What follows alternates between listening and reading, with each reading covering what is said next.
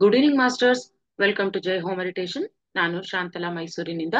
ಮೊಟ್ಟ ಮೊದಲಿಗೆ ನಮ್ಮೆಲ್ಲರ ಗುರುಗಳಾದ ಬ್ರಹ್ಮಶ್ರೀ ಪಿತಾಮಹ ಡಾಕ್ಟರ್ ಸುಭಾಷ್ ಪತ್ರಿಜಿಯವರಿಗೆ ವಂದಿಸುತ್ತಾ, ನಾವು ಈ ದಿನ ನಮ್ಮ ಜೈ ಹೋಮ್ ಮೆಡಿಟೇಷನ್ ಅಲ್ಲಿ ವೆಡ್ನೆಸ್ಡೇ ವಿಸ್ಡಮ್ ಅಲ್ಲಿ ಪ್ರತಿ ವೆಡ್ನೆಸ್ಡೇ ನಾವು ಸೀನಿಯರ್ ಪಿರಮಿಡ್ ಮಾಸ್ಟರ್ಸ್ ನ ಕರೆಸ್ತಾ ಇರ್ತೀವಿ. ಅವ್ರು ಬಂದು ಅವರ ವಿಸ್ಡಮ್ ನ ಶೇರ್ ಮಾಡ್ಕೊಳ್ತಾ ಇರ್ತಾರೆ. ಸೊ ಇವತ್ತಿನ ದಿನ ನಮ್ಮ ಜೊತೆ ಮೈಸೂರಿನ ಡಾಕ್ಟರ್ CS ಕೃಷ್ಣಮೂರ್ತಿ ಅವರು ನಮ್ಮ ಜೊತೆ ಇದ್ದಾರೆ. ಅವರು ಇವತ್ತು ನಮಗೆ ತಿಳಿಸ್ಕೊಡ್ತಿರುವಂತಹ ಟಾಪಿಕ್ ಬಂದ್ಬಿಟ್ಟು ಆಹಾರ, ಆರೋಗ್ಯ, ಆಧ್ಯಾತ್ಮ. ಇದ್ರ ಬಗ್ಗೆ ಅವ್ರು ನಮಗೆ ತಿಳಿಸ್ಕೊಡ್ತಾ ಇದ್ದಾರೆ. ಸೊ ಸರ್, ನಾವೆಲ್ಲ ನಮ್ಮ ಜೈ ಹೋಮ್ ಮೆಡಿಟೇಷನ್ ತಂಡದ ಪರವಾಗಿ ಸ್ವಾಗತವನ್ನ ಕೋರೋಣ. Welcome sir, welcome and over to you sir. ನಮಸ್ಕಾರ ಎಲ್ರಿಗೂ. ಬ್ರಹ್ಮಶ್ರೀ ಪಿತಾಮಹ ಪತ್ರಿಜಿ ಹಾಗೂ ಜೈಹೋ ಧ್ಯಾನ ಚಾನಲ್ ವಂದಿಸ್ತಾ ಇದ್ದೀನಿ. ಜೈಹೋ ಧ್ಯಾನ ಚಾನಲ್ ವತಿಯಿಂದ ಆಯೋಜಿಸಿರುವಂತಹ ಇಂದಿನ ಆಹಾರ, ಆರೋಗ್ಯ, ಆಧ್ಯಾತ್ಮ ಕಾರ್ಯಕ್ರಮಕ್ಕೆ ನಿಮ್ಮೆಲ್ಲರಿಗೂ ಸ್ವಾಗತ. ವಿಶ್ವ ಆರೋಗ್ಯ ಸಂಸ್ಥೆ, ವರ್ಲ್ಡ್ ಹೆಲ್ತ್ ಆರ್ಗನೈಸೇಷನ್, ಆರೋಗ್ಯ ಎನ್ನುವಂತಹ ಪದದ ಅರ್ಥನ health is a state of complete physical, mental and social well-being and not just merely the absence of disease or infirmity ಅಂತ ಹೇಳಿದೆ. ಹಂಗಂದ್ರ ಅರ್ಥ ಪರಿಪೂರ್ಣವಾದ ಶಾರೀರಿಕ, ಮಾನಸಿಕ ಮತ್ತು ಸಾಮಾಜಿಕ ಸೌಖ್ಯದ ಸ್ಥಿತಿಯಲ್ಲಿರೋದೇ ಆರೋಗ್ಯ. ಕೇವಲ ಕಾಯಿಲೆ ಅಥವಾ ದೌರ್ಬಲ್ಯ ಇಲ್ಲದಿರುವ ಸ್ಥಿತಿ ಅಲ್ಲ ಅಂತ ಹೇಳಿದ್ದಾರೆ. ಇಂದಿನ ವಿಷಯ ಆಹಾರ, ಆರೋಗ್ಯ, ಆಧ್ಯಾತ್ಮ. ಆದ್ದರಿಂದ ಮೊದಲನೇದಾಗಿ ನಾವು ಆಧ್ಯಾತ್ಮ ಎಂಬ ಪದದ ಅರ್ಥನ, ನಾವು ಆಧ್ಯಾತ್ಮದಲ್ಲಿ ಅಡಗಿರುವಂತಹ ಆರೋಗ್ಯ ಸಂಬಂಧಿತ ಅಂಶಗಳನ್ನ, ಆಧ್ಯಾತ್ಮದಲ್ಲಿರುವಂತಹ ವಿಶೇಷತೆ ಮತ್ತು ವಿಶಾಲತೆಯನ್ನು ತಿಳಿಯೋದು ಅವಶ್ಯಕವಾಗಿದೆ. ಮಾನವನು ಆತ್ಮದೊಂದಿಗಿರುವ ಬುದ್ಧಿಶಾಲಿ ಹಾಗೂ ಭಾವನಾತ್ಮಕ ಜೀವಿಯಾಗಿದ್ದು, ಶಾಂತಿ ಮತ್ತು ಮುಕ್ತಿಯನ್ನು ಬಯಸುವಂತಹ ಆಧ್ಯಾತ್ಮಿಕ ಜೀವಿಯಾಗಿದ್ದಾನೆ. ಮುಕ್ತಿಯನ್ನು ಬಯಸಿದರೆ ಸಾಲದು, ಮುಕ್ತಿ ಪಥದಲ್ಲಿ ಸಾಗಲು ಮತ್ತು ಸಾಧಿಸಲು ಸದೃಢವಾದ, ಆರೋಗ್ಯಕರವಾದ ದೇಹವು, ಇದಕ್ಕೆ ಪೂರಕವಾದ ಸಕಾರಾತ್ಮಕವಾದ ಆಹಾರನೂ ಕೂಡ ಇರಬೇಕು. ಸಾಧಿಸಲೇಬೇಕೆಂಬ ಮನಸ್ಸು ಇರಬೇಕು, ಛಲಾನೂ ಇರಬೇಕು. ಆಧ್ಯಾತ್ಮದ ಪ್ರಮುಖ ಕೊಡುಗೆ ಸೃಷ್ಟಿ, ಪ್ರಕೃತಿ ಮತ್ತು ಚೈತನ್ಯ. ಈ ಮೂರು ಕೂಡ ನಮಗೆ ಪ್ರಕೃತಿಯಿಂದ ಸಿಗ್ತಾ ಇರುತ್ತೆ. ಮಾನವನ ದೇಹ ಪ್ರಕೃತಿಯು ಆಧ್ಯಾತ್ಮಿಕ ಕೊಡುಗೆಯಾಗಿರೋದ್ರಿಂದ ದೇಹಕ್ಕೆ ಮತ್ತು ಮನಸ್ಸಿಗೆ ಬರುವಂತ ಎಲ್ಲ ತೊಂದರೆಗಳಿಗೆ ಮಾನವನ ದೇಹದಲ್ಲಿ ಅಡಗಿರುವಂತ ಪ್ರಾಣಶಕ್ತಿ, ಚೈತನ್ಯದಲ್ಲಿ ಆಗ್ತಾ ಇರುವಂತ ಏರ್ಪೇರುಗಳಿಂದಾಗಿ ಆಧ್ಯಾತ್ಮಿಕವಾಗಿಯೇ, ಆಧ್ಯಾತ್ಮದಲ್ಲಿಯೇ ಪರಿಹಾರಗಳು ಕೂಡ ಲಭ್ಯ ಆಗ್ತಾ ಇರತ್ತೆ. ಹಾಗಾದ್ರೆ ಮಾನವನ ದೇಹ ಪ್ರಕೃತಿ ಯಾವ ರೀತಿ ಇದೆ ಅಂತ ನಾವು ಆಧ್ಯಾತ್ಮಿಕವಾಗಿ ಒಂದ್ ಸ್ವಲ್ಪ ನೋಡ್ಕೊಳ್ತಾ ಹೋಗೋಣ.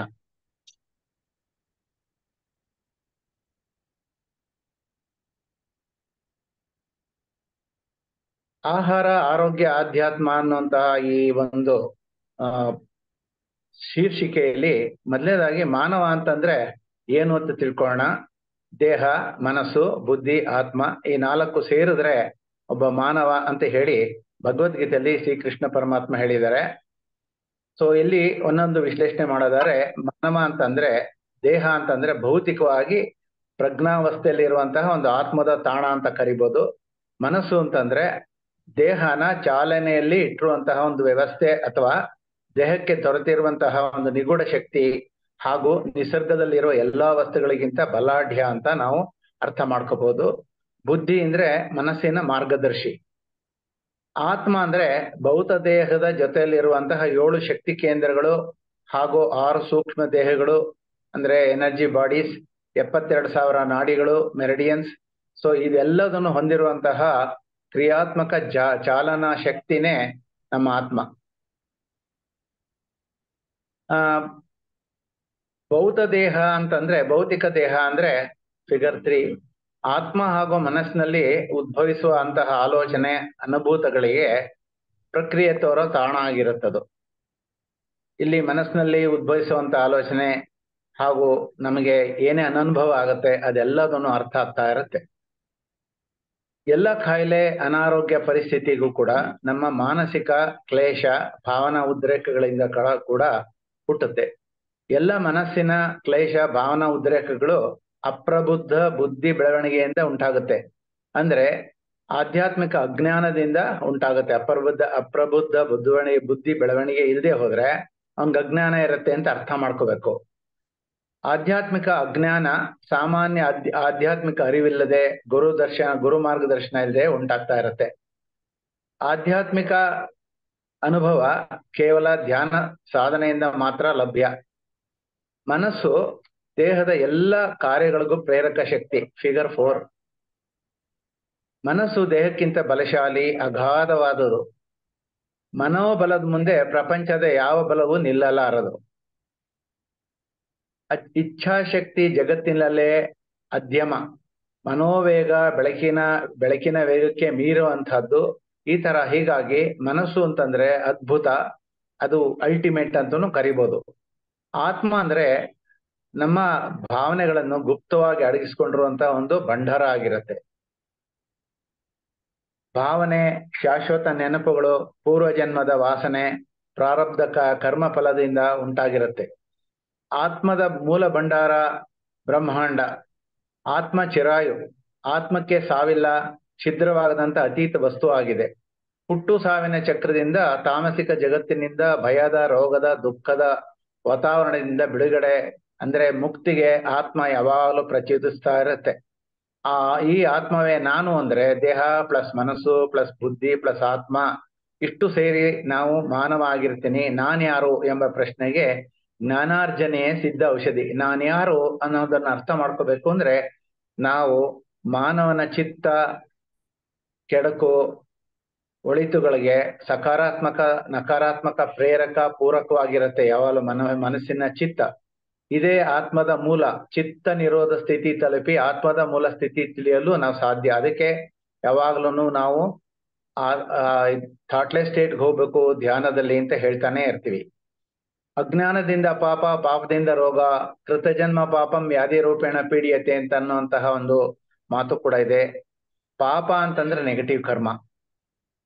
ವ್ಯಾಧಿ ಅಂದ್ರೆ ಡಿಸ್ ಪ್ಲಸ್ ಈಸ್ ಅಂತ. ಡಿಸೀಸ್ ಅಂದ್ರೆ ಈಸ್ ಅಂದ್ರೆ ಸಂತೋಷವಾಗಿರೋದು, ಡಿಸೀಸ್ ಅಂದ್ರೆ ಸಂತೋಷವಾಗಿ ಇಲ್ಲದೆ ಇರೋದು. ಅಜ್ಞಾನ ಅಂದ್ರೆ ಇಗ್ನೋರೆನ್ಸ್. ಆರೋಗ್ಯ ಅಂದ್ರೆ ಏನು? ಭೌತಿಕ ಶಕ್ತಿ, ಚೈತನ್ಯ ಶಕ್ತಿ, ಆರೋಗ್ಯ. ನಮಗ್ ಚೈತನ್ಯ ಇರಬೇಕು ನಮ್ಮಲ್ಲಿ ಯಾವಾಗ್ಲೂ. We have to have sufficient energy in our body. ಆ ಒಂದು ಶಕ್ತಿ, ಚೈತನ್ಯ ಶಕ್ತಿ ಅಂತ ಏನಿರುತ್ತೋ ಅದು ಜಾಸ್ತಿ ಆಗ್ತಾ ನಮ್ಗೆ ಆರೋಗ್ಯ ಇರುತ್ತೆ. Energy is equal to God ಅನ್ನೋದನ್ನ ಯಾರು ಹೇಳಿದ್ದಾರೆ ಅಂದ್ರೆ ಆಲ್ಬರ್ಟ್ ಐನ್ಸ್ಟೈನ್ ಹೇಳಿದ್ದಾನೆ. ಈಸ್ ಈಕ್ವಲ್ ಟು MC² ಅನ್ನುವಂತಹ ಮಾತನ್ನು ಹೇಳ್ತಾ ಗಾಡ್ ಈಸ್ ಎನರ್ಜಿ ಅಂತಾನು ಹೇಳಿದ್ದಾನೆ. ಫಿಗರ್ 5. ಸ್ವಾಸ್ಥ ದೇಹ, ಸ್ವಾಸ್ಥ ಮನಸ್ಸು ಹೊಂದಿರೋದೇ ಆರೋಗ್ಯ. ಯಾವಾಗಲೂ ಖುಷಿಯಾಗಿ ನಗನಗ್ತಾ ಸಂತೋಷವಾಗಿ ಕುಣಿದು ಕುಪ್ಪಳಿಸಿ ಎಲ್ಲರ ಜೊತೆಲಿ ನಗನಗ್ತಾ ಸಂತೋಷವಾಗಿರೋದೇ ಸ್ವಾಸ್ಥ ದೇಹ, ಸ್ವಾಸ್ಥ ಆರೋಗ್ಯ ಆಗಿರುತ್ತೆ. ಮಾನಸಿಕ ಪ್ರಶಾಂತತೆನೇ ಆರೋಗ್ಯ. ಅದು ಯಾವಾಗ ಸಿಗುತ್ತೆ ಅಂದ್ರೆ ಧ್ಯಾನ ಮಾಡಿದಾಗ ಸಿಗುತ್ತೆ. ಒತ್ತಡ ಜೀವನ, ಶ್ರಮ, ಅವಿಶ್ರಾಂತ ಜೀವನದಿಂದ ಹೊರಬರೋದೇ ಆರೋಗ್ಯವಾಗಿರುತ್ತೆ. ಸೊ ನಾವ್ ಯಾವಾಗ್ಲೂ ಒತ್ತಡ ಜೀವನದಿಂದ ಹೊರಗೆ ಬರ್ಬೇಕು, ಅವಿಶ್ರಾಂತ ಜೀವನದಿಂದ ಇರಬೇಕು. ಶ್ರಮ ಪಟ್ರು ಕೂಡ ಸಂತೋಷವಾಗಿ ಶ್ರಮ ಪಡ್ಬೇಕು. ಆತ್ಮಾಭಿವೃದ್ಧಿಗೆ ಹೋಗಿ ಅದಕ್ಕೋಸ್ಕರ ತೊಡಗುವಂತಹ ಆಂತರಿಕ ಪ್ರಯಾಣವೇ ಆತ್ಮದ ಆರೋಗ್ಯ. ಅಂದ್ರೆ ನಾವು ಆತ್ಮಾಭಿವೃದ್ಧಿಗೋಸ್ಕರ ನಾವ್ ಏನೇ ಒಂದು ಮಾಡಿದ್ರು ನಮ್ ಪ್ರಯಾಣ ಇನ್ನರ್ ಜರ್ನಿ, ಆಂತರಿಕ ಪ್ರಯಾಣ ಆಗ್ತಾ ಇರ್ಬೇಕು. ಪ್ರತಿ ಸಮಸ್ಯೆಗೂ ಉತ್ತರ ಎಲ್ಲೋ ಇಲ್ಲ, ನಮ್ಮೊಳಗೆ ಇದೆ ಅನ್ನೋದನ್ನ ನಾವು ಅರ್ಥ ಮಾಡ್ಕೋಬೇಕು. ಅದು ಯಾವಾಗ ಸಿಗುತ್ತೆ ಅಂತ ನಮ್ಗೆ ಅರ್ಥ ಆಗೋದು ಯಾವಾಗ ಅಂದ್ರೆ ನಾವು ಧ್ಯಾನ ಮಾಡಿದಾಗ. ಪೂರ್ವ ಜನ್ಮದ ನೆನಪು, ಘಟನೆ, ವ್ಯವಹಾರ ನಮ್ಮ ಮನಸ್ಸಿನ ಆಳದಲ್ಲಿ ಹುದುಗಿ ಕೂತ್ಕೊಂಡಿದೆ. ಅದು ಕಾರಣ ಶರೀರದೊಳಗೆ ಸ್ಟೋರ್ ಆಗಿರುತ್ತೆ. ನಮಗೆ 7 ಚಕ್ರಗಳು, 7 ದೇಹ, 72,000 ನಾಡಿ ಇದೆ ಅಂತ ಹೇಳಿದೆ. ಆ 7ನೇ ದೇಹನೇ ಕಾರಣ ಶರೀರ, ಕಾಸಲ್ ಬಾಡಿ. ಅದರೊಳಗಡೆ ನಮ್ಮ ಹಿಂದಿನ ಜನ್ಮಗಳ ಎಲ್ಲ ನೆನಪುಗಳು ಅದರೊಳಗಡೆ ಆಳವಾಗಿ ಹುದುಗಿರುತ್ತೆ. ಆ ಒಂದು ಕಾಯಿಲೆಗಳಿಗೆ ಕಾರಣವಾದಂತಹದ್ದು ಅದು ಈ ಜನ್ಮದಲ್ಲೂ ಬರ್ಬೋದು, ಇನ್ಯಾವುದೋ ಜನ್ಮದಲ್ಲೂ ಕೂಡ ನಮಗೆ ಕಾಡಿಸ್ಬೋದು. ಇಲ್ಲಿ ಮನಸ್ಸನ್ನ ವಿಚಾರ ತಗೊಂಡ್ರೆ 2 ವಿಧವಾದಂತ ಮನಸ್ಸಿದೆ.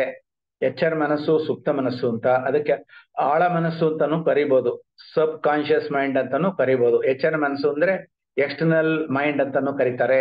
ಅಥವಾ ಎಚ್ಚರದಲ್ಲಿ ನಾವು ಏನ್ ಮಾಡ್ತಿರ್ತೀವೋ ಅದೆಲ್ಲ ಎಚ್ಚರ ಮನಸ್ಸಿನಿಂದ ಮಾಡ್ತಿರ್ತೀವಿ.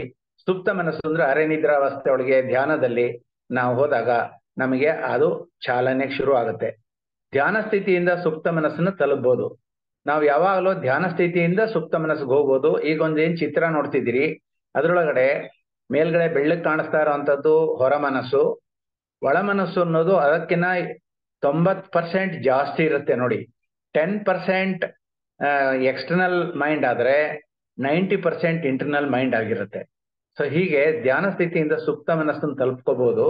ನಾವ್ ಏನ್ ಹೊರಗಡೆ ಮಾತಾಡ್ತಿದ್ರು, ಏನೇ ಚಿಂತನೆ ಮಾಡಿದ್ರು ಅದು ಉಪಯೋಗ ಬರೋಲ್ಲ. ಅದಕ್ಕೆ ನಾವು ಆಳವಾಗಿ ಧ್ಯಾನ ಸ್ಥಿತಿಗೆ ಹೋದಾಗ ನಾವೇನೇನು ಸಂಕಲ್ಪ ಮಾಡ್ತೀವೋ ಆ ಸಂಕಲ್ಪ ನಿಜ ಆಗ್ತಾ ಹೋಗುತ್ತೆ, ಅದು ಮ್ಯಾನಿಫೆಸ್ಟ್ ಆಗುತ್ತೆ. ಸುಪ್ತ ಮನಸ್ಸು ಎಚ್ಚರ ಮನಸ್ಸಿನ 10 ಪಟ್ಟು ಬಲಶಾಲಿ, ಅದಂತೂ ತಿಳ್ಕೋಬೇಕು. We have to learn it. ಅಂದ್ರೆ ನಾವು ಎಚ್ಚರ ಮನಸ್ಸಿನಿಂದ ಸುಪ್ತ ಮನಸ್ಸಿನ ಕಡೆಗೆ ಪ್ರಯಾಣ ಪಡಿಸೋದೇ ಧ್ಯಾನ. ಸುಪ್ತ ಮನಸ್ಥಿತಿಯಲ್ಲಿ ಸಂಕಲ್ಪದ ಮೂಲಕ ಹಾಗೂ ಚಿತ್ರೀಕರಣ ವಿಧಾನದಿಂದ, ಅಂದ್ರೆ ಪಿಕ್ಚರೈಸ್ ಮಾಡ್ಕೋಬೇಕು. ನಾ ಏನೋ ಒಂದು ಬೇಕು ನಂಗೆ ಇದ್ರೆ ಸುಮ್ನೆ ಹೇಳಿದ್ರೆ ಪ್ರಯೋಜನ ಆಗಲ್ಲ. ಆ ಒಂದು ಘಟನೆ ನಡೀತಾ ಇದೆ ಅನ್ನುವಂತಹ ಒಂದು ಮನಸ್ಥಿತಿಲಿ ನಾವು ಆ ಘಟನೆಯನ್ನ ಚಿತ್ರೀಕರಣ ಮಾಡ್ಕೊಳ್ತಾ ಇದ್ರೆ ನಮ್ಗದು ಇದು ಖಂಡಿತವಾಗ್ಲೂ ನಮ್ಗೆ ಆಗುತ್ತದು. ಅದೇ ತರ ಕಾಯಿಲೆ ಕೂಡ, ನಮ್ಗೆ ಏನೇ ಒಂದು ಕಾಯಿಲೆ ಇದ್ರೆ ಈ ಕಾಯಿಲೆ ಗುಣ ಆಗ್ತಾ ಇದೆ ಅಂತ ನಾವು ಗುಣವಾಗಿ ಎಲ್ಲಾರ್ಗು I am happy, I am healthy, I am peaceful ಅಂತ ಎಲ್ಲಾರ್ಗು ಹೇಳ್ಕೊಂಡು ಖುಷಿಯಾಗಿರೋ ಹಂಗೆ, ಏನಪ್ಪಾ ನಿಂಗೇನೋ ಕ್ಯಾನ್ಸರ್ ಆಗಿತ್ತಲ್ಲ ಅಂತಂದ್ರೆ ಅಯ್ಯೋ ಏನಿಲ್ಲಪ್ಪ ನಾನು ವಾಸಿ ಆಗಿದೆ, ಐ ಆಮ್ ವೆರಿ ನಾರ್ಮಲ್, ಏನೂ ತೊಂದರೆ ಇಲ್ಲ ಅಂತ ಅನ್ನೋಂತಹ ಸ್ಥಿತಿಗೆ ನಾವು ಬರ್ಬೇಕು. ಆ ತರ ಚಿತ್ರೀಕರಣ ಮಾಡ್ಕೊಳ್ಳುವಂತಹ ಒಂದು ಕಲೆಯನ್ನ ಕಲಿಬೇಕು ನಾವು. ಇಲ್ಲಿ behind every word there is a thought, behind every deed there is a thought, thought creates, thought destroys, thought is the creator, thought is the destroyer ಅಂತಾರೆ. Thought and speech interconnected. ನಾವೇನ್ ಮಾತಾಡ್ತೀವೋ, ನಾವೇನ್ ಮನಸ್ಸಲ್ಲಿ ಆಲೋಚನೆ ಮಾಡ್ತೀವೋ ಅದು ಒಂದಕ್ಕೊಂದಕ್ಕೆ ಸಂಬಂಧ ಇರುತ್ತೆ. Thought and health inter linked. ನಾವೇನ್ ಅನ್ಕೋತೀವೋ, ಅಯ್ಯೋ ನನ್ಗೆ ಶುಗರ್ ಇದೆ, ನಾನೊಂದು ಸಕ್ಕರೆ ಮಿಷಿನ್ನು, ನನ್ನೊಳಗಡೆ ಬೇಕಾದಷ್ಟು ಸಕ್ಕರೆ ತೊಂದರೆ ಇದೆ, ಹಾರ್ಟ್ ಪ್ರಾಬ್ಲಮ್ ಇದೆ, ನನ್ಗೆ ಆರ್ಥ್ರೈಟಿಸ್ ಇದೆ, ಈ ತರ ಒಂದೊಂದನ್ನು ನಮಗ್ ನಾವೇ ಹೇಳ್ಕೊಳ್ತಾ ಕೂತ್ಕೊಂಡ್ರೆ ಅದು ರಿಯಾಲಿಟಿಗೆ ಬರುತ್ತೆ. ಅದು ನಿಜವಾಗ್ಲೂ ಸುಪ್ತ ಮನಸ್ಸು ರೆಕಾರ್ಡ್ ಮಾಡ್ಕೊಳ್ಳುತ್ತೆ. ಅದೇ ನಮಗೆ ಮ್ಯಾನಿಫೆಸ್ಟ್ ಆಗೋಕೆ ಶುರು ಆಗುತ್ತೆ. ಅದ್ರ ಬದಲು I am healthy, I am happy, I am peaceful, I am strong, I am ಈ ತರ ಎಲ್ಲ ಹೇಳ್ಕೊಳ್ತಾ ಇದ್ರೆ I am very cool, I am very calm ಅಂದ್ರೆ ಕೋಪ ಹೋಗುತ್ತೆ, ಅಹಂಕಾರ ಹೋಗುತ್ತೆ. ಹೀಗಾಗಿ ನಮ್ಮ ಆರೋಗ್ಯ ಹೆಚ್ಚಾಗಿ ನಮ್ಮ ಆಯುಸ್ಸು ಕೂಡ ವೃದ್ಧಿ ಆಗುತ್ತೆ. ಇಲ್ಲಿ 2 ವಿಚಾರ ನಾವು ತಿಳ್ಕೋಬೇಕು. Figure number 7. Doctor lorry doji ಅಂತ ಅನ್ನೋರು, ಅವ್ರ ಪ್ರಕಾರ ಚಿಂತನೆ, ಭಾವನೆ, ಮನಸ್ಥಿತಿಗೆ ನಮ್ಮ ಒಂದು ಕಾಯಿಲೆಗೆ ಕಾರಣನೇ ನಮ್ಮ ಚಿಂತನೆ, ನಮ್ಮ ಭಾವನೆ, ನಮ್ಮ ಮನಸ್ಥಿತಿ.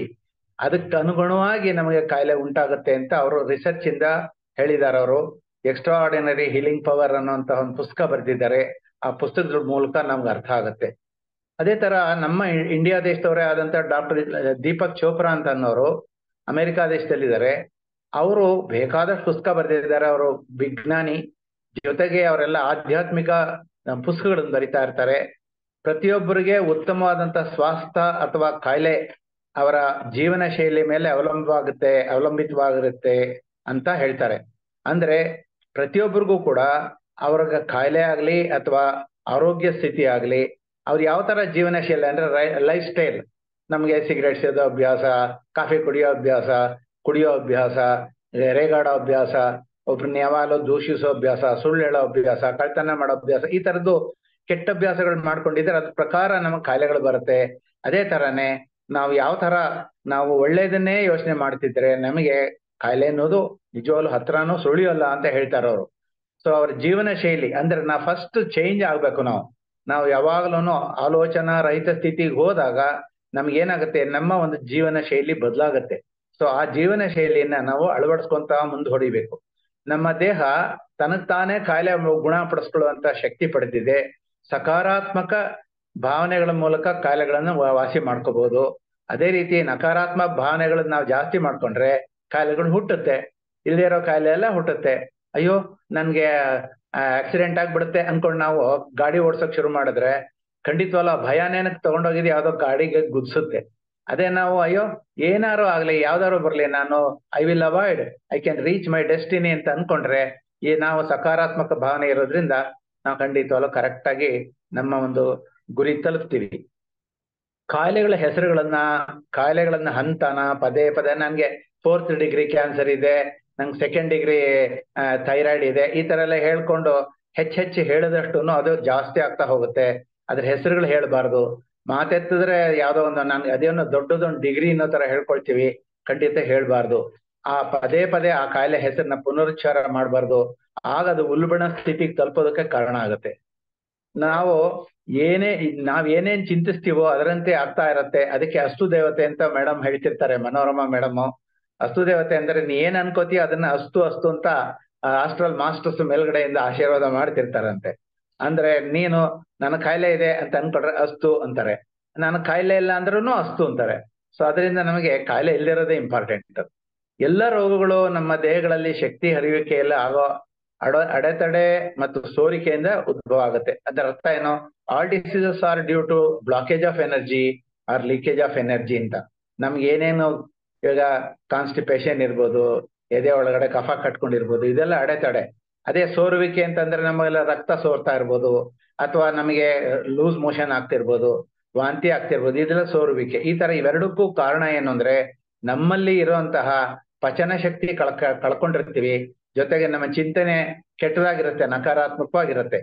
ನಮ್ಮ ಆಲೋಚನೆ ಸಕಾರಾತ್ಮಕವಾಗಿ ಇರುವಂತಾಗ್ಬೇಕಾದ್ರೆ ಮನಸ್ಸಿಗೆ ಸಾಕಷ್ಟು ವಿಶ್ರಾಂತಿ ಕೊಡ್ಬೇಕು, ಮನಸ್ಸನ್ನ ಮೌನವಾಗಿಸ್ಬೇಕು, ಪ್ರತಿದಿನ ಸಾಕಷ್ಟು ಹೊತ್ತು ಧ್ಯಾನಾಭ್ಯಾಸ ಮಾಡ್ಬೇಕು. ನಮ್ಮ ಒಂದು ದೇಹದ ಒಂದು ಏನು ಎಷ್ಟು ವಯಸ್ಸಾಗಿದೆ ನಮ್ಗೆ 50 ವರ್ಷ ಆಗಿದ್ರೆ 50 ನಿಮಿಷ, 60 ವರ್ಷ ಆಗಿದ್ರೆ 60 ನಿಮಿಷ. ಅಂದ್ರೆ ಇದು ಆಕ್ಚುಲಿ ಕ್ಯಾಲ್ಕುಲೇಷನ್ ಮಾಡಿರೋದಲ್ಲ, ಅಂದಾಜು. ನಾವ್ ಎಷ್ಟೊತ್ ಬೇಕಾದ್ರೂ ಮಾಡ್ಬೋದು. ಖಂಡಿತವಾಗ್ಲೂ 2 to 3 hours ಮೆಡಿಟೇಷನ್ ಒಂದ್ ದಿವ್ಸಕ್ಕೆ ಮಾಡ್ಬೇಕು ಅಂತ ಹೇಳ್ತಾರೆ. ಧ್ಯಾನದಿಂದ ಮಾನಸಿಕ ಜಾಗರೂಕತೆ, ನರಮಂಡಲ ಕ್ರಿಯಾತ್ಮಕತೆ, ರೋಗ ನಿರೋಧಕ ಶಕ್ತಿ ವೃದ್ಧಿಸುವಿಕೆ, ಸದಾ ಚಟುವಟಿಕೆಯಿಂದ ಇರುವಂತಹ ಒಂದು ಸ್ಥಿತಿಗೆ ಧ್ಯಾನ ನಮಗ್ ಕರ್ಕೊಂಡೋಗುತ್ತೆ. ಬೋಡೋ ಮತ್ತು ಶಲೀಲಾ ಶರ್ವಮನ್ ಅಂತ ಅನ್ನೋರು ಇಬ್ರು ಸ್ವಿಟ್ಜರ್ಲೆಂಡ್ನವರು. ಅವ್ರು ಇಂಡಿಯಾ ದೇಶಕ್ಕೆ ಬರ್ತಾರೆ. ಅವ್ರು ಇಂಡಿಯಾ ದೇಶಕ್ಕೆ ಬಂದಾಗ ಅವರು ಹಿಮಾಲಯ ಪರ್ವತದ ಸುತ್ತಮುತ್ತಿನ ಜಾಗಗಳನ್ನೆಲ್ಲ ನೋಡ್ಕೊಂಬರಕ್ ಒಬ್ಬ ಗೈಡ್ ಜೊತೆ ಹೊರಡ್ತಾರೆ. ಹೋಗ್ತಾ ಇರುವಾಗ ಒಬ್ಬ ಕೂತ್ಕೊಂಡು ಧ್ಯಾನ ಮಾಡ್ತಿರ್ತಾನೆ. ಇವನೇನ್ ಮಾಡ್ತಿದ್ದಾನೆ, ವಾಟ್ ಈಸ್ ಇ ಡೂಯಿಂಗ್ ಅಂದ್ರೆ ಹಿ ಈಸ್ ಮೆಡಿಟೇಟಿಂಗ್ ಅಂತಾರೆ. ಓ ಅಂದ್ಬಿಟ್ಟು ಮುಂದಕ್ಕೆ ಹೊಟ್ಟೋಗ್ತಾರೆ. ಅಲ್ಲಿರೋದೆಲ್ಲ ಏನೇನು ನೋಡ್ಕೊಂಡು ತಿರ್ಗ ವಾಪಸ್ ಬರುವಾಗ ಆ ಮನುಷ್ಯ ಅದೇ ತರ ಧ್ಯಾನದಲ್ಲೇ ಕೂತಿರ್ತಾನೆ. ಆಗ what this man is still doing ಅಂದ್ರೆ ಸ್ಟಿಲ್ ಹಿ ಈಸ್ ಮೆಡಿಟೇಟಿಂಗ್ ಅಂತಾನೆ ಅವನ ಗೈಡು. ಹಂಗಾರೆ ಏನಿದು, ಹಾಗಾದ್ರೆ what is meditation, I don't know, you have to ask him ಅಂದ್ಬಿಟ್ಟು ಅವ್ನ್ ಬಿಟ್ಟು ಹೊಟ್ಟೋಗ್ತಾನೆ. ಆ ಗೈಡ್ ಹೊಟ್ಟೋದ್ಮೇಲೆ ಇವ್ರು ಅಲ್ಲೇ ಕೂತ್ಕೊಂಡು ಕಾಯ್ತಾರೆ. ಅವರು ಒಂದ್ ದಿವಸ ಎಲ್ಲ ಕಾಯ್ತಾರೆ, ಕಣ್ಣೇ ತೆಗಿಯಲ್ಲ, ಅವ್ನ್ ಧ್ಯಾನದಲ್ಲೇ ಇರ್ತಾನೆ. ಆಮೇಲೆ ಎಷ್ಟೋ ಹೊತ್ತು ಮಧ್ಯರಾತ್ರಿ ಒಳಗಡೆ ಒಂದ್ಸತಿ ಕಣ್ ತೆಗೆದ್ಬಿಟ್ಟು ಅಲ್ಲ ಮೈ ಕೈ ಅಲ್ಲಾಡಿಸ್ತಾನೆ. ಅವಾಗ ಎದ್ದು ಇವರು ಕೂಡ ಅವನ್ಗೆ ಇವ್ರ ಭಾಷೆಯಲ್ಲಿ ಮಾತಾಡ್ತಾರೆ. ಇವ್ರಿಗೆ ಬೇರೆ ಸ್ವಿಟ್ಜರ್ಲೆಂಡ್ ಭಾಷೆ ಬಿಟ್ಟು ಇಂಗ್ಲಿಷ್ ಬಿಟ್ಟು ಇನ್ಯಾವ ಭಾಷೆನೂ ಬರಲ್ಲ. ಅವನಿಗೆ ಕೇಳಿದ್ರೆ ಏನು ಅರ್ಥ ಆಗಲ್ಲ, ಮಖ ನೋಡ್ಬಿಟ್ಟು ಸುಮ್ನೆ ಹೊಟ್ಟೋಗ್ತಾನೆ.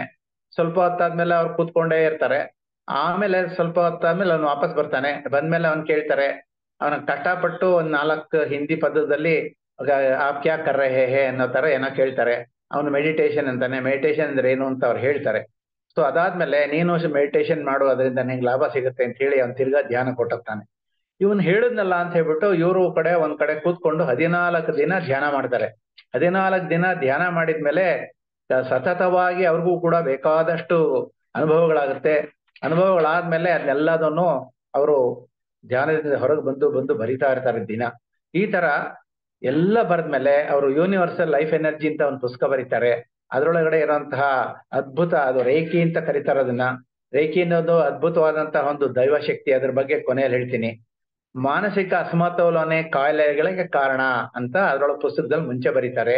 ರೋಗಿಗಳು ತಮ್ಮ ನಡೆ, ನುಡಿ, ಭಾವನೆ, ನಡವಳಿಕೆ, ಮನೋವೃತ್ತಿ ಇದನ್ನೆಲ್ಲ ವಿಶ್ಲೇಷಿಸಿ ಸಮಸ್ಯೆಗಳನ್ನು ತಾವೇ ಗುರುತಿಸಿ ಸ್ವಯಂ ಚಿಕಿತ್ಸೆ ಮಾಡ್ಕೋಬೇಕು ಅಂತ ಅನ್ನೋಂತಹ ಒಂದು ವಿಚಾರನ ಯೂನಿವರ್ಸಲ್ ಲೈಫ್ ಎನರ್ಜಿ ಅನ್ನೋ ಪುಸ್ತಕದಲ್ಲಿ ಬರೆದಿದ್ದಾರೆ. ಅದು ಅದೇ ಯಾವ್ಯಾವ ಕಾಯಿಲೆಗೆ ಏನೇನು ಕಾರಣ ಅಂತ ಬರೆದಿದ್ದಾರೆ. ಒಬ್ಬ ಮನುಷ್ಯನ್ಗೆ ನಮ್ಗೆ 7 ಚಕ್ರ ಇರುತ್ತಲ್ಲ, ಅದರೊಳಗೆ ಹಾರ್ಟ್ ಚಕ್ರ ಅಂತ ಅನ್ನೋದು ಅನಾಹತ ಚಕ್ರ. ಅದು ಚಿಕ್ಕದಾಗಿದ್ರೆ ಅವ್ರು ತುಂಬಾ ಜಿಪುಣರು, ಅವ್ರು ಏನು ಕೊಡಲ್ಲ, ಎತ್ತಿ ಕೊಡಲ್ಲ. ಈ ತರ ಪ್ರತಿಯೊಂದಕ್ಕೂ ಕೂಡ ಕಾರಣಗಳನ್ನ ಅವರು ವಿಶ್ಲೇಷಣೆ ಮಾಡಿರುವಂತಹ ಒಂದು ಪುಸ್ತಕನೇ ಯೂನಿವರ್ಸಲ್ ಲೈಫ್ ಎನರ್ಜಿ ಅನ್ನೋ ಪುಸ್ತಕ ಆಗಿದೆ. ಭಾವನಾತ್ಮಕ ಅಸಮತೋಲನ, ಮಾನಸಿಕ ಘರ್ಷಣೆ, ದುಃಖದ ಪ್ರಭಾವ ಪ್ರಾಣಹಾನಿಗೆ ಕಾರಣ ಆಗುತ್ತೆ. ಅಂದ್ರೆ ಭಾವನಾತ್ಮಕ ಅಸಮತೋಲನ ಅಂದ್ರೆ ನಮಗೆ ಯಾವಾಗ್ಲೂ ನಮಗೆ ಒಂದು ಬ್ಯಾಲೆನ್ಸ್ಡ್ ಆಗಿರೋಲ್ಲ ನಮ್ಮ ಮನಸ್ಸು. ಯಾವಾಗ್ಲೂ ತಪ್ಪದೇ ಕೆಟ್ಟದೇ ಯೋಚನೆ ಮಾಡ್ತಿರ್ತೀವಿ. ಘರ್ಷಣೆ ಅಂದ್ರೆ ಒಬ್ಬರ ಜೊತೆ ಒಳಗಡೆ ಅವ್ನು ಹಂಗ್ ಮಾಡ್ದ ಹಿಂಗ್ ಮಾಡ್ದ ಅಂತ ಹೇಳೋದಕ್ಕೆ ಹೋಗ್ತಿರ್ತೀವಿ. ದುಃಖ ಎಲ್ಲೋ ನಷ್ಟ ಆಗಿರುತ್ತೆ, ಯಾರ ಜೊತೆಲ್ಲೋ ನಮಗೆ ಬೇಜಾರಾಗಿರುತ್ತೆ, ಅದಕ್ಕೆ ದುಃಖ ಪಡ್ತಿರ್ತೀವಿ. ಇದೆಲ್ಲದನ್ನು ಪ್ರಾಣ ಹಾನಿಗೆ ಕಾರಣ ಆಗುತ್ತೆ ಅಂತ ಕೂಡ ಆ ಪುಸ್ತಕದಲ್ಲಿ ಬರೆದಿದ್ದಾರೆ. ಇದ್ರ ಜೊತೆಗೆ ಭಾವನೆಗಳನ್ನ ಅದುಮಿಡೋದು. ಈಗ ನನ್ಗೇನೋ ಒಂದು ಅನಿಸುತ್ತೆ, ಅದನ್ನ ಹೇಳಲ್ಲ. ಸಣ್ಣ ವಿಚಾರಕ್ಕೂ ಭಾವೋದ್ರೇಕಕ್ಕೆ ಒಳಗಾಗೋದು, ಸಣ್ಣ ಸಣ್ಣ ವಿಚಾರಕ್ಕೆ ಕಿರ್ಚಾಡ್ಬಿಡೋದು, ಕೂಗಾಡ್ಬಿಡೋದು, ಕೋಪಗೊಳ್ಳೋದು, ಗಡ ಸ್ವಭಾವದಿಂದ ಜೋರಾಗಿ ಮಾತಾಡೋದು, ಎಲ್ಲ ಎತ್ತು ಹೊಡೆದಾಕ್ಬಿಡೋದು, ಇದೆಲ್ಲದನ್ನು ಹೃದಯಾಘಾತಕ್ಕೆ ಕಾರಣ ಆಗುತ್ತೆ ಅಂತ ಕೂಡ ಅವ್ರು ಬರ್ದಿದ್ದಾರೆ. ಯಾರು ಅಹಂನಿಂದ ಬದಲಾವಣೆಗಳನ್ನು ಒಪ್ಕೊಳ್ಳೋದಿಲ್ವೋ, ತಾವೇ ಸರಿ ಅಂತ ವಾದಿಸ್ತಾರೋ ಅಂತವರು ಆಂಜಿನಾ ಪೆಕ್ಟೋರಿಯಸ್ ಅನ್ನುವಂತ ಹೃದಯ ಕಾಯಿಲೆಗೆ ತುತ್ತಾಗ್ತಾರೆ ಅಂತಾನು ಬರೆದಿದ್ದಾರೆ. ಯಾರು ಜೀವನನ ಧೈರ್ಯವಾಗಿ ಎದುರಿಸಲಾರೋ, ಜವಾಬ್ದಾರಿಯಿಂದ ತಪ್ಪಿಸಿಕೊಳ್ತಾರೋ ಅವರು ಅನೀಮಿಯ ಕಾಯಿಲೆಗೆ ಹೊಂದುವರು. ಅಂದ್ರೆ ಅರ್ಥ ಏನು? ಅವರ ದೇಹದೊಳಗಡೆ ರಕ್ತದ ಒಂದು ಕೊರತೆ ಆಗತ್ತೆ. 14% ಇರ್ಬೇಕಾದಂತಹ ಬ್ಲಡ್ ಹೆಮೋಗ್ಲೋಬಿನ್ ಅದು ಕಡಿಮೆ ಆಗುತ್ತೆ. 8-9 ಕೊಟ್ಟೋಗ್ತಾರೆ. ಆವಾಗ ಬ್ಲಡ್ ಕಡಿಮೆ ಆಯ್ತು ಅಂತಂದ್ರೆ ನಾವು ಸಾಯೋಕ್ಕೆ ಕಾರಣ ಆಗುತ್ತೆ. ಯಾರು ದ್ವಂದ್ವದಲ್ಲಿ ತೊಡಗಿ ನಿರ್ಧಾರ ತೆಗೆದುಕೊಳ್ಳಲು ಒದ್ದಾಡುತ್ತಾರೋ ಅವರು ಅಧಿಕ ರಕ್ತದೊತ್ತಡ ಕಾಯಿಲೆಯನ್ನ ನರಳುತ್ತಾರೆ ಅಂತ ಕೂಡ ಅವ್ರು ಬರ್ದಿದ್ದಾರೆ. ಅಂದ್ರೆ ಇದ್ ಮಾಡ್ಲೋ ಅದ್ ಮಾಡ್ಲೋ, ಅದ್ ಸರಿನಾ ಇದ್ ಸರಿನಾ, ಇದ್ ತಿನ್ಲಾ ಅದ್ ತಿನ್ಲಾ, ಈ ತರ ಒಂದು ದ್ವಂದ್ವದಲ್ಲಿ ಇದ್ರೆ ಆ ಒದ್ದಾಡೋ ಅಂತ ಇವರು ರಕ್ತದೊತ್ತಡ ಬರೋದಕ್ಕೆ ಅದು ಕಾರಣ ಆಗುತ್ತೆ ಅಂತಾನು ಬರೆದಿದ್ದಾರೆ. ಯಾರು ಸಮಸ್ಯೆ ಎದುರಿಸೋಕೆ ಹೆದರ್ತಾರೋ, ಹಿಂಜರಿಕೆ ಪಡ್ತಾರೋ, ಕೀಳರಿಮೆ ಇರುತ್ತೋ, ಇಂಥ ಸ್ವಭಾವ ಇರೋರಿಗೆ ಲೋ BP ಆಗುತ್ತೆ. ಯಾವಾಗ್ಲೂ ಹೆದರ್ತಾ ಕೂತ್ಕೊಳ್ಳುವಂತಹದ್ದವ್ರಿಗೆ ಅವ್ರಿಗೆ ಲೋ BPಗೆ ಕಾರಣ ಆಗುತ್ತೆ. ಈ ತರ ಎಲ್ಲದಕ್ಕೂ ಕಾರಣನೇ ನಮ್ಮ ಒಂದು ಚಿಂತನೆ, ನಮ್ಮ ಒಂದು ಜೀವನ ಶೈಲಿ ಅನ್ನೋದನ್ನ ನಾವು ಅರ್ಥ ಮಾಡ್ಕೋಬೇಕು. ಯದ್ಭಾವಂ ತದ್ಭವತಿ ಅಂತ ಒಂದು ಶ್ಲೋಕ ಇದೆ. ಅದರ ಅರ್ಥ ಏನು? Think of health, you are healthy. ನೀನು ಪ್ರತಿ ದಿವಸ ಯಾವಾಗಲೂ ನಾನು ಆರೋಗ್ಯವಾಗಿದ್ದೀನಿ ಅಂತ ಹೇಳ್ಕೊಂಡ್ರೆ you are healthy. Think of disease, you are unhealthy. ನೀನ್ ನನ್ಗೆ ಅಯ್ಯೋ ನನ್ನ ಕಾಯಿಲೆ ನಾನು ಹಣೆ ಬರ ಅಂತ ಅನ್ಕೊಂಡ್ರೆ ನೀನು unhealthy. Think of peace, you are peaceful. ಯಾವಾಗಲೂ ಶಾಂತಿ ನೆಮ್ಮದಿಯಿಂದ ಇದ್ದೀನಪ್ಪ, ಸಂತೋಷವಾಗಿದ್ದೀನಿ, ನಾನು ಇರೋ ದೇವ್ರು ಕೊಟ್ಟಿರೋದೇ ಸಾಕು ಅಂತ ಅನ್ಕೊಂಡ್ರೆ ಅವ್ನು ಪೀಸ್ಫುಲ್ ಆಗಿರ್ತಾನೆ. ಅದೇ think of ease, you are relaxed. ಅಪ್ಪ ಸಂತೋಷ, ನಂಗೆ ಕೊಟ್ರು ಅಂತ ದೇವ್ರು 24 ಗಂಟೆಲಿ ನಂಗೊಂದು 8 ಗಂಟೆ ಕಾಲ ನಿದ್ದೆ ಮಾಡಕ್ ಜಾಗ ಕೊಟ್ಟಿದ್ದಾನೆ, ಸಾಕು ಇದಕ್ಕಿಂತ ಇನ್ನೇನ್ ಬೇಕು ನಂಗೆ ಅಂತ ಅನ್ಕೊಂಡ್ರೆ ನಮಗ್ ಕಾಯಿಲೆ ಬರೋಲ್ಲ. ಥಿಂಕ್ ಆಫ್ ಕಾನ್ಫಿಡೆನ್ಸ್, ನಾನೇನೋ ಒಂದ್ ಕೆಲಸ ಮಾಡಕ್ ಹೊರಟಾಗ ಧೈರ್ಯವಾಗಿ ನುಗ್ಗಬೇಕು. ಅಯ್ಯೋ ಆಗುತ್ತೋ ಇಲ್ವೋ ಅನ್ನೋ ಭಾವನೆಯಿಂದ ನುಗ್ಗಬಾರದು. ಯು ಆರ್ ಕಾನ್ಫಿಡೆಂಟ್ ಆಗಿರ್ಬೇಕು. Negative thoughts yield negative result. ನಾವ್ ಯಾವಾಗ್ಲೂ ಅಯ್ಯೋ ಆಗೋದಿಲ್ಲ, ನಾವ್ ದುಡ್ಡು ಸಾಲ ಕೊಟ್ಟಿರ್ತೀವಿ, ವಸೂಲ್ ಮಾಡ್ಕೊಳಕ್ ಹೋದ್ರೆ ಅವ್ನ ಎಲ್ಲಿ ಸಿಗ್ತಾನೆ, ಅವ್ನ್ ಸಿಕ್ಕೋದೇ ಇಲ್ಲ, ಅವ್ನ್ ದುಡ್ಡೇ ಕೊಡೋದಿಲ್ಲ, ಇವತ್ತು ಇಲ್ಲ ಅಂತಾನೆ ಅಂತ ಅಂದ್ಕೊಂಡೇ ನಾವು ಹೊರಟ್ರೆ ನಮಗೆ ರಿಸಲ್ಟ್ ಕೂಡ ನೆಗೆಟಿವ್ ಆಗಿರುತ್ತೆ. ಅದೇ ಪಾಸಿಟಿವ್ ಥಾಟ್ ಆಗಿ ಇವತ್ತು ಸಿಗ್ತಾನೆ, ನಂಗೆ ಅವ್ನ್ ದುಡ್ಡು ಕೊಡ್ತಾನೆ, ಥ್ಯಾಂಕ್ಸ್ ಹೇಳ್ತಾನೆ, ಇಷ್ಟು ದಿವಸ ನಿಧಾನ ಆಗಿದ್ದಕ್ಕೆ ಅವನು ಸಾರಿ ಕೇಳ್ತಾನೆ, ಈ ತರ ಎಲ್ಲ ಹೇಳ್ಕೊಂಡು ನಾವು ಪಾಸಿಟಿವ್ ಆಗಿ ಥಾಟ್ ಇಟ್ಕೊಂಡ್ರೆ ನಮ್ ಪಾಸಿಟಿವ್ ರಿಸಲ್ಟ್ ಬರುತ್ತೆ. ಥಿಂಕ್ ಪಾಸಿಟಿವ್, ಪಾಸಿಟಿವ್ ಅಂತ ಒಂದು ಶ್ಲೋಕ ಇದೆ, ಒಂದು ಮಾತಿದೆ. ಯಾವಾಗ್ಲೂ ಪಾಸಿಟಿವ್ ಆಗಿ ಯೋಚನೆ ಮಾಡ್ತಿದ್ರೆ, ಚಿಂತನೆ ಮಾಡ್ತಿದ್ರೆ ನಿನ್ ರಿಸಲ್ಟ್ ಕೂಡ ಪಾಸಿಟಿವ್ ಆಗಿರುತ್ತೆ. ಥಿಂಕ್ ಮಿರಾಕ್ಯುಲಸ್ಲಿ, ಗೆಟ್ ಮಿರಾಕ್ಯುಲಸ್ ರಿಸಲ್ಟ್ಸ್ ಅಂತ ಕೂಡ ಹೇಳ್ತಾರೆ. ಅಂದ್ರೆ ಅದ್ಭುತವಾಗಿ ಯೋಚನೆ ಮಾಡು, ಅದ್ಭುತವಾದಂತಹ ಒಂದು ಪರಿಣಾಮ ನಿನಗ್ ಸಿಗುತ್ತೆ. ಸಕಾರಾತ್ಮಕ ಭಾವನೆ ಆರೋಗ್ಯನ ವೃದ್ಧಿಸುತ್ತೆ. ಸಕಾರಾತ್ಮಕ ಭಾವನೆಗಳು ನಕಾರಾತ್ಮಕ ಭಾವನೆಗಳು ವಿನಾಶಕ್ಕೆ ಕಾರಣ ಆಗುತ್ತೆ ಅಂತ ಹೇಳ್ತಾರೆ. ಸಕಾರಾತ್ಮಕ ಭಾವನೆ ಇಟ್ಕೋಬೇಕು, ನಕಾರಾತ್ಮಕ ಭಾವನೆಗಳು ಬೇಡ. ಇಂದಿನ ಆಧುನಿಕ ಬದುಕಿಗೆ ಬದ್ಧತಾಪೂರ್ಣ ಜೀವನ ಶೈಲಿ ಅಗತ್ಯ. ಅಂದ್ರೆ ನಾವೇನ್ ಮಾಡ್ತೀವಿ, ಯಾವುದಕ್ಕೂ ಕೂಡ ಒಂದು ಸರಿಯಾದಂತಹ ಒಂದು ಬದ್ಧತೆ ಇರಲ್ಲ, ಒಂದು ಡಿಟರ್ಮಿನೇಷನ್, ಹೀಗೆ ಮಾಡ್ಬೇಕು ಅಂತ ತೀರ್ಮಾನ ಮಾಡ್ಕೊಂಡು ಪ್ರತಿಯೊಂದಕ್ಕೂ ನಾವು ಮುನ್ನುಗ್ಬೇಕು. ಆಸೆ ಬೇಕು, ಇದಕ್ಕೆಲ್ಲ ಕಡಿವಾಣ ಹಾಕೋಬೇಕು. ನಾವು ಅತಿಯಾದಂತ ಆಸೆ ಹಾಕದಲ್ಲಿ ನಾವೇನಾಗ್ತೀವಿ, ಮನಸ್ಸಿಗೆ ಕ್ಲೇಶ ಆಗುತ್ತೆ. ಹಾಗಾಗಿ ಬೇಕಗಳಿಗೆ ನಾವು ಕಡಿವಾಣ ಹಾಕಿದ್ರೆ ಮನಸ್ಸಿನ ಕ್ಲೇಶ ಕಡಿಮೆ ಆಗುತ್ತೆ. ಮನೋನಿಗ್ರಹದಿಂದ ದೇಹಾರೋಗ್ಯ ಉತ್ತಮ ಆಗುತ್ತೆ. ಅಂದ್ರೆ ನಾವೇನ್ ಹೇಳಿದೆ ಆಗ್ಲೇ ಬದ್ಧತೆ ಅಂತ. ಬದ್ಧತೆ ಅಂದ್ರೇನು? ಮನೋನಿಗ್ರಹ. ನಾವು we will take A determination. ಆ ತರ ಮಾಡೋದ್ನ ದೇಹಾರೋಗ್ಯ ಉತ್ತಮ ಆಗೋಕೆ ಸಾಧ್ಯ ಆಗುತ್ತೆ. ದೇಹಾರೋಗ್ಯ ಮಾನಸಿಕ ಪ್ರಶಾಂತತೆಗೆ ನಾಂದಿ. ಅಂದ್ರೆ ನಾವು ಈಗ ಧ್ಯಾನ ಕೂತ್ಕೊಂಡು ಬೇಕಾರೋ 2 ಗಂಟೆ ಧ್ಯಾನ ಮಾಡಿ 70 ನಿಮಿಷ ಧ್ಯಾನ ಮಾಡಿ ಅಂತ ಹೇಳೋದು ಸುಲಭ. ಆದ್ರೆ 70 ನಿಮಿಷ ಕೂತ್ಕೊಳ್ಳೋದಕ್ಕೆ ನಮ್ ದೇಹ ಗಟ್ಟಿಗಿರ್ಬೇಕಲ್ಲ. ಆ ಒಂದು ಗಟ್ಟಿತನ ಬರ್ಬೇಕು ಅಂತಂದ್ರೆ ನಮಗೆ ಮಾನಸಿಕ ಪ್ರಶಾಂತತೆ, ಸಿಕ್ಕೇಬೇಕು, ದೇಹ ಗಟ್ಟಿಯಾಗಿರ್ಬೇಕು. ಅದಕ್ಕೋಸ್ಕರ ನಾವು ಸರಿಯಾದಂತ ನಾವು ಆಹಾರ ತಗೊಳ್ಬೇಕಾಗತ್ತೆ. ಮಾನಸಿಕ ಪ್ರಶಾಂತತೆಯಿಂದ ಆಧ್ಯಾತ್ಮಿಕ ಪ್ರಗತಿಗೆ ಸಾಧ್ಯ ಆಗತ್ತೆ. ಆದ್ರೆ ಅದಕ್ಕೆ ತಕ್ಕಂತ ಒಂದು ಆಹಾರ ವಿಹಾರ ಎರಡೂ ಕೂಡ ನಾವು ಮಾಡ್ತಾ ಹೋಗ್ಬೇಕು. ಆಹಾರ ಅಂದ್ರೆ ಬರೀ ಊಟ ಅಲ್ಲ, ಜೊತೆಗೆ ನಮಗೆ ಸಂತೋಷ ಸಿಕ್ಬೇಕು,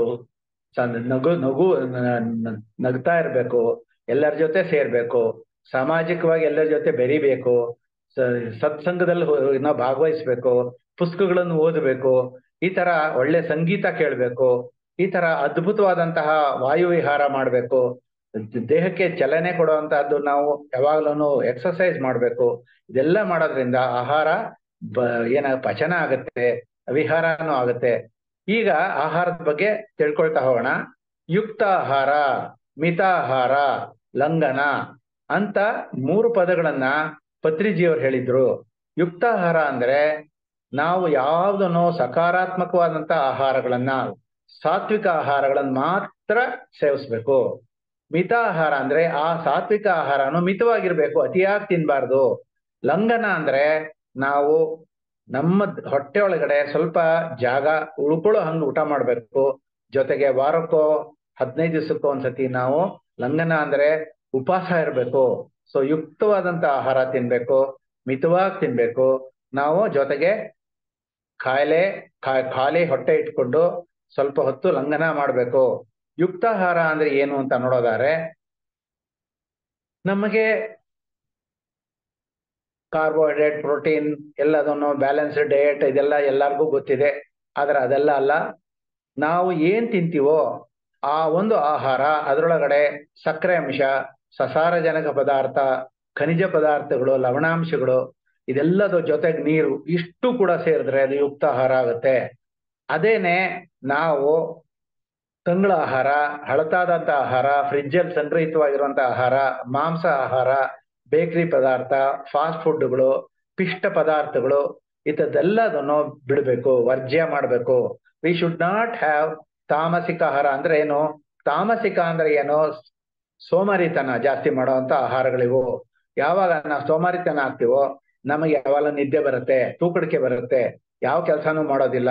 ಯಾವಾಗ ನಾವು ಚಟುವಟಿಕೆಯಿಂದ ಇರಲ್ವೋ ಆಗ ಅದಕ್ಕೆ ತಾಮಸಿಕ ಅಂತ ಕರೀತಾರೆ. ಸೊ ಮಾನವನ 3 ಬಿಳಿ ವಿಷ ಆಹಾರಗಳಿದೆ. ಯಾವ್ಯಾವ್ದು? ಒಂದು ಸಕ್ಕರೆ, ಉಪ್ಪು, ಹಾಲು. ಈ 3 ಬೆಳ್ಳಿಗಿರೋದನ್ನ ನಾವು ಬಿಟ್ರೆ ಒಳ್ಳೇದು. ಇದನ್ನ ತಗೊಂಡಷ್ಟು ನಮ್ಗೆ ಕಾಯಿಲೆಗಳ ಗ್ಯಾರಂಟಿ. ನಮ್ಗೆ ಯಾಕಂದ್ರೆ ಸಕ್ಕರೆ ಬೇಡ ನಮಗೆ. ಅದ್ರ ಬದಲು ನಾವು ಏನ್ ಮಾಡ್ಬೋದು? ಬೆಲ್ಲ ಉಪಯೋಗ ಮಾಡ್ಬೋದು. ಅದು ಈ ಆರ್ಗ್ಯಾನಿಕ್ ಬೆಲ್ಲ ಉಪಯೋಗ ಮಾಡೋದು ಒಳ್ಳೇದು. ಉಪ್ಪೊಳಗಡೆ ನಾವು ಸಾಧ್ಯವಾದಷ್ಟು ಸಾಲ್ಟ್, ಅದರೊಳಗೆ ಸೋಡಿಯಂ ಸಾಲ್ಟ್ ತಿನ್ನೋ ಬದಲು ಪೊಟ್ಯಾಷಿಯಂ ಸಾಲ್ಟ್ ತಿನ್ನೋದು ಒಳ್ಳೇದು, ರಾಕ್ ಸಾಲ್ಟ್ ತಿನ್ನೋದು ಒಳ್ಳೇದು. ಹಾಲು ಅನ್ನೋದು ಆಕ್ಚುಲಿ ಹೇಳಿದರೆ ಅದು ಪೂರ್ಣ ಆಹಾರ ಅಂತ ಕರೀತಾರೆ. ನಾನು ಓದಿರೋದೇ MSc ಡೈರಿ ಟೆಕ್ನಾಲಜಿ, ನಾನು ಕೆಲಸ ಮಾಡಿರೋದೇ ನಂದಿನಿ ಒಳಗೆ. ಆದರೆ ಹಾಲು ಒಂದೊಂದು ಸ್ಪೀಶೀಸ್ಗೆ ಒಂದೊಂದ್ ತರ ಹಾಲು ಇರುತ್ತೆ. ಒಂದು ಹಸು 2 ವರ್ಷಕ್ಕೆ ಅದು ಕರು ಹಾಕೋ ಸ್ಟೇಜಿಗೆ ಬರುತ್ತೆ. ಆದರೆ ಮನುಷ್ಯ ತಾನೊಂದು ಮಗು ಪರಿಬೇಕು ಅಂತಂದ್ರೆ 18 ವರ್ಷ ಅಥವಾ 16 ವರ್ಷ ನಾರು ಬೇಕೇ ಬೇಕು, ಅಥವಾ ಬೇಡ 12 ವರ್ಷಕ್ಕೆ ಮೆಚೂರ್ ಆಗ್ತಾನೆ ಅಂತ ತಿಳ್ಕೊಳ್ಳೋಣ.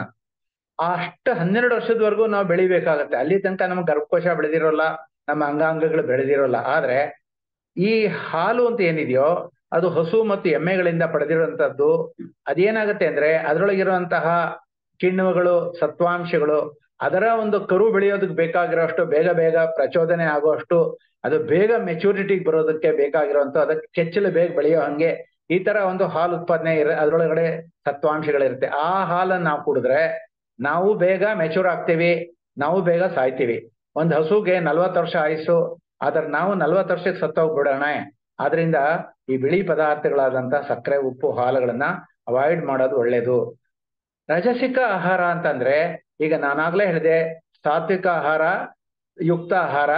2ನೇದು ತಾಮಸಿಕ ಆಹಾರ, ತಂಗಳು, ಅದೆಲ್ಲ. 3ನೇದು ರಜಸಿಕ ಆಹಾರ. ರಜಸಿಕ ಅಂತಂದ್ರೆ ಒಂದು ಮಾತಿದೆ, ಏನಂದ್ರೆ ಹರಿ ವರಿ ಕರಿ ಅಂತ. ಹರಿ ಅಂದ್ರೆ ಅರ್ಜೆಂಟ್ ಆಗಿ ತಿನ್ನೋದು, ಎಲ್ಲದನ್ನು ಅರ್ಜೆಂಟ್ ಆಗ್ಬೇಕು. ಆಮೇಲೆ ಕರಿ ಅಂತಂದ್ರೆ ಎಲ್ಲ ಕರಿದಿರೋಂಥದ್ದು, ಅಂದ್ರೆ ಫ್ರೈಡ್ ಫುಡ್. ಆಮೇಲೆ ಡಬ್ಬಗಳಲ್ಲಿ ಇಟ್ಟಿರುವಂಥದ್ದು, ಸೀಸೆಗಳಲ್ಲಿ ಇಟ್ಟಿರೋದು, ಸಂಗ್ರಹಿತವಾಗಿರುವಂಥದ್ದು, ಮಸಾಲೆ ಭರಿತ ಆಹಾರಗಳು, ಇದೆಲ್ಲದನ್ನು ಕೂಡ ರಾಜಸಿಕ ಆಹಾರ. ಇದೆಲ್ಲ ತಿಂತ ನಮ್ಮ ಒಂದು ಲಿವರ್ ಕೆಟ್ಟೋಗ್ಬಿಡುತ್ತೆ, ಕೋಪ ಜಾಸ್ತಿ ಆಗುತ್ತೆ, ಅಹಂಕಾರ ಜಾಸ್ತಿ ಆಗುತ್ತೆ, ಆಯುಸ್ ಕಡಿಮೆ ಆಗುತ್ತೆ. ಅದರಿಂದ ರಾಜಸಿಕ ಆಹಾರನ ಅವಾಯ್ಡ್ ಮಾಡೋದು ಒಳ್ಳೇದು. ಮಾತೆತ್ತರ ನಾವು ಎಣ್ಣೆ ಪದಾರ್ಥಗಳನ್ನ ತುಂಬಾ ತಿಂತೀವಿ. ಅದು ಇದು ಈಗಂತೂ ತುಂಬಾನೇ ಡಬ್ಬಗಳಲ್ಲಿ ಪಾಕೆಟ್ಗಳಲ್ಲಿ ಈ ತರದೆಲ್ಲ ತುಂಬಾ ಬರುತ್ತೆ. ಅದಕ್ಕೆಲ್ಲ ಅಜಿನೋಮೋಟೋ ಅನ್ನೋಂತ ಕೆಮಿಕಲ್ ಹಾಕಿರ್ತಾರೆ. ಆ ಒಂದು ಅಜಿನೋಮೋಟೋ ಅನ್ನೋದು ನಮಗ್ ದಿನ ತಿನ್ಬೇಕು ಅನ್ನೋಂತ ಒಂದು ಆಸೆ ಬರೋಕ್ ಶುರು ಆಗ್ಬಿಡುತ್ತೆ. ಅದಕ್ಕೋಸ್ಕರ ಇದನ್ನೆಲ್ಲ ತಿನ್ಬಾರ್ದು. ಸಾತ್ವಿಕ ಆಹಾರ ಅಂದ್ರೆ ಏನು ಅಂತ ಭಗವದ್ಗೀತೆ ಕೃಷ್ಣ ಕೂಡ ಹೇಳಿದ್ದಾರೆ. ಅದ್ರ ಪ್ರಕಾರ ತಾಜಾ ಆಹಾರಗಳು, ಹಸಿ ತರಕಾರಿ, ಸೊಪ್ಪು ಆಹಾರ, ಹಣ್ಣುಗಳು, ಒಣಗಿದ ಹಣ್ಣುಗಳು ಯಥೇಚ್ಛವಾಗಿ ತಿನ್ಬೇಕು. ಜೊತೆಗೆ ವರ್ಜಿನ್ ಎಣ್ಣೆ ಯಾವಾಗ್ಲೂ ವರ್ಜಿನ್ ಆಯಿಲ್ ಅಂತ ನಾವು ಹೋಗಿ ಕಾಳುಗಳನ್ನು ಕೊಟ್ಟು ಎಣ್ಣೆ ಇದ್ರೊಳಗೆ ಗಾಣದಲ್ಲಿ ಮಾಡಿಸ್ಕೊಂಡು ತಗೊಂಡ್ ಬಂದು ಎಲ್ಲ ರೀತಿಯಲ್ಲಿ ತಿನ್ನಬಲ್ಲ ಎಣ್ಣೆಗಳಾಗಿರುತ್ತೆ. ಅದನ್ನ ಸಾಮಾನ್ಯವಾಗಿ ಕಾಳುಗಳನ್ನು ತಗೊಂಡು ಆ ವರ್ಜಿನ್ ಆಯಿಲ್ ಉತ್ಪತ್ತಿ ಮಾಡಿ, ಜೊತೆಗೆ ಇದೆಲ್ಲದಕ್ಕಿಂತ ಹೆಚ್ಚಾಗಿ ಮೊಳಕೆ ಕಾಳು ತಿನ್ಬೇಕು. ನಾವು ಯಾವಾಗ್ಲೂ ಕಾಳುಗಳಲ್ಲಿರೋ ಸಿಪ್ಪೆಗಳನ್ನೆಲ್ಲ ತೆಗೆದ್ಬಿಟ್ಟು ಬೇಳೆ ತಿಂತೀವಿ. ಇದರಿಂದಲೇ ಎಲ್ಲರಿಗೂ ಗ್ಯಾಸು, ಎಲ್ಲರಿಗೂ ಅಸಿಡಿಟಿ. ಹೀಗಾಗಿ ಮೊಳಕೆ ಕಾಳು ತಿನ್ನೋದನ್ನ ಅಭ್ಯಾಸ ಮಾಡ್ಬೇಕು. ತಾಜಾ ಆಹಾರಗಳನ್ನು ತಿನ್ಬೇಕು. ಹಸಿ ತರಕಾರಿ, ಸೊಪ್ಪುಗಳನ್ನು ತುಂಬಾ ತಿನ್ಬೇಕು. ಸೊಪ್ಪನ್ನ ಜ್ಯೂಸ್ ಮಾಡ್ಕೊಂಡು ಕುಡಿಬೇಕು. ಹಣ್ಣುಗಳನ್ನ ಸಾಧ್ಯವಾದಷ್ಟು ಸಿಪ್ಪೆ ಸಮೇತ ತಿನ್ಬೇಕು. ಒಣಗಿದ ಹಣ್ಣುಗಳನ್ನ ಖಂಡಿತವಾಗ್ಲೂ ದಿನ ಸ್ವಲ್ಪ ಅದು ದುಡ್ಡು ಜಾಸ್ತಿ ಅಂತ ತಿನ್ನೋದಿಲ್ಲ. ಹೀಗೆ ಇದೆಲ್ಲದನ್ನು ನಾವು ನಮ್ಮ ಒಂದು ಜೀವನ ಶೈಲಿಯಲ್ಲಿ ಬದಲಾವಣೆ ಮಾಡ್ಕೊಂಡು ತರ್ಕೋಬೇಕು. ಪೌಷ್ಟಿಕ ಸಮತೋಲನ ಆಹಾರ ಏನು ಅಂತ ನೋಡಿದ್ರೆ ಧಾನ್ಯ ಪದಾರ್ಥಗಳು. ಅಂದ್ರೆ ಅದಕ್ಕೆ ಏನಂತ ಕರೀತಾರೆ? ಧಾನ್ಯ ಪದಾರ್ಥಗಳು ಅಂತಂದ್ರೆ ಅಕ್ಕಿ, ಜೋಳ, ನವಣೆ, ಸಜ್ಜೆ, ಈ ತರದೆಲ್ಲ ಏನಿದೆಯೋ ಅದೆಲ್ಲದನ್ನು ಏಕದಳ ಧಾನ್ಯಗಳು ಅಂತ. ಆ ಕಾಳನ್ನ 2 ಭಾಗ ಮಾಡಕ್ಕಾಗಲ್ಲ. ಅದಕ್ಕೆ ಸೀರಿಯಲ್ಸ್ ಅಂತ ಕರೀತಾರೆ. ರಾಗಿನೂ ಅಷ್ಟೇ, ಜೋಳನೂ ಅಷ್ಟೇ, ನವಣೆನೂ ಅಷ್ಟೇ, ಎಲ್ಲ ನಮ್ಮ ಹೊಟ್ಟೆಗೆ ಹೋದ ತಕ್ಷಣ ಸಕ್ಕರೆ ಆಗುತ್ತೆ. ಸೊ ಅಂತದ್ದು ಧಾನ್ಯ ಪದಾರ್ಥಗಳಿಂದ ನಮಗೆ ಸಕ್ಕರೆ ಸಿಗುತ್ತೆ.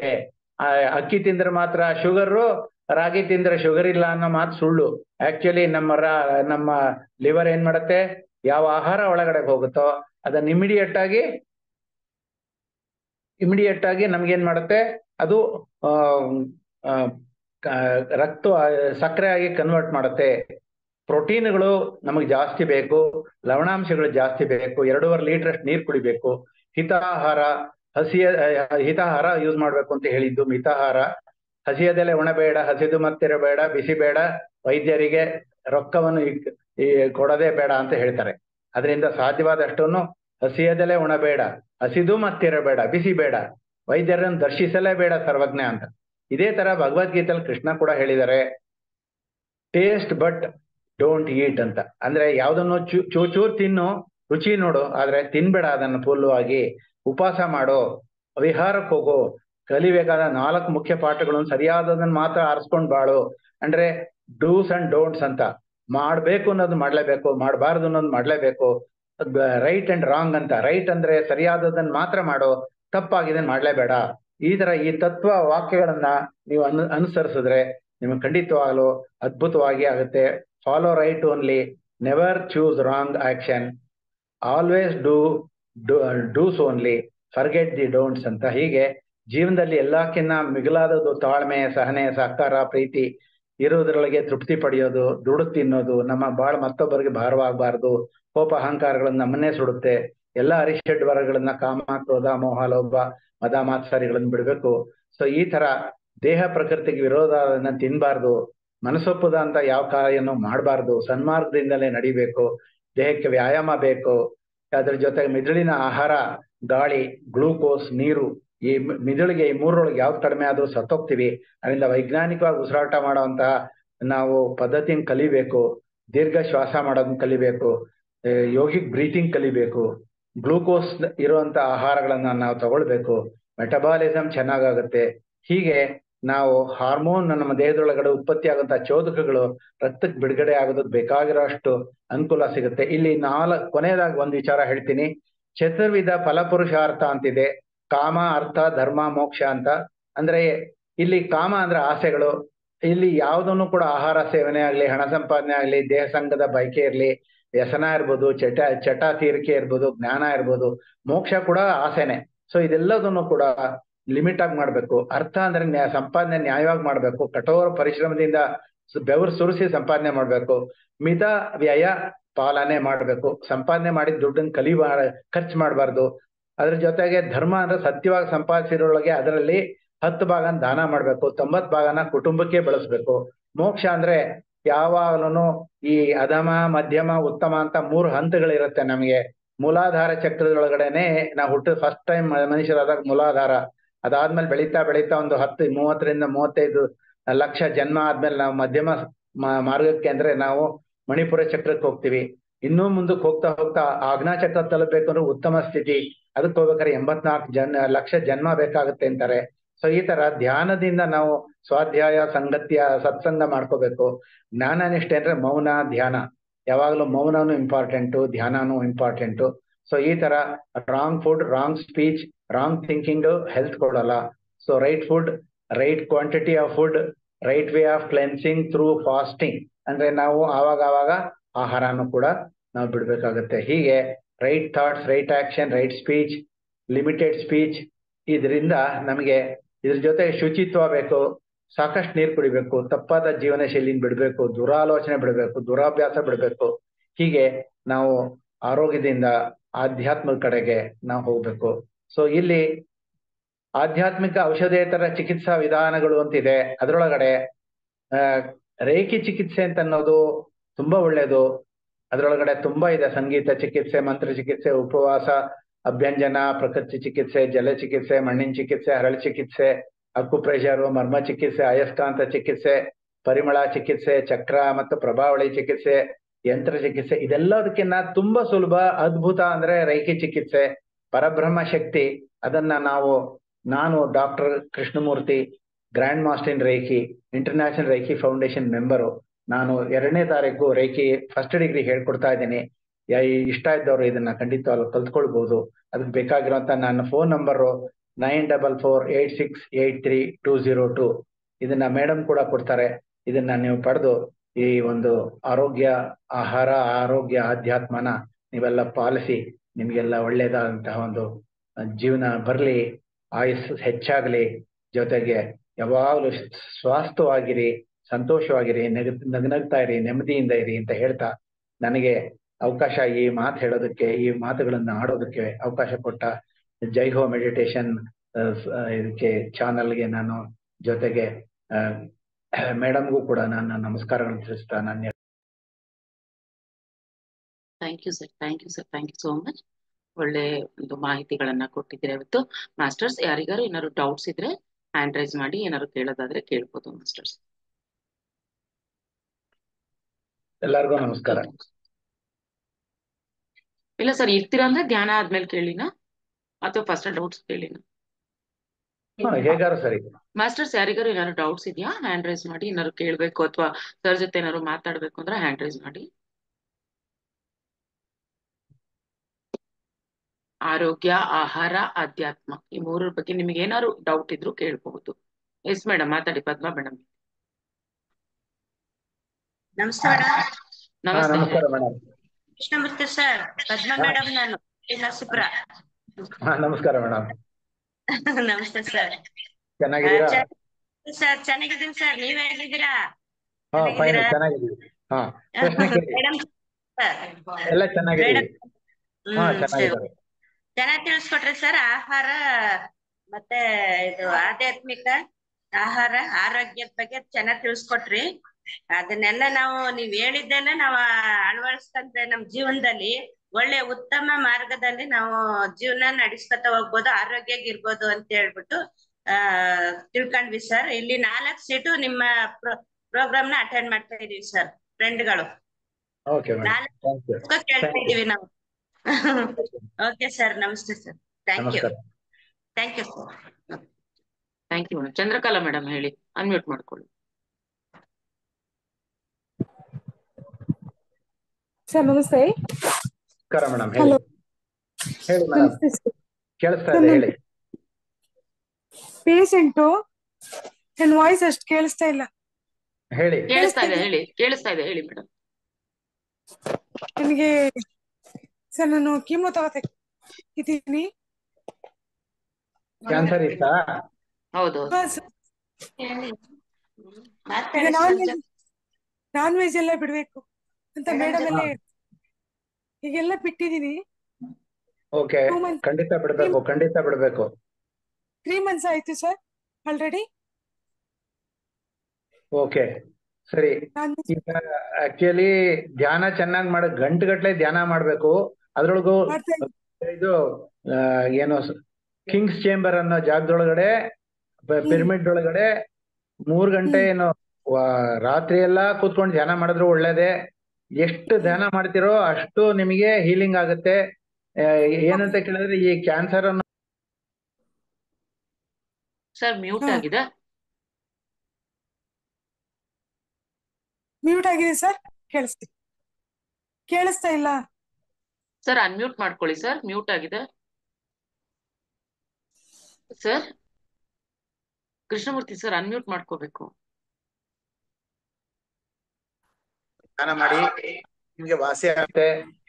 ಇದ್ರ ಜೊತೆಗೆ ಏನು ಅಂತ ಕೇಳಿದ್ರೆ ನಾವು ತಲೆಗೆ ಬಣ್ಣ ಹಚ್ಕೊಳ್ಳೋದು, ಆಮೇಲೆ ಈ ಬಣ್ಣಗಳಿರುವಂತ ಆಹಾರಗಳನ್ನ ತಿನ್ನೋದು, ಇದು ಪೇಯಗಳನ್ನ ಕುಡಿಯೋದು ಎಲ್ಲ ಬಾಟ್ಲಲ್ಲಿ ಇರುವಂತಹದ್ದು, ಇದು ಮಾವಿನ ಹಣ್ಣಿನ ಜ್ಯೂಸು, ಆರೆಂಜ್ ಜ್ಯೂಸು ಕೊಂಡು ಕುಡಿಯೋದು, ಇದರಿಂದ ಎಲ್ಲ ನಮಗೆ ಖಂಡಿತವಾಗ್ಲೂ ಕಾಯಿಲೆ ಬರುತ್ತೆ. ಆಮೇಲೆ ಹೊರಗಡೆ ಗಾಡಿಗಳಲ್ಲಿ ಮಾಡೋಂತ ಆಹಾರಗಳನ್ನ ತಿನ್ನೋದು, ಆಮೇಲೆ ಇದು ಬಣ್ಣ ಹಚ್ಚಿರುವಂತ ಬೇಳೆಗಳು ಕಾಳುಗಳನ್ನೆಲ್ಲಾನು ಅದಕ್ಕೆಲ್ಲ ಚೆನ್ನಾಗ್ ಕಾಣ್ಲಿ ಅಂತ ತೊಗರಿ ಬೆಳೆಗೆಲ್ಲ ಹಳದಿ ಬಣ್ಣ ಹಚ್ಚಿರ್ತಾರೆ. ಸೊ ಇಂಥದ್ದೆಲ್ಲ ಖಂಡಿತವಾಗ್ಲೂ ತೊಳೆದು ಉಪಯೋಗ ಮಾಡ್ಬೇಕು. ಸೊ ಇದೆಲ್ಲದೂನು ಬರದೇ ಇರೋದಕ್ಕೆ ಬಂದ ಮೇಲೆ ಏನ್ ಮಾಡ್ಬೇಕು ಅಂತ ಕೇಳಿದ್ರೆ ಧ್ಯಾನ ಮಾಡ್ಬೇಕಮ್ಮ, ಬೇರೆ ಆಲ್ಟರ್ನೇಟಿವ್ ಇಲ್ಲ. ಜೊತೆಗೆ ಏನು ಅಂತ ಕೇಳಿದ್ರೆ ರೇಖಿ ಕಲಿಬೇಕು. ರೇಖಿ ಕಲ್ತ್ಕೊಂಡು ರೇಖಿ ಮಾಡ್ಕೊಂತ ಆದ್ರೆ ಪಿರಮಿಡ್ ಹಾಕೋಬೇಕು. ತಲೆ ಮೇಲೆ ಪಿರಮಿಡ್ ಕ್ಯಾಪ್ ಹಾಕೊಂಡು ಧ್ಯಾನ ಮಾಡ್ಬೇಕು. ಆಗ ನಿಮಗೆ ಈ ಒಂದು ಕಾಯಿಲೆ ನಿಜವಾಗ್ಲೂ ನಿಧಾನಕ್ಕೆ ವಾಸಿ ಆಗುತ್ತೆ. ತುಂಬಾ ಜನ ವಾಸಿ ಆಗಿರೋರು ಇದ್ದಾರೆ. ನೀವು ಅದಕ್ಕೆ ಅಯ್ಯೋ ಇದೇ ಕೊನೆ ಖಂಡಿತವಾಗ್ಲೂ ವಾಸಿ ಆಗತ್ತೆ. ನಾ ಈಗಾಗಲೇ ಹೇಳಿದೆ, ನಂಗೆ ಕಾಯಿಲೆ ವಾಸಿ ಆಗತ್ತೆ ಅಂತ ಅನ್ಕೊಳ್ತಾ ಹೋದ್ರೆ ಅಲ್ಲಿಂದಲೇ ಕಾಯಿಲೆ ವಾಸಿ ಆಗೋಕ್ ಶುರು ಆಗುತ್ತೆ. ಖಂಡಿತ ಪ್ರಯತ್ನ ಮಾಡಿ. Thank you sir. ನಮಸ್ಕಾರ. ಅಂದ್ರೆ ಸರ್ ಇನ್ನೊಂದು ಡೌಟ್ ಸರ್. ಹೇಳಿ ಸರ್, ನನಗೆ ಆಪರೇಷನ್ ಆಗಿ 2.5 ವರ್ಷ ಆಯ್ತು ಸರ್. ಆಗಲಿ. 2 ವರ್ಷ ಆಯ್ತು, ಮತ್ತೆ ಈಗ ಬಂದಿರೋದು ಸರ್. ಅದು ಆಕ್ಚುಲಿ ಹೇಳೋದಾರ ಅದು ಈ ನಮ್ಮ ದೇಹದೊಳಗಡೆ ಇದು ಜೆನೆಟಿಕ್ ಆಗಿದ್ರು ಕೂಡ ಆತರ ಆಗತ್ತೆ ಕಣಮ್ಮ. ಅಂದ್ರೆ ನಮ್ಮ ತಂದೆ ತಾಯಿಗೆ ಅದೇ ಕಾಯಿಲೆ ಇದ್ದು ಅದು ಅದೇ ತರ ಅವ್ರ ಮಕ್ಳಾಗ ನಾವು ಹುಟ್ಟಿದ್ರೆ ಇದು ಜೆನೆಟಿಕಲಿ ಇದು DNA ಇದ್ರೆ ಅದ್ರೊಳಗಡೆ ಬಂದಿರುತ್ತೆ ಕಣಮ್ಮ. ಆದ್ರೆ ಕೂಡ ಅದನ್ನ ನಾವು ಧ್ಯಾನದಿಂದ ವಾಸಿ ಮಾಡ್ಕೋಬಹುದು. ನಿಮ್ ತಂದೆ ತಾಯಿ ಖಂಡಿತವಾಗ್ಲೂ ಧ್ಯಾನ ಮಾಡದೇ ಇರ್ಬೋದು, ನೀವು ಖಂಡಿತವಾಗ್ಲೂ ಧ್ಯಾನ ಮಾಡಿ ನಿಮ್ಗೆ ಲಾಭ ಸಿಗುತ್ತೆ. ಧ್ಯಾನ ಅಲ್ಟಿಮೇಟ್. ಖಂಡಿತವಾಗ್ಲೂ ಅದು ಪರಬ್ರಹ್ಮ ಶಕ್ತಿ ಚೈತನ್ಯ, ಖಂಡಿತ ಕಾಸ್ಮಿಕ್ ಎನರ್ಜಿ ಬಂದೇ ಬರುತ್ತೆ. ಅದ್ರೊಳಗೂ ನ್ಯಾನೋ ಎನರ್ಜಿ ನಮಗೆ, ನಾನು ಲಾಸ್ಟ್ ಟೈಮ್ ಪಿರಮಿಡ್ ಅಲ್ಲಿ ಹೇಳಿದ್ದೆ, ಆ ನ್ಯಾನೋ ಎನರ್ಜಿ ಕಿಂಗ್ಸ್ ಚೇಂಬರ್ ಅಲ್ಲಿ ಕೂತ್ಕೊಂಡಾಗ ಸಿಗುತ್ತೆ 1/3 ಹೈಟ್ ಅಲ್ಲಿ. ಖಂಡಿತವಾಗ್ಲೂ ಪ್ರಯತ್ನ ಮಾಡಿ. ಸುಮ್ಮನೆ ಏನೋ ಒಂದು ಇವ್ರು ಹೇಳಿದ್ರು ನಾ ಕೇಳಿದೆ ಅಂತ ಅನ್ಕೋಬೇಡಿ. ಪ್ರಯತ್ನ ಮಾಡಿ, ಪ್ರಾಕ್ಟಿಕಲ್ ಆಗಿ ನೀವು ಹೋಗಿ ಕೂತ್ಕೊಂಡು ಧ್ಯಾನ ಮಾಡಿ, ನಿಮಗೆ ಅದ್ರ ಲಾಭ ಸಿಕ್ಕೇ ಸಿಗುತ್ತೆ. Thank you sir.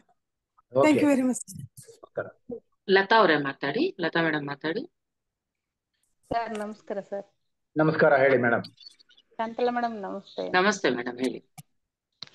ಸರ್, ಪಿರಮಿಡ್ಗೆ ಯಾವ ಕ್ರಿಸ್ಟಲ್ ಉತ್ತಮ ಸರ್? ಯಾವ್ದು ಇಡಬೇಕು? ಆಕ್ಚುಲಿ ಹೇಳಿದ್ರೆ ಪಿರಮಿಡ್ ಒಳಗಡೆ ನಮಗ್ ದುಡ್ಡು ಬೇಕು ಅಂತಂದ್ರೆ ನಾವು ಸಾಮಾನ್ಯವಾಗಿ ಸಿಟ್ರೇನ್ ಯೂಸ್ ಮಾಡ್ತೀವಿ. ಮನೆಯೊಳಗಡೆ ಇದು ಎಂತದ್ದು ವಾಸ್ತು ದೋಷ ಇದೆ ಅಂತಂದ್ರೆ ಎಲ್ಲೋ ಅವೆಂಚೂರಿಯನ್ ಅನ್ನೋದು ಯೂಸ್ ಮಾಡ್ತೀವಿ. ಅಲ್ಲ ಸರ್, ಈಗ ಪಿರಮಿಡ್ ಜನರಲ್ ಆಗಿ ಎಲ್ರೂ ಕುತ್ಕೊಂಡು ಧ್ಯಾನ ಮಾಡಕ್ಕೆ ಕ್ಲಿಯರ್ ಕ್ವಾರ್ಟ್ಸ್ ಹಾಕಿ ಮೇಡಮ್. ಕ್ಲಿಯರ್ ಕ್ವಾರ್ಟ್ಸ್ ಸ್ಪಿಯರ್ ಹಾಕಿ. ಸಾಮಾನ್ಯವಾಗಿ ಕ್ಲಿಯರ್ ಕ್ವಾರ್ಟ್ಸ್ ಹಾಕೊಳ್ಳೋದ್ರಿಂದ ನಮ್ಗೆ ಏನಾಗುತ್ತೆ ಅಂತ ಕೇಳಿದ್ರೆ ಪ್ರೋಗ್ರೆಸ್ ಹೆಲ್ಪ್ ಆಗುತ್ತೆ. ಅದು ಪ್ರೋಗ್ರೆಸ್ ಅಂತಂದ್ರೆ ನಮ್ಮ ಮನೆಯಲ್ಲಿ ಅಭಿವೃದ್ಧಿ ಆಗ್ಬೇಕಲ್ವಾ, ಎಲ್ಲರೂ ಬೆಳಿಬೇಕಲ್ವಾ. ಸೊ ಅದಕ್ಕೆ ಒಳ್ಳೇದು. ಆಕ್ಚುಲಿ ಹೇಳೋದಾರೆ ನಾವೆಲ್ಲ ಏನ್ ಯೂಸ್ ಮಾಡ್ತೀವಿ ಅಂತ ಹೇಳಿದ್ರೆ ಎಲ್ಲೋ ಅವೆಂಚೂರಿಯನ್ ಅನ್ನ ನಾನು ಹಾಕೊಡ್ತೀನಿ ನಮ್ಮ ಸಾಮಾನ್ಯ 4x4 ಪಿರಮಿಡ್ಗೆ. ಯಾಕೆ ಅಂತ ಕೇಳಿದ್ರೆ 4x4 ಪಿರಮಿಡ್ ಖಂಡಿತವಾಗ್ಲೂ ಸಾಕಷ್ಟು ಎನರ್ಜಿ ಕೊಡುತ್ತೆ. ಆದ್ರೆ ಅದರೊಳಗಡೆ ಎಲ್ಲೋ ಅವೆಂಚೂರಿಯನ್ ಹಾಕಿದ್ರೆ ನಮ್ಮ ಮನೆಯಲ್ಲಿ ಇರುವಂತ ನಕಾರಾತ್ಮಕ ತರಂಗಗಳು ಕೂಡ ಗ್ರೌಂಡಿಂಗ್ ಆಗುತ್ತೆ. ನಮ್ದು 10x10 ಸರ್. ಅದು ಇನ್ನೂ ತುಂಬಾ ಒಳ್ಳೇದು. ಅದಕ್ಕೆ ನೀವು ಖಂಡಿತವಾಗ್ಲೂ ನೀವು ಎಲ್ಲೋ ಅವೆಂಚೂರಿಯನ್ ದೊಡ್ಡ ಸೈಜ್ ಇದನ್ನ ಕ್ರಿಸ್ಟಲ್ ಕೊಂಡ್ಕೊಳ್ಳಿ. ಸ್ವಲ್ಪ ದುಡ್ಡು ಜಾಸ್ತಿ ಆದ್ರೂ ಪರವಾಗಿಲ್ಲ. ಎಲ್ಲಿ ತಗೋಬೇಕು ಸರ್? ಎಷ್ಟಾಗುತ್ತೆ ಸರ್? ಅದೇ ನೀವು ಯಾವ ಸೈಜ್ ಮೇಲೆ, ಅದು ತೂಕದ ಮೇಲೆ ಹೋಗುತ್ತೆ. ಅದು ಸಾಮಾನ್ಯವಾಗಿ ಈಗ 10x10 ಅಂತಂದ್ರೆ ಸ್ವಲ್ಪ ದೊಡ್ಡದೇ ಬೇಕು. ಅಂದ್ರೆ ಪಿರಮಿಡ್ ಶೇಪ್ ಅಲ್ಲಿ ಇರುವಂತದ್ದೇ ಬೇಕು ಅಂತಂದ್ರೆ ಆಗತ್ತೆ, ಒಂದು 4,000-5,000 ರೂಪಾಯಿ ದುಡ್ಡು ಆಗುತ್ತೆ. ಸರ್ ಕಾಫಿ ಕುಡಿಯೋದು ತಪ್ಪ ಸರ್? ಯಾವ್ದು ತಪ್ಪಲ್ಲ ಕಣಮ್ಮ, ಯಾವ್ದು ಮಾಡಿದ್ರು ಸ್ವಲ್ಪ ಮಾಡಿದ್ರೆ ಏನೂ ತಪ್ಪಿಲ್ಲ. ಹೇಳ್ದೆ ಎಲ್ಲ ಆಹಾರನು ಟೇಸ್ಟ್ ಮಾಡ್ಬೇಕು, ತಿನ್ಬಾರ್ದು ಅಂತ. ಅದನ್ನ ಕೃಷ್ಣ ಭಗವದ್ಗೀತೆಯಲ್ಲಿ ಹೇಳಿದಾನೆ ಅದನ್ನ, you have to taste, you should not eat ಅಂತ. ಸೊ ಅದೇ ತರಾನೇ ಕಾಫಿನೂ ಸ್ವಲ್ಪ ಕುಡಿಬೋದು, ಒಂದ್ ದಿವ್ಸಕ್ಕೆ ಒಂದ್ಸತಿನೋ 2 ಸತಿ ಕುಡಿದ್ರೆ ಏನಾಗಲ್ಲ. ಪದೇ ಪದೇ ಚಾಳಿ ಮಾಡ್ಕೊಂಡು ಮತ್ತೆ ಮತ್ತೆ ಕುಡಿತಾ ಇದ್ರೆ ಒಳ್ಳೇದಲ್ಲ, ಅದು ಅನಾರೋಗ್ಯ ಆಗತ್ತೆ. ಕ್ವಾಂಟಿಟಿ ಉದ್ದುದ್ದ ಲೋಟದಲ್ಲಿ ಕುಡಿದು ಬಿಡ್ತಾರೆ ಕೆಲವರು ಅಷ್ಟೊಂದು. ಸಾಮಾನ್ಯವಾಗಿ ದೊಡ್ಡ ಲೋಟದಲ್ಲಿ ನನ್ಗೆ ಒಂದ್ಸತಿ ಕುಡಿತೀನಿ ಅಂತ 1/2 ಲೀಟರ್ ಕುಡಿತಾರೆ. That not correct. Even foreign ಕಂಟ್ರಿಗಳಲ್ಲೆಲ್ಲ ಹೋದ್ರೆ ಸುಮಾರು 1/2 ಲೀಟರ್ದು ದೊಡ್ಡದಾಗಿರುವಂತಹ ಒಂದು ಕಪ್ ಒಳಗೆ ಹಾಕ್ಬಿಡ್ತಾರೆ. ಅವರು 3 hours journey, 3 hours driving, 4 hours driving ಅಂತ ಉದ್ದಕ್ಕೆ ಡ್ರೈವ್ ಮಾಡ್ತಾ ಮಾಡ್ತಾ ತಣ್ಣಗಾಗಿದ್ರು ಕುಡಿತಾನೆ ಇರ್ತಾರೆ. ಅದೆಲ್ಲ ಕೆಟ್ಟ ಅಭ್ಯಾಸಗಳು. ನಮ್ಮ ಭಾರತ ದೇಶದೊಳಗೆ ಅಂತದ್ದೆಲ್ಲ ಮಾಡಲ್ಲ ನಾವು, ನಮಗ್ ಬೇಡ, ಮಾಡ್ಲೂಬಾರ್ದು. ಶಾಂತಲಾ ಮೇಡಮ್, ನೀವು ತರ್ಸ್ಕೊಡ್ತೀರಾ ಕ್ರಿಸ್ಟಲ್ಸ್? ಹಾ ಮೇಡಮ್, ಆಮೇಲೆ ಫೋನ್ ಮಾಡಿ ನೀವು, ನನ್ನ ಮಾತು. ಅರ್ಜೆಂಟ್ ಏನಿಲ್ಲ ಮೇಡಮ್, ಇನ್ನು ನಡೀತಾ ಇದೆ. ಎಲ್ಲಿವರೆಗೂ ಬಂತು ನಿಮ್ದು? ಇನ್ನ ಇದು ಕೆಳಗಡೆ ನಾವು ಅಂಗಡಿ ಮಳಿಗೆ ಮೇಲೆ ಕಟ್ತಿದೀವಿ ಮೇಡಮ್, ಅಂಗಡಿ ಮಳಿಗೆ ಆಗ್ತಾ ಇದೆ ಇವಾಗ. ಓ, ಅದ್ರ ಮೇಲೆ ಕಟ್ತಾ ಇದ್ದೀರಾ? ಹಾ 10x10? ಹಾ ಮೇಡಮ್. ಓಕೆ, ಆದ್ಮೇಲೆ ಅದೇ ನೀವು ಟೈಮ್ ಅಂದ ಒಂದ್ಸಲಿ ಫೋನ್ ಮಾಡಿ. ಸರಿ ಮೇಡಮ್, ಆಯ್ತು. Thank you sir. Thank you madam. Okay madam. So Roopashree ಅವರೇ ಮಾತಾಡಿ, ಅನ್ಮ್ಯೂಟ್ ಮಾಡ್ಕೊಳ್ಳಿ. ನಮಸ್ತೆ ಮೇಡಮ್. ನಮಸ್ತೆ, ಹೇಳಿ ಮೇಡಮ್. ನಮಸ್ತೆ ಸರ್. ನಮಸ್ಕಾರ ಮೇಡಮ್. ತುಂಬಾ ಚೆನ್ನಾಗಿ ಹೇಳ್ಕೊಟ್ರಿ. ಆಕ್ಚುಲಿ ನನಗೆ ತುಂಬಾ ದಿವಸದಿಂದ ನಿಮ್ಮ ಹತ್ರ ಇದೊಂದು ವಿಷಯ ಕೇಳ್ಬೇಕು ಅಂತ ನಾನು ಬೆಳಿಗ್ಗೆ ಆತರ ಅನ್ಕೊಂಡೆ ಸರ್. ಅದ್ರ ಬಗ್ಗೆನೇ ನೀವು ಮಾತಾಡಿದ್ರಿ, ರೇಖಿ ಬಗ್ಗೆ ನಿಮ್ಮ ಹತ್ರ ಕೇಳ್ಬೇಕು ಅನ್ಕೊಂತಾ ಇದ್ದೆ. ಓಕೆ ಸರ್, ಅದು ಧ್ಯಾನ ಮಾಡ್ತಾನೆ ರೇಖಿ ಅಭ್ಯಾಸ ಡೈಲಿ ಮಾಡ್ತಾನೆ ಇರ್ಬೇಕಾ ಸರ್? ರೇಖಿ ಕಲ್ತಿದ್ದೀರಾ ನೀವು? ಹೌದು ಸರ್, 2nd ಡಿಗ್ರಿ ಆಗಿದೆ. ಇದೆಯಾ? ಹಾಗಾದ್ರೆ ಧ್ಯಾನ ಮಾಡ್ಬಿಟ್ಟು ಆಮೇಲೆ ರೇಖಿ ಮಾಡ್ಕೋಬೇಕು. ಧ್ಯಾನ ಮಾಡಿದ್ರೆ ಅದು ಪ್ರೀ ರಿಕ್ವಿಸಿಟ್ ಅಂತ. ಸಾಮಾನ್ಯವಾಗಿ ನಾವು ಊಟ ಮಾಡೋಕೆ ಮುಂಚೆ ಏನ್ ಮಾಡ್ತೀವಿ, ತಟ್ಟೆ ಹಾಕೋತೀವಿ. ತಟ್ಟೆ ಬಡಿಸ್ಕೊಳ್ಳೋ ತರ ನೀವು ಧ್ಯಾನ ಮಾಡಿದ್ಮೇಲೆ ರೇಖಿ ಹರಿಯೋಕ್ ಶುರು ಆಗುತ್ತೆ. ಯಾವಾಗ್ಲೂ ರೇಖಿ ಕರೆದ್ರೆ ಯಾವಾಗ್ಲೂ ಬರುತ್ತೆ, ನೀವು ಕರೆದೇಗೆ ಬರುತ್ತೆ. ಯಾಕೆಂದ್ರೆ ಅಟ್ಯೂನ್ಮೆಂಟ್ ಆಗಿರೋದ್ರಿಂದ, ನಿಮ್ಗೆ ದೀಕ್ಷೆ ಸಿಕ್ಕಿರೋದ್ರಿಂದ. ಆದ್ರೆ ಯಾವ ಕಾರಣಕ್ಕೂ ಕೂಡ ಧ್ಯಾನ ಮಾಡಿದ್ರೆ ಇನ್ನೂ ಹೆಚ್ಚಿಗೆ ಸುಲಲಿತವಾಗಿ ರೇಖಿ ಹರಿಯುತ್ತೆ. ಹೌದು ಸರ್. ಇದು ಪಿರಮಿಡ್ ಕ್ರಿಯೇಟ್ ಮಾಡ್ಕೋತೀವಲ್ಲ ಸರ್, ಅದು ಧ್ಯಾನ ಮಾಡುವಾಗನು ಈಗ ಪಿರಮಿಡ್ ಹಾಕೊಳ್ಳೇಬೇಕಾ ಅಥವಾ ಕಲ್ಪನೆ ಮಾಡ್ಕೋತೀವಲ್ಲ, ಅದು ಆತರ ಮಾಡ್ಕೋಬಹುದಾ ಸರ್? ಕಲ್ಪನೆ ಅಲ್ಲ, ಪಿಕ್ಚರೈಸೇಷನ್, ಚಿತ್ರೀಕರಣ. ಕಲ್ಪನೆ ಅಂತ ನಾವ್ ಯಾವಾಗಲೂ ಕೊಡೋದು ಇಲ್ಲ. ನೀವು ಆತರ ಕಲ್ತ್ಕೊಳ್ಳಬೇಡಿ. ಕಲ್ಪನೆ ಅಲ್ಲ, ಚಿತ್ರ ನೀವೊಂದ್ ಚಿತ್ರ ಬಿಡಿಸ್ಕೋತೀರಿ ನಿಮ್ ತಲೆ ಮೇಲೆ. ಆ ಚಿತ್ರ ಮಾಡ್ಕೊಂಡ್ರೆ ನಿಮ್ಗೆ ಇನ್ 10% ಜಾಸ್ತಿ ಎನರ್ಜಿ ಬರುತ್ತೆ ರೇಖಿ. ಅದು ಹ್ಯಾಂಗಿಂಗ್ ಪಿರಮಿಡ್ಸ್ ಅಂತ ಕರಿತೀವಿ. ನಾವು ಇಚ್ಛೆಯಿಂದ ನಾವು ಮಾಡ್ಕೊಂಡಿರುವಂತ ಒಂದು, ನಮ್ಮ ಶಕ್ತಿಯಿಂದ, ನಮ್ಮ ಮನೋಶಕ್ತಿಯಿಂದ ರಚಿಸ್ಕೊಂಡಿರುವಂತ ಒಂದು ಪಿರಮಿಡ್ ಆಗಿರುತ್ತೆ. ಅದು ಶಕ್ತಿ ಬರ್ತಾ ಇರುತ್ತೆ, ನಮ್ಮ ಸಹಸ್ರಾರ ಚಕ್ರಕ್ಕೆ ಅದು ಎಂಟರ್ ಆಗುತ್ತೆ. 10% ಜಾಸ್ತಿ ಶಕ್ತಿ ಎಂಟರ್ ಆಗುತ್ತೆ. ಅದೇ ಸರ್, ರೇಖಿ ಮಾಡುವಾಗ ಅದನ್ನ ಕ್ರಿಯೇಟ್ ಮಾಡ್ಕೋತೀವಿ, ಅದ್ ಧ್ಯಾನ ಮಾಡುವಾಗ ಆತರನ ಮಾಡ್ಕೋಬಹುದಾ? ಕ್ರಿಯೇಟ್ ಮಾಡ್ಕೋಬಹುದು. ಖಂಡಿತ. ನಾವು ಹಾಸ್ಟೆಲ್ ಮಾಸ್ಟರ್ಸ್ನೆಲ್ಲ ಕರೆದ್ಬಿಟ್ಟು ಧ್ಯಾನ ಕೂತ್ಕೊಂಡ್ರೆ ಇನ್ನೂ ಹೆಚ್ಚಿನ ಎನರ್ಜಿ ಬರುತ್ತೆ. ಖಂಡಿತವಾಗ್ಲು ಆತರ ಸಿಂಬಲ್ಸ್ ಎಲ್ಲ ಬರ್ಕೊಂಡ್ಬಿಟ್ಟು ಆತರನೇ ಮಾಡ್ಬೋದು. ಖಂಡಿತ ಮಾಡ್ಬೋದು. ದಟ್ ಈಸ್ ಕಾಂಬಿನೇಷನ್ ಮೆಡಿಟೇಷನ್ ಅಂತ. ಕಾಂಬಿನೇಷನ್ ಅದು, ಧ್ಯಾನ ಪ್ಲಸ್ ರೇಖಿ. ಸರಿ ಸರ್. ಅದು ತುಂಬಾ ದಿವಸದಿಂದ ನಿಮ್ಮ ಹತ್ರ ಕೇಳ್ಬೇಕು ಅನ್ಕೊಂತಿದ್ದೆ ಸರ್. ನೀವು ಮೊನ್ನೆ ಸೆಷನ್ ಇದ್ದಾಗ ರೇಖಿ ಮಾಸ್ಟರ್ ಅಂತ ಹೇಳಿದ್ರಲ್ಲ ಸರ್, ಹಂಗಾಗಿ ಅನ್ಕೊಂತ ಇದ್ದೆ. ಬೆಳಿಗ್ಗೆನೂ ಕೂಡ ನಾನು ಅದ್ ನೆನೆಸ್ಕೊಂಡೆ. ನಾನು ಅನ್ಕೊಂಡಿದ್ದಕ್ಕೆ ನೀವು ಇವತ್ತು ನಿಮ್ ಸೆಷನ್ ಇದಾಯ್ತು ಅಂತ ಅನಿಸ್ತಾ ಇದೆ. ಆಯ್ತು ಮೇಡಮ್, ಆಯ್ತು, ನಮಸ್ಕಾರ. ಆಕ್ಚುಲಿ ಆನಾಪಾನಸತಿ ಮಾಡಿದ್ರೆ ನಿಮಗೆ ರೇಖಿನೂ ಬೇಕಾಗಲ್ಲ ಮೇಡಮ್. ಮಾಡ್ತಾ ಇರಿ ನೀವು ಇದನ್ನ ಫುಲ್ ಸಾಧನೆ ಮಾಡಿ, ನಿಮಗ್ ಒಳಗಿಂದಾನೇ ಬರುತ್ತೆ. ಅದ ಡೌಟ್ ಇತ್ತು ನನಗೆ, ಅದು ಕಲ್ತಿದೀನಿ ಅಥವಾ ಪೂರ್ತಿ ಅದನ್ ಮಾಡೋಣ ಅಥವಾ ಧ್ಯಾನನೇ ಮಾಡ್ಕೊಂತ ಹೋಗೋಣ, ಅದನ್ನ ಡೌಟ್ ಇತ್ತು ಮೇಡಮ್. ಕನ್ಫ್ಯೂಷನ್ಸ್ ಬೇಡ, ಡೌಟ್ ಇಟ್ಕೋಬೇಡಿ. ನೀವು ಆನಾಪಾನಸತಿ ಧ್ಯಾನಕ್ಕೆ ಬಂದಿದ್ದೀರಾ ಅಂದ್ರೆ ಅದು ಪ್ರಾಕ್ಟೀಸ್ ಮಾಡ್ತಾ ಹೋಗಿ, ನಿಮಗೆ ಒಳಗಿಂದ ಗೊತ್ತಾಗುತ್ತೆ ಬೇಕಾ ಬೇಡ್ವಾ, ರೇಖಿ ಮಾಡ್ಬೇಕಾ ಬೇಡ್ವಾ ಅಂತ. ಯಾಕೆಂದ್ರೆ ನಮ್ ಕ್ಲಾಸಿಗೆ ಎಷ್ಟೊಂದ್ ಜನ ಬಂದಿದ್ದಾರೆ, ರೇಖಿ ಕಲ್ತಿರೋರು ಸುಮಾರು ಜನ ಬರ್ತಾರೆ. ಅವರೇ ಹೇಳ್ತಾರೆ, ಈಗ ಆನಾಪಾನಸತಿ ಧ್ಯಾನ ಮಾಡಿದ್ಮೇಲೆ ನಮಗದು ಬೇಡವೇ ಬೇಡ ಅನ್ನಿಸ್ತಾ ಇದೆ, ಇದ್ರಲ್ಲೇ ಚೆನ್ನಾಗ್ ಆಗ್ತಾ ಇದೆ ಅಂತ ತುಂಬಾ ಜನ ಹೇಳಿದಾರೆ ಅದನ್ನ. ಸೊ ಹಾಗಾಗಿ ನೀವು ಮಾಡುವಾಗ ನೀವೇ ನೋಡ್ಕೊಳ್ಳಿ. ಈಗ ಆನಾಪಾನಸತಿ ಮಾಡ್ತಾ ಇದ್ದೀರಾ, ನಿಮ್ಗೆ ಏನ್ ಅನ್ಸುತ್ತೆ ನೋಡಿ, ಅದು ಮಾಡ್ಬೇಕಾ, ನಿಜವಾಗ್ಲೂ ಬೇಕಾ ಅಂತ ಅನ್ಸುತ್ತಾ ನೋಡಿ. ಬೇಕು ಅನ್ಸಿದ್ರೆ ಮಾಡ್ಕೊಳ್ಳಿ, ಇಲ್ಲ ಅಂತಂದ್ರೆ ಇದ್ರಲ್ಲೇನೆ ಎಲ್ಲ ಸರಿ ಹೋಗುತ್ತೆ. ನಿಮ್ಗೆ ಆನಾಪಾನಸತಿಯಿಂದಾನೇ ಸರಿ. ಈಗೊಂದ್ ತಿಂಗಳು 1.5 ತಿಂಗಳಿಂದ ನಾನು ಇದನ್ನೇ ಧ್ಯಾನನೇ ಜಾಸ್ತಿ ಇದ್ ಮಾಡ್ತಿದ್ದೀನಿ ಮೇಡಮ್. ಅದಕ್ಕಿಂತ ಇದನ್ನ ಇದೆ ನನಗೆ. ಇವ್ರ ಹತ್ರ ಒಂದ್ಸಲ ಕೇಳ್ಬೇಕು ಅಂತ ಅನ್ನಿಸ್ತು, ಅದಕ್ಕೋಸ್ಕರ. ಮೇಡಮ್ ಅವರೇ, ಖಂಡಿತವಾಗ್ಲೂ ರೇಖಿನೇ ಬೇರೆ, ಧ್ಯಾನದಲ್ಲಿ ಬರುವಂತದ್ದು ಕಾಸ್ಮಿಕ್ ಎನರ್ಜಿ. ಕಾಸ್ಮಿಕ್ ಎನರ್ಜಿ ಅಂತ ಅನ್ನೋದಕ್ಕೆ ಜೀವ ಇರೋದಿಲ್ಲ. ಆದ್ರೆ reiki is A universal life force ಅಂತ, ಅದಕ್ಕೆ ಜೀವ ಇರುತ್ತೆ. ಈಗ ನೀವು ರೇಖಿ ಪಾಸ್ ಮಾಡ್ಕೊಂಡು ಸಹಸ್ರಾರಕ್ಕೆ ನೀವು ಬಿಟ್ಕೊಂಡಿದ್ದೆ ಅದ್ರ ರೇಖಿ ನಿಮ್ಗೆ ಗರ್ಭಕೋಶದಲ್ಲಿರೋ ಕಾಯಿಲೆ ಹುಡುಕೊಂಡು ಹೋಗಿ ವಾಸಿ ಮಾಡುವಂತ ಶಕ್ತಿ ರೇಖಿಗಿದೆ. ಪರಬ್ರಹ್ಮ ಶಕ್ತಿ ಅದು. It is a cosmic energy ಅಲ್ಲ, it is a reiki is a divine energy. Directly ಸೃಷ್ಟಿಕರ್ತನಿಂದ ನೇರವಾಗಿ ಬರುವಂತಹ ಒಂದು ಅದ್ಭುತ ಶಕ್ತಿ ಆಗಿರುತ್ತೆ. 18,000 ವೋಲ್ಟ್ಸ್ ಎನರ್ಜಿ ಇರುತ್ತೆ. ನೀವು ಧ್ಯಾನದಿಂದ ನೀವು ಏನೊಂದು ಪಡೆಯೋದಕ್ಕೆ ಎಷ್ಟೋ ದಿನಗಳ ಕಾಲ ಧ್ಯಾನ ಮಾಡ್ಬೇಕು. ರೇಖಿ ಒಳಗಡೆ ಕೇವಲ ಕೆಲವೇ ದಿನಗಳಲ್ಲಿ ವಾಸಿ ಆಗುವಂತದ್ದು ಇರುತ್ತೆ. ಎರಡೂ ಕೂಡ ಚೈತನ್ಯ ಶಕ್ತಿಗಳೇ. ಅದನ್ನ ನಿಮ್ ಇಷ್ಟಕ್ಕೆ ಬಿಟ್ಟಿದ್ದು. ಯಾವ ಚೈತನ್ಯ ಶಕ್ತಿ ನಮ್ಗೆ ಬೇಕು ಅಂದ್ರೆ, ಈಗ ಪಿರಮಿಡ್ ಕೂಡ ಚೈತನ್ಯ ಶಕ್ತಿ.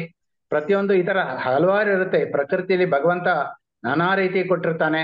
ಅದನ್ನ ಹೆಂಗ್ ಬೇಕಾದ್ರೂ ನಾವು ಯೂಸ್ ಮಾಡ್ಬೋದು. ಈವನ್ ನಾವು ಥಾಟ್ ಪವರ್ ಅಂತೀವಿ, ಮಾನಸಿಕ ಶಕ್ತಿ ಅಂತೀವಿ. ಅದು ಕೂಡ ಮಾನಸಿಕ ಶಕ್ತಿ ಕಲ್ತ್ಕೊಂಡವರು ಧ್ಯಾನ ಮಾಡ್ಬೇಕಾದೇ ಇಲ್ಲ ಅಂತ ಹೇಳ್ತಾರೆ. ಈ ತರ ಒಂದಕ್ಕೊಂದಕ್ಕೆ ಅವರವ್ರಿಗೆ ಮನಸ್ಸಿಗೆ ಬಿಟ್ಟಿದ್ದು. ಇವ್ರು ಹೇಳ್ದಂಗೆನೆ ಸುಪ್ತ ಮನಸ್ಸು ಒಳಗಡೆಯಿಂದ ಒಂದು ಜಾಗೃತವಾಗಿ ಒಳಗಡೆಯಿಂದ ಉತ್ತರ ಬರುತ್ತೆ, ನಿನ್ಗೇನ್ ಬೇಕು ಅಂತ.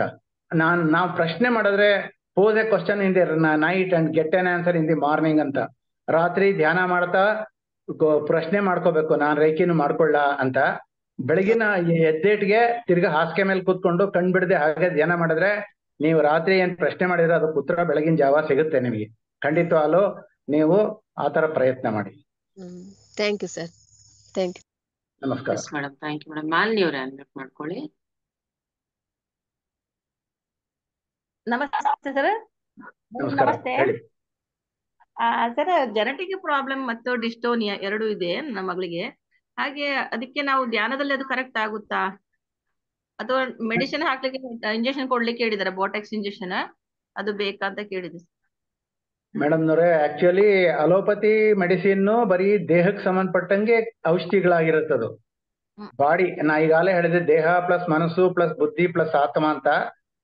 ಈ ನಮ್ಮ ಒಂದು ಮೆಡಿಕಲ್ ಫೀಲ್ಡ್ ಏನಿದೆ ಅದ್ರೊಳಗಡೆ ಬರೀ ಬಾಡಿಗೆ ಟ್ರೀಟ್ಮೆಂಟ್ ಕೊಡುವಂತಹದ್ದು. ದೇಹ ಮಾತ್ರ ಅಲ್ಲ, ನಾವು ನಮಗೆ ಒಳಗಡೆ ಇರುವಂತಹ ಆತ್ಮ, ಮಲಗಿರುವಂತಹ ಮನಸ್ಸು, ನಮಗಿರುವಂತಹ ಬುದ್ಧಿ, ಇದನ್ನೆಲ್ಲದನ್ನು ಶುದ್ಧ ಮಾಡ್ಕೋಬೇಕು. ಅದಕ್ಕೆ ಧ್ಯಾನದಲ್ಲಿ ಇದೆಲ್ಲದೂ ಆಗುತ್ತೆ, ಒಟ್ಟಿಗೆ ಆಗುತ್ತೆ. ಆ ದೃಷ್ಟಿಯಿಂದ ಧ್ಯಾನ ಮಾಡೋದ್ರಿಂದ ಇದು ಕೂಡ ಒಳ್ಳೇದಾಗುತ್ತೆ. ಆದ್ರೆ ನಾವೇನು ಅಂದ್ರೆ, ಕೈ ಮುರಿದೋಗಿದ್ರೆ ಕೈ ಕಟ್ಟಿಸ್ಕೊಂಡೇ ಬರ್ಬೇಕು ಡಾಕ್ಟರ್ ಹತ್ರ ಹೋಗಿ, ಅಥವಾ ನಮ್ಗೇನೋ ಒಂದು ಈಗ ಕೊರೋನಾ ಬಂದಿತ್ತು ವ್ಯಾಕ್ಸಿನೇಷನ್ ಹಾಕ್ಸ್ಕೊಳ್ಳಬೇಕು, ಈ ತರ ಒಂದು ರಚನೆ ಇರುತ್ತೆ. ಅದ್ರ ಪ್ರಕಾರ ನಾವು ಮಾಡ್ಕೊಳ್ಬೇಕಾಗತ್ತೆ. ಆದ್ರೆ ಎಲ್ಲದಕ್ಕೂ ದೇಹಕ್ಕೆ ಮಾತ್ರ ಟ್ರೀಟ್ಮೆಂಟ್ ಕೊಟ್ಟರೆ ವಾಸಿ ಆಗಲ್ಲ ಮೇಡಮ್. ಮನಸ್ಸಿನಿಂದಲೇ 90% diseases are due to thoughts. ನಮ್ಮ ಒಂದು ನಕಾರಾತ್ಮಕ ತರಂಗಗಳಿಂದ, ನಕಾರಾತ್ಮಕ ಚಿಂತನೆಗಳಿಂದ ನಮಗ್ ಕಾಯಿಲೆ ಬರುತ್ತೆ. ಆ ದೃಷ್ಟಿಯಿಂದ ಧ್ಯಾನ ಮಾಡೋದ್ರಿಂದ ನಾವು ಯಾವಾಗ ಥಾಟ್ಲೆಸ್ ಸ್ಟೇಟ್ಗೆ ಹೋಗ್ತೀವೋ ಆಗ ಸುಪ್ತ ಮನಸ್ಸು ಎಚ್ಚರ ಆಗುತ್ತೆ. ಸುಪ್ತ ಮನಸ್ಸಿನಲ್ಲಿ ನೀವು ಸಂಕಲ್ಪಗಳು ಮಾಡ್ಕೊಂಡ್ರೆ ಆ ಕಾಯಿಲೆಗಳು ವಾಸಿ ಆಗುತ್ತೆ. ಅದನ್ನ ನಿಮ್ಮ ಮಗಳಿಗೆ ಹೇಳ್ಕೊಡಿ. ಆಯ್ತು ಸರ್. ಥೈರಾಯ್ಡ್ ಗಡ್ಡೆ ಇದೆ ಸರ್, ಅದಕ್ಕೆ ಏನು ಮಾಡ್ಬೇಕು? ಥೈರಾಯ್ಡ್ ಅಂತ ಅನ್ನೋದು ಒಂದು ಕತ್ತಿನ ಹತ್ರ ಇರುವಂತಹ ಕುತ್ತಿಗೆ ಭಾಗದಲ್ಲಿರುವಂತಹ ಅದು ಎಂತದು ಹಾರ್ಮೋನ್ ಉತ್ಪತ್ತಿ ಮಾಡುವಂತಹ ಒಂದು ಗ್ರಂಥಿ. ಆ ಗ್ರಂಥಿ TSH ಹಾರ್ಮೋನು ಅದೆಲ್ಲ ಉತ್ಪತ್ತಿ ಆಗುತ್ತೆ. ಅದು 2 ತರ ಇರುತ್ತೆ, ಹೈಪೋಥೈರಾಯ್ಡ್, ಹೈಪರ್ ಥೈರಾಯ್ಡ್ ಅಂತ. ಹೈಪೋ ಅಂದ್ರೆ ದಪ್ಪ ಆಗ್ತಾರೆ, ಕಡಿಮೆ ಆಗುತ್ತೆ. ಹೈಪೋ ಅಂದ್ರೆ ಬೇಕಾಗಿರೋಂತ ಹಾರ್ಮೋನ್ಸ್, ಚೋದಕಗಳು ಉತ್ಪತ್ತಿ ಆಗೋದು ಕಡಿಮೆ. ಅದೇ ಹೈಪರ್ ಥೈರಾಯ್ಡ್ ಅಂತ ಅಂದ್ರೆ ಜಾಸ್ತಿ ಉತ್ಪತ್ತಿ ಆಗಿ ಅವ್ರು ಸಣ್ಣಕ್ಕಾಗ್ಬಿಡ್ತಾರೆ, ಒಳ್ಳೆ ಒಣಕಲ್ಲ ಕಡ್ಡಿ ಆದಂಗ ಆಗ್ಬಿಡ್ತಾರೆ. ಇದೆರಡಕ್ಕೂ ಕಾರಣ TSH ಹಾರ್ಮೋನ್ಗಳೇ ಆಗಿರುತ್ತೆ. ಇದಕ್ಕೆ ಥೈರಾಯ್ಡ್ ಉತ್ಪತ್ತಿ ಆಗೋದಕ್ಕೆ ನಮ್ಮ ಪಿಚುಟರಿ ಗ್ರಂಥಿ ಇಂಪಾರ್ಟೆಂಟ್. ನಮ್ಮ ತಲೆ ಒಳಗಡೆ ಇರುವಂತ ಕಡ್ಲೆಕಾಲ್ ದಪ್ಪ ಇರುತ್ತೆ, ಆ ಗ್ರಂಥಿ ಸರ್ ಹೋಗ್ಬೇಕು ಅಂದ್ರೆ ಧ್ಯಾನ ಮಾಡ್ಬೇಕು. ಧ್ಯಾನ ಮಾಡಿದಷ್ಟು ನಿಮಗೆ ಏನಾಗುತ್ತೆ ಅಂತ ಕೇಳಿದ್ರೆ, ನಿಮಗೆ ಆಲೋಚನಾ ರಹಿತ ಸ್ಥಿತಿಗೆ ನೀವು ತಲುಪಿ ಆ ಒಂದು ಗ್ರಂಥಿ ತನ್ಪಾಡಕ್ ಬೇಕಾಗಿರುವಂತ ಹಾರ್ಮೋನ್ ಉತ್ಪತ್ತಿ ಮಾಡೋ ಅಂತ ಸ್ಥಿತಿಗೆ ತಲುಪುತ್ತೆ. ನೀವು ಆ ಔಷಧಿಗಳನ್ನು ತಗೋಬೇಕು, ಔಷಧಿ ಬಿಡಬಾರ್ದು. ಜೊತೆಗೆ ಧ್ಯಾನನೂ ಮಾಡ್ಬೇಕು, ಥಾಟು ಕೊಡ್ಬೇಕು. I am better, my thyroid is better. ನನಗೆ ಆ ಕಾಯಿಲೆ ಹೋಗ್ತಾ ಇದೆ, ನನಗೆ ಔಷಧಿ ಪ್ರಮಾಣ ಕಡಿಮೆ ಆಗ್ತಾ ಇದೆ, ನಾನು ಪೂರ್ಣವಾಗಿ ಸ್ವಾಸ್ಥ್ಯ ಪಡಿತಾ ಇದ್ದೇನೆ, ಕಾಯಿಲೆ ಹೋಗ್ತಾ ಇದೆ ಅಂತ ಹೇಳ್ಕೊಂಡು ಕಾಯಿಲೆಯನ್ನ ಥೈರಾಯ್ಡ್ ಅನ್ನೋ ಹೆಸರೇ ಹೇಳಿದ್ದೇನೆ, ನನ್ನ ಕುತ್ತಿಗೆ ನಾರ್ಮಲ್ ಆಗಿದೆ, ನನ್ನ ದೇಹದ 14 ಅಂಗಾಂಗಗಳು ನಾರ್ಮಲ್ ಆಗಿ ಕೆಲಸ ಮಾಡ್ತಾ ಇದೆ ಅಂತ ಹೇಳ್ಕೊಂಡು ಧ್ಯಾನ ಮಾಡ್ಬೇಕು. ಆಗ ಆ ಥಾಟು ಮ್ಯಾನಿಫೆಸ್ಟ್ ಆಗುತ್ತೆ. Okay sir, thank you sir, thank you. ನಮಸ್ತೆ. ಶಾಂತಮ್ಮ ಟಿ ಮಾತಾಡಿ. ಹಲೋ, ನಮಸ್ತೆ ಸರ್. ನಮಸ್ತೆ ಮೇಡಮ್. ನಮಸ್ತೆ ಹೇಳಿ. ಹಾ ಸರ್, ನಾನು ಶಾಂತಮ್ಮ ಅವ್ರ ಮಗಳು. ಸೊ ಈಗ 6th month starting pregnancy scan ಆಯ್ತು. ಅದ್ರಲ್ಲಿ ನೋಸಲ್ ಬೋನ್ ಸ್ವಲ್ಪ ಕಾಣಿಸ್ತಿದೆ, ಬಟ್ ಆಕ್ಚುಯಲ್ ಡೆವಲಪ್ಮೆಂಟ್ ಏನಿದೆ ಅದಿಲ್ಲ ಅಂತ ಹೇಳಿ ಆಮ್ನಿಯೋಸೆಂಟಿಸಿಸ್ ಪ್ರೊಸೀಜರ್ಗೆ ಪ್ರಿಸ್ಕ್ರೈಬ್ ಮಾಡಿದ್ರು. ಕ್ರೋಮೋಸೋಮಲ್ ನನಗೆ 33 ವರ್ಷ, ಹಸ್ಬೆಂಡ್ಗೆ 38 ವರ್ಷ. ಸೊ ಹಂಗಾಗಿ ಕ್ರೋಮೋಸೋಮಲ್ ಡಿಸಾರ್ಡರ್ ಇದೆಯೇನೋ ಏನೋ ಅಂತ ಮಾಡಿದ್ರು. ಸೊ ಈ ಧ್ಯಾನದ ಮುಖಾಂತರ ನಾನು ಈಗ ಒಂದು ಶಾರ್ಟ್ ಪೀರಿಯಡ್ ಆಫ್ ಟೈಮ್ ಅಲ್ಲಿ ಏನಾದ್ರೂ ನಾನು ಮಾಡ್ಬೋದು, ಅಥವಾ ಈ ಕ್ರಿಸ್ಟಲ್ ಆಗಿರ್ಬೋದು, ಪಿರಮಿಡ್ ಮಾಡ್ಕೊಂಡು ಸಿನ್ಸಿಯರ್ ಆಗಿ ಸ್ವಲ್ಪ ಮಾಡ್ಕೊಂಡು ಏನಾದ್ರೂ ಇದು ಸ್ಪಿರಿಚುವಲ್ ವೇನಲ್ಲಿ ದಾರಿ ಇದೆಯಾ ಸರ್ ಇದಕ್ಕೆ? ಆಕ್ಚುಲಿ ಇದಕ್ಕೆ ಅಬರೇಷನ್ಸ್ ಅಂತ ಕರೀತಾರೆ, ಜೆನೆಟಿಕ್ ಅಬರೇಷನ್ ಅಂತ. ಜೆನೆಟಿಕ್ ಅಬರೇಷನ್ ಅಂತ ಅಂದ್ರೆ ಈ ತಾಯಿಯಿಂದ ಅರ್ಧ ಕ್ರೋಮೋಸೋಮ್ಸ್, ತಂದೆಯಿಂದ ಅರ್ಧ ಕ್ರೋಮೋಸೋಮ್ಸ್, ಅಂದ್ರೆ ಒಟ್ಟು 46 ಕ್ರೋಮೋಸೋಮ್ಸ್ ನಮ್ಮ ದೇಹದೊಳಗಡೆ ಎಂಟರ್ ಆಗುತ್ತೆ. ತಾಯಿಯಿಂದ 23, ಫಾದರ್ ಇಂದ 23 ಬರುತ್ತೆ. ಸೊ ಅದು 46 ಕ್ರೋಮೋಸೋಮ್ ಅಲ್ಲಿ ಒಂದೊಂದ್ಸತಿ 47 ಆಗ್ಬಿಡುತ್ತೆ, ಬಿಕಾಸ್ ಆಫ್ ಸಮ್ ಇದು ಕೆಮಿಕಲ್ ರಿಯಾಕ್ಷನ್, ಅಥವಾ ನಾವು ಈಗ ಗ್ರಹಣದ ದಿವಸ ಅಂತ ಟೈಮ್ ಒಳಗೆ ರೇಡಿಯೇಷನ್ಸ್ ಬರ್ಬೋದು. ಸೊ ಈ ತರ ಬಿಸಿಲಲ್ಲಿ ಕೆಲಸ ಮಾಡೋದು, ಈ ತರದ್ರೊಳಗೂ ಕೂಡ ಅದು ಕ್ರೋಮೋಸೋಮಲ್ ಅಬರೇಷನ್ ಆಗ್ಬಹುದು. ಸೊ ನೀವೇನಾದ್ರೂ ಗ್ರಹಣ ಟೈಮ್ ಒಳಗಡೆ ಹೊರಗಡೆ ನೀವು ಪ್ರೆಗ್ನೆಂಟ್ ಆದಾಗ ಬಂದ್ರೆ ಈ ತರದೆಲ್ಲ ಆಗೋ ಚಾನ್ಸಸ್ ಜಾಸ್ತಿ. ಅದಕ್ಕೋಸ್ಕರನೇ ನಾವೆಲ್ಲ ಕಿಟಕಿಗಳಿಗೆಲ್ಲ ಗಾಜುಗಳಿಗೆಲ್ಲ ಪೇಪರ್ಗಳನ್ನ ಅಂಟಿಸಿ ನಮ್ಮ ಸಿಸ್ಟರ್ಸ್ ಎಲ್ಲಾನು ಪ್ರೆಗ್ನೆಂಟ್ ಆದಾಗ ಯಾವ ಒಂದು ಬೆಳಕು ಒಳಗಡೆ ಬರದಂಗೆ ಕಾಪಾಡ್ತಿದ್ವಿ. ಸೊ ಎನಿವೆ ಇದೇನಂದ್ರೆ ಒಂದ್ಸತಿ ಕ್ರೋಮೋಸೋಮಲ್ ಅಬರೇಷನ್ ಆದ್ರೆ ಅದು ಖಂಡಿತವಾಗ್ಲೂ ಅದು ರಿಪೇರಿ ಆಗೋದು ಕಷ್ಟ ಕಣಮ್ಮ. It is not possible. ಖಂಡಿತವಾಗ್ಲೂ ಆ ಒಂದು ಇದು ಬೇಡ ಅಂತ ಏನಾದ್ರು ಗೈನಕಾಲಜಿಸ್ಟ್ ಹೇಳಿದ್ರೆ ಸ್ಕ್ಯಾನಿಂಗ್ ಗಳಿಗೆ ಗೊತ್ತಾಗುತ್ತೆ. ಖಂಡಿತವಾಗ್ಲೂ ಅದನ್ನ we have to get it aborted, ಅದನ್ನ ತೆಗಿಸ್ಬೇಕಾಗತ್ತೆ. ಅದು ನೆಕ್ಸ್ಟ್ ತಿರ್ಗಾ ಒಳ್ಳೆ ಮಗು ಪಡಿಬಹುದು, ಏನೂ ತೊಂದರೆ ಇಲ್ಲ. ಸೊ ಅದಕ್ಕೆ ಪ್ರಿಕಾಷನ್ಸ್ ತಗೊಳ್ಳೋದು ಒಳ್ಳೇದು. ಸಾಧ್ಯವಾದಷ್ಟು ಒಳ್ಳೆ ಗೈನಕಾಲಜಿಸ್ಟ್ ಹತ್ರ ತೋರ್ಸೋದು ಒಳ್ಳೇದಮ್ಮ. ಅವ್ರೆ ಸರಿಯಾಗಿ ಸ್ಕ್ಯಾನಿಂಗ್ ಮಾಡಿಸಿದ್ರೆ ಗೊತ್ತಾಗ್ಬಿಡುತ್ತೆ. ಅಂದ್ರೆ ಧ್ಯಾನ ಎಲ್ಲ ಮಾಡೋದ್ರಿಂದ ಈ ಕ್ರೋಮೋಸೋಮ್ ಫಿಸಿಕಲ್, ಈಗ ನನ್ನ ಕೈಯೊಳಗಡೆ 5 ಬೆರಳಿರೋ ಜಾಗದಾಗ 4 ಬೆರಳಿದೆ ಅಂದ್ರೆ ನಾ ಧ್ಯಾನ ಮಾಡೋದ್ರಿಂದ 5ನೇ ಬೆರಳು ಹುಟ್ಟೋಲ್ಲ ಕಣಮ್ಮ. ಅದು ಸಣ್ಣ ಪುಟ್ಟ ಆತರ ಓಕೆ, ಯಾಕಂದ್ರೆ ಇದು ಬರೀ ಮಿಕ್ಕಿದ್ದು ಇದೆಲ್ಲ ನಾರ್ಮಲ್ ಆಗಿದೆ. ಬೇರೆ ಎಲ್ಲ ಡಬಲ್ ಮಾರ್ಕರ್ ಟೆಸ್ಟ್ ವ್ಯಾಲ್ಯೂಸ್ ಎಲ್ಲ 1 in 366 ಎಲ್ಲ ಬಂದಿದೆ. ಸೊ ಇವರು ಇಂಟರ್ಮೀಡಿಯೇಟ್ ರಿಸ್ಕ್ ಅಂತ ಹೇಳಿದ್ರು. ಅದಕ್ಕೆ ಒಂದ್ಸತಿ ಬ್ರೀತಿಂಗ್ ಪ್ರಾಬ್ಲಮ್ ಬರ್ಬೋದು ಮಗುಗೆ ಅಂತ ಅನ್ಸುತ್ತದು. ನೇಸಲ್ ಪ್ರಾಬ್ಲಮ್ ಬರುತ್ತೆ ಅಂತಂದ್ರೆ ಅಲ್ಲಿಗೆ ಖಂಡಿತವಾಗ್ಲೂ ನೈಸಲ್ ಬ್ರಿಡ್ಜ್ ಫಾರ್ಮೇಶನ್ ಆಗಿ ಅವ್ರಿಗೆ ಬ್ರೀತಿಂಗ್ ಪ್ರಾಬ್ಲಮ್ ಇರುತ್ತೆ ಅಂತ ಅವ್ರಿಗೆ ಆಸ್ತಮಾ ಎಲ್ಲ ಬರ್ಬೋದು, ಮುಂದೆ ಅವ್ರ ಕಷ್ಟ ಪಡ್ಬೋದು, ಕಾಯಿಲೆಗಳು ಬರುತ್ತೆ ಅನ್ನೋ ಸೂಚನೆ ಇದೆ ಅಷ್ಟೇ. ಸರಿ ಸರ್, ಸರಿ, ನಮಸ್ಕಾರ. ಓಕೆ ಸರ್, ನಮಸ್ತೆ ಸರ್, ಥ್ಯಾಂಕ್ ಯು. ಮಮತಾ ಅವರೇ ಅನ್ಮ್ಯೂಟ್ ಮಾಡ್ಕೊಳ್ಳಿ.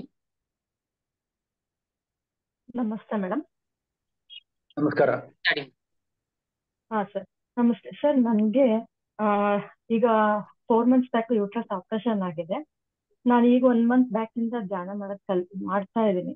ಬಟ್ ನಂಗೆ ತುಂಬಾ ಹೊತ್ತು ಕುತ್ಕೊಳಕ್ ಆಗಲ್ಲ. ಕುತ್ಕೊಂಡ್ರೆ ಬ್ಯಾಕ್ ಪೇನು, ಆಮೇಲೆ ಕಾಲ್ ಜೋಮ್ ಹಿಡ್ಬಿಡುತ್ತೆ. ಸೊ ಅದ್ರ ಕಡೆಗೆ ಜಾಸ್ತಿ ಕಾನ್ಸಂಟ್ರೇಟ್ ಆಗ್ಬಿಡುತ್ತೆ. ಧ್ಯಾನ ಮಾಡಕ್ ಕಾನ್ಸಂಟ್ರೇಟ್ ಮಾಡಕ್ ಆಗ್ತಾ ಇಲ್ಲ ನನಗೆ.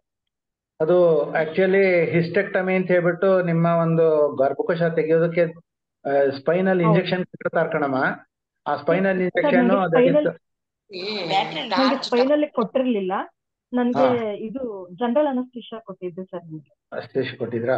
ಓಕೆ. ಎನಿವೆ ಅದೇನಂತ ಕೇಳಿದ್ರೆ, ಇದು ನಮ್ಮ ನೀವು ಯಾವ ಕಾರಣದಿಂದ ಬೆನ್ನೋವು ಬರ್ತಾ ಇದೆ ಅನ್ನೋದನ್ನ ನಾವು ಅರ್ಥ ಮಾಡ್ಕೋಬೇಕಾಗುತ್ತೆ. ನೀವು ನಿಂತ್ಕೊಂಡೆ ಕೆಲಸ ಮಾಡೋದು, ಒಂದ್ ಕೈಲಿ ಭಾರ ಎತ್ತೋದು, ಅಥವಾ ನೀವು ಕೆಳಗಡೆ ಕೂತ್ಕೊಂಡೆ ಬಹಳ ಹೊತ್ತು ಕೆಲಸ ಮಾಡೋದು, ಅಥವಾ ಬಗ್ಗಿ ಕೆಲಸ ಮಾಡೋದು, ಈ ತರದ್ದೆಲ್ಲ ನೀವೇನೋ ಮನೆಯಲ್ಲಿ ತುಂಬಾ ಜನ ಇದ್ರು ನಿಮ್ಮೊಬ್ಬರಿಗೆ ಎಲ್ಲ ಕೆಲಸ ಅಂಟಿಸ್ಬಿಟ್ಟಿರ್ತಾರೆ.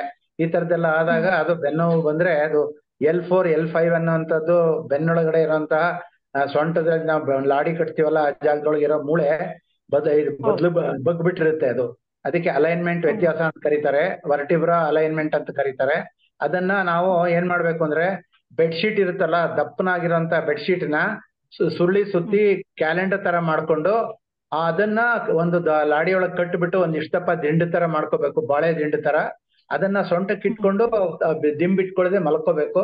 ಆತರ 20 ನಿಮಿಷ ದಿನ ಮಾಡ್ತಾ ಬನ್ನಿ. ಕತ್ತತ್ರನೂ ಒಂದ್ ಇಟ್ಕೊಳ್ಳಿ. ಆತರ ಮಾಡ್ಕೊಂತ ಬಂದ್ರೆ ಅದು ಸೈಡ್ ಪಕ್ಕಕ್ಕೆ ತಿರ್ಕೊಂಡಾಗ್ಲೂ ಕೂಡ, ಬಲಗಡೆ ಎಡಗಡೆ ತಿರ್ಕೊಂಡಾಗ್ಲೂ ಅಲ್ಲೂ ಕೂಡ ಅದನ್ನ ಇಟ್ಕೋಬೇಕು. ಜೊತೆಗೆ ಏನು ಅಂತ ಕೇಳಿದ್ರೆ ಕಾಲನ್ನ ಎತ್ತೋದು ಮೇಲಕ್ಕೆ, ಕಾಲನ್ನ ಎತ್ಬಿಟ್ಟು ಮಂಡಿನ ಎದೆ ಕಡೆಗೆ ಎಳ್ಕೊಳ್ಳುವಂಥದ್ದು. ಈ ತರ ಕೆಲವು ಯೋಗಾಸನಗಳನ್ನ ಮಾಡ್ಬೇಕಾಗತ್ತೆ. ಅದೆಲ್ಲ ಮಾಡಿದ್ರೆ ನಿಮ್ಗೆ ಬೆನ್ನೋವು ಕಡಿಮೆ ಆಗ್ಬೋದು. ಸಾಧ್ಯವಾದಷ್ಟು ಕಾಲಲ್ಲಿ ಜೋಮಿ ಆಗಿ ಬರುತ್ತಾ ಅಂದ್ರೆ ನಾ ಈಗಾಗಲೇ ಹೇಳಿದೆ, L4 L5 ಅನ್ನೋದನ್ನ ತಗುಲುತ್ತೆ. ಅದು ನರಕ್ ತಗುಲಿದ ತಕ್ಷಣನೇ ನಮಗ್ ಕಾಲ್ ಜೋಮ್ ಬರುತ್ತೆ. ಸೊ ಅದಕ್ಕೆ ಅದೇನು ಅಂದ್ರೆ ಅಲೈನ್ಮೆಂಟ್ ವ್ಯತ್ಯಾಸ ಆಗಿರುತ್ತೆ, ಅದು ಸರ್ ಹೋಗುತ್ತೆ. ಅದಕ್ಕೇನಂದ್ರೆ ಟೋಟಲಿ ಬೆಡ್ ಇದು ತಗೋಬೇಕು, ಮಲಕೊಂಡು ರೆಸ್ಟ್ ತಗೋಬೇಕು.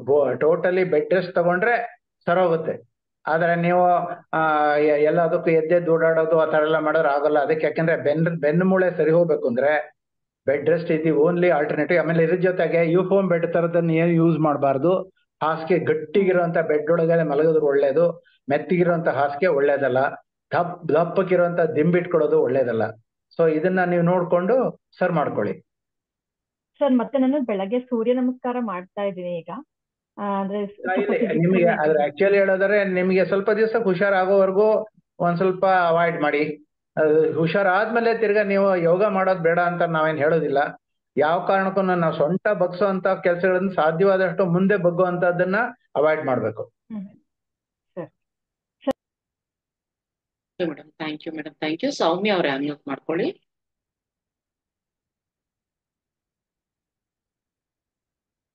ಸರ್ ನಮಸ್ಕಾರ. ನಮಸ್ಕಾರ ಮೇಡಮ್. ಸರ್ ನನ್ನ ಹೆಸರು ಸೌಮ್ಯ ಅಂತ. ನನಗೆ ಇದು ಬ್ಯಾಕ್ ಪೇನ್ ಬರ್ತಾ ಇತ್ತು ಸರ್ ತುಂಬಾ ವರ್ಷದಿಂದ. ಅಂದ್ರೆ 10 ವರ್ಷದ ಹಿಂದೆ ಒಂದು ಸಣ್ಣ ಆಕ್ಸಿಡೆಂಟ್ ಅಲ್ಲಿ ಬಿದ್ದೋಗಿದ್ದೆ. ಅದು ಟೈಲ್ ಬೋನು ಏರ್ಲೈನ್ ಆಗಿದೆ ಅಂತ ನನ್ಗೆ ಅವಾಗ್ಲೇ ಹೇಳಿದ್ರು. ಬಟ್ ಅದಕ್ಕೆ ಟ್ರೀಟ್ಮೆಂಟ್ ನಾನು ಮೈಸೂರಲ್ಲಿ ತುಂಬಾ ಡಾಕ್ಟರ್ ಹತ್ರ ಹೋಗಿ ತೋರಿಸ್ದೆ. ಅವರು ಎಲ್ಲರೂ ಬರೀ ರೆಸ್ಟ್ ಅಲ್ಲಿ ಇರ್ಬೇಕು, ಮತ್ತೆ ಇದು ಪೇನ್ ರಿಲೀಫ್ ಕೊಡ್ತಾ ಇದ್ರು, ಮತ್ತೆ ಬೋನ್ಗೆ ಶಕ್ತಿ ಬರೋ ತರ ಕ್ಯಾಲ್ಸಿಯಂ ಎಲ್ಲ ಕೊಡ್ತಾ ಇದ್ರು. ತುಂಬಾ ವರ್ಷ ನಾನು ತಗೊಂಡ್ ಟ್ರೀಟ್ಮೆಂಟ್ ನಾನು ಇವಾಗ ಬಿಟ್ಬಿಟ್ಟೆ ಸರ್. ಅದು ಕಮ್ಮಿ ಆಗ್ಲೇ ಇಲ್ಲ ನಂಗೆ ಬ್ಯಾಕ್ ಪೇನ್.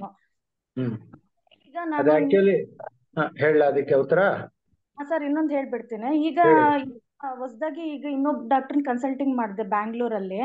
ಈಗ ಅವ್ರೇನ್ ಹೇಳ್ತಾರೆ ಅಂದ್ರೆ, ಮೇಡಮ್ ನಿಮ್ದು ಏರ್ಲೈನ್ ಆಗಿ ಬೆಂಡ್ ಆಗೋಗಿದೆ ಟೈಲ್ ಬೋನು. ಸೊ ನಿಮ್ಗೆ ಅದ್ರ ಟ್ರೀಟ್ಮೆಂಟ್ ವಿತೌಟ್ ಸರ್ಜರಿ ನಾವು ಅದನ್ನ ಟೈಲ್ ನ ಎತ್ತಬೇಕಾಗುತ್ತೆ. ಅದಕ್ಕೆ ನೀವು ಇದು ಬಂದು 3 ಸಿಟ್ಟಿಂಗ್ಸ್ ತಗೋಬೇಕು ಅಂತ ಹೇಳ್ತಾ ಇದ್ದಾರೆ. ಈಗ ಅದಕ್ಕೆ ನಾನು ಏನ್ ಮಾಡ್ಬೇಕು ಅಂತ, ಮಾಡಿಸ್ಬೇಕಾ ಆ ತರ ಏನು? ಇದಕ್ಕೆ ಕೋಸಿಕ್ಸ್ ಅಂತ ಕರೀತಾರಮ್ಮ, ಟೈಲ್ ಬೋನ್ ಅಂತ ಅನ್ನೋದಕ್ಕೆ. ಅದು ಸ್ಯಾಕ್ರಲ್ ಬೋನ್ ಅಂತ ಹೇಳ್ಬಿಟ್ಟು ನಮ್ಮ ಬೆನ್ಮೂಳೆ ಒಳಗಡೆ ಕೊನೆಯದಾದಂತ ಒಂದು ಈ ಪ್ರತಿಯೊಂದು ಪ್ರಾಣಿಗಳಿಗೆ ಬಾಲ ಇರುತ್ತೆ ನೋಡಿ, ಆತರ ನಮಗೂ ಹಿಂದೆ ಬಾಲ ಇತ್ತು, ಬಿದ್ದೋಗ್ಬಿಟ್ಟಿದೆ. ಈಗ ಬಾಲ ಇಲ್ಲ ನಮಗೆ. ಸೊ ಆ ಬಾಲದ ತರ ಇರುವಂತ ಒಂದು ಚೂಪಾಗಿರುವಂತ ಒಂದು ಬೋನ್ ಅದು. ಅದಕ್ಕೆ ಕೋಸಿಕ್ಸ್ ಅಂತ ಕರೀತಾರೆ, ಸ್ಯಾಕ್ರಲ್ ಬೋನ್ ಅಂತಾನು ಕರೀತಾರೆ ಅದನ್ನ. ಆ ಬೋನು ಆಕ್ಚುಲಿ ನಾವೇನು ಕುಕ್ಕರಿಸ್ಕೊಂಡ್ರೆ ಜಿಜ್ಜದಂಗ್ ಆಗ್ಬಿಟ್ಟು ಏನ್ ಮಾಡಿದ್ರು ವಾಸಿ ಆಗಲ್ಲ, ತುಂಬಾ ಕಷ್ಟ ಪಡ್ಬೇಕಾಗತ್ತೆ.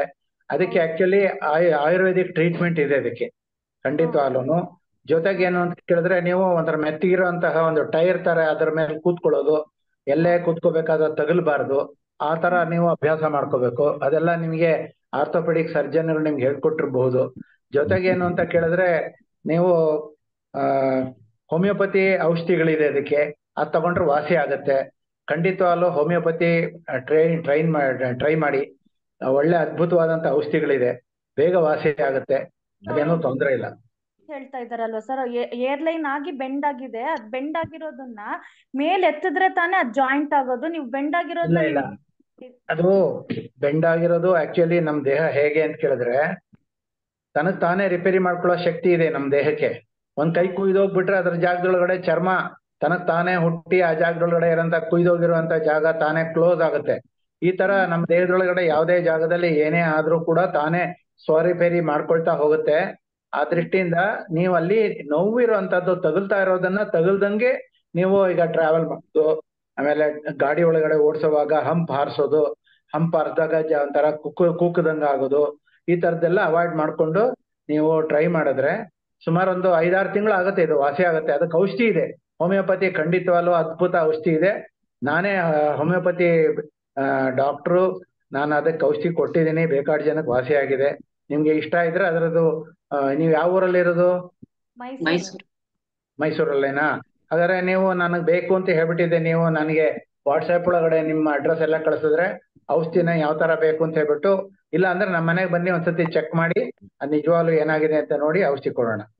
MRI ಸ್ಕ್ಯಾನಿಂಗು ಎಲ್ಲ ಮಾಡಿಸಿದೆ ಸರ್. MRI ಎಲ್ಲ ರಿಪೋರ್ಟ್ಸ್ ತಗೊಂಡ್ ಬನ್ನಿ, ಹಾ ತಗೊಂಡ್ ಬಂದು ಒಂದ್ಸತಿ ತೋರಿಸಿ. ನಮ್ಮ ಮನೆ ಇರೋದು ಕುವೆಂಪು ನಗರದಲ್ಲಿ, ಮೇಡಮ್ಗೂ ಗೊತ್ತಿದೆ ನಮ್ಮ ಅಡ್ರೆಸ್ಸು. ನಾ ಖಂಡಿತವಾಗ್ಲೂ ಬನ್ನಿ. ಮೇಡಮ್ ನಂಬರ್ ಇದೆ, ಮನೋರಮಾ ಮೇಡಮ್ ಇದು ನಂಬರ್ ಇದೆ, ಅದಕ್ಕೆ ಫೋನ್ ಮಾಡ್ಬಿಟ್ಟು ನಮ್ಮ ಅಡ್ರೆಸ್ ತಗೊಂಡು ಬನ್ನಿ. ನಮ್ಮ ಹತ್ರ ನಾವಿದೀವ ಅಂತ, ಮನೇಲಿ ಇದೀವ ಅಂತ ತಿಳ್ಕೊಂಡು ಅಪಾಯಿಂಟ್ಮೆಂಟು, ಅಂದ್ರೆ ಅಪಾಯಿಂಟ್ಮೆಂಟ್ ಅಂತ ಏನಿಲ್ಲ, ನಾವು ಮನೇಲಿ ಇದ್ರೆ ಖಂಡಿತವಾಗ್ಲೂ ನೋಡ್ತೀನಿ. ನಿಮ್ಮ ಹೆಸರು ಸೌಮ್ಯ ಅಲ್ಲ? ಸೌಮ್ಯ.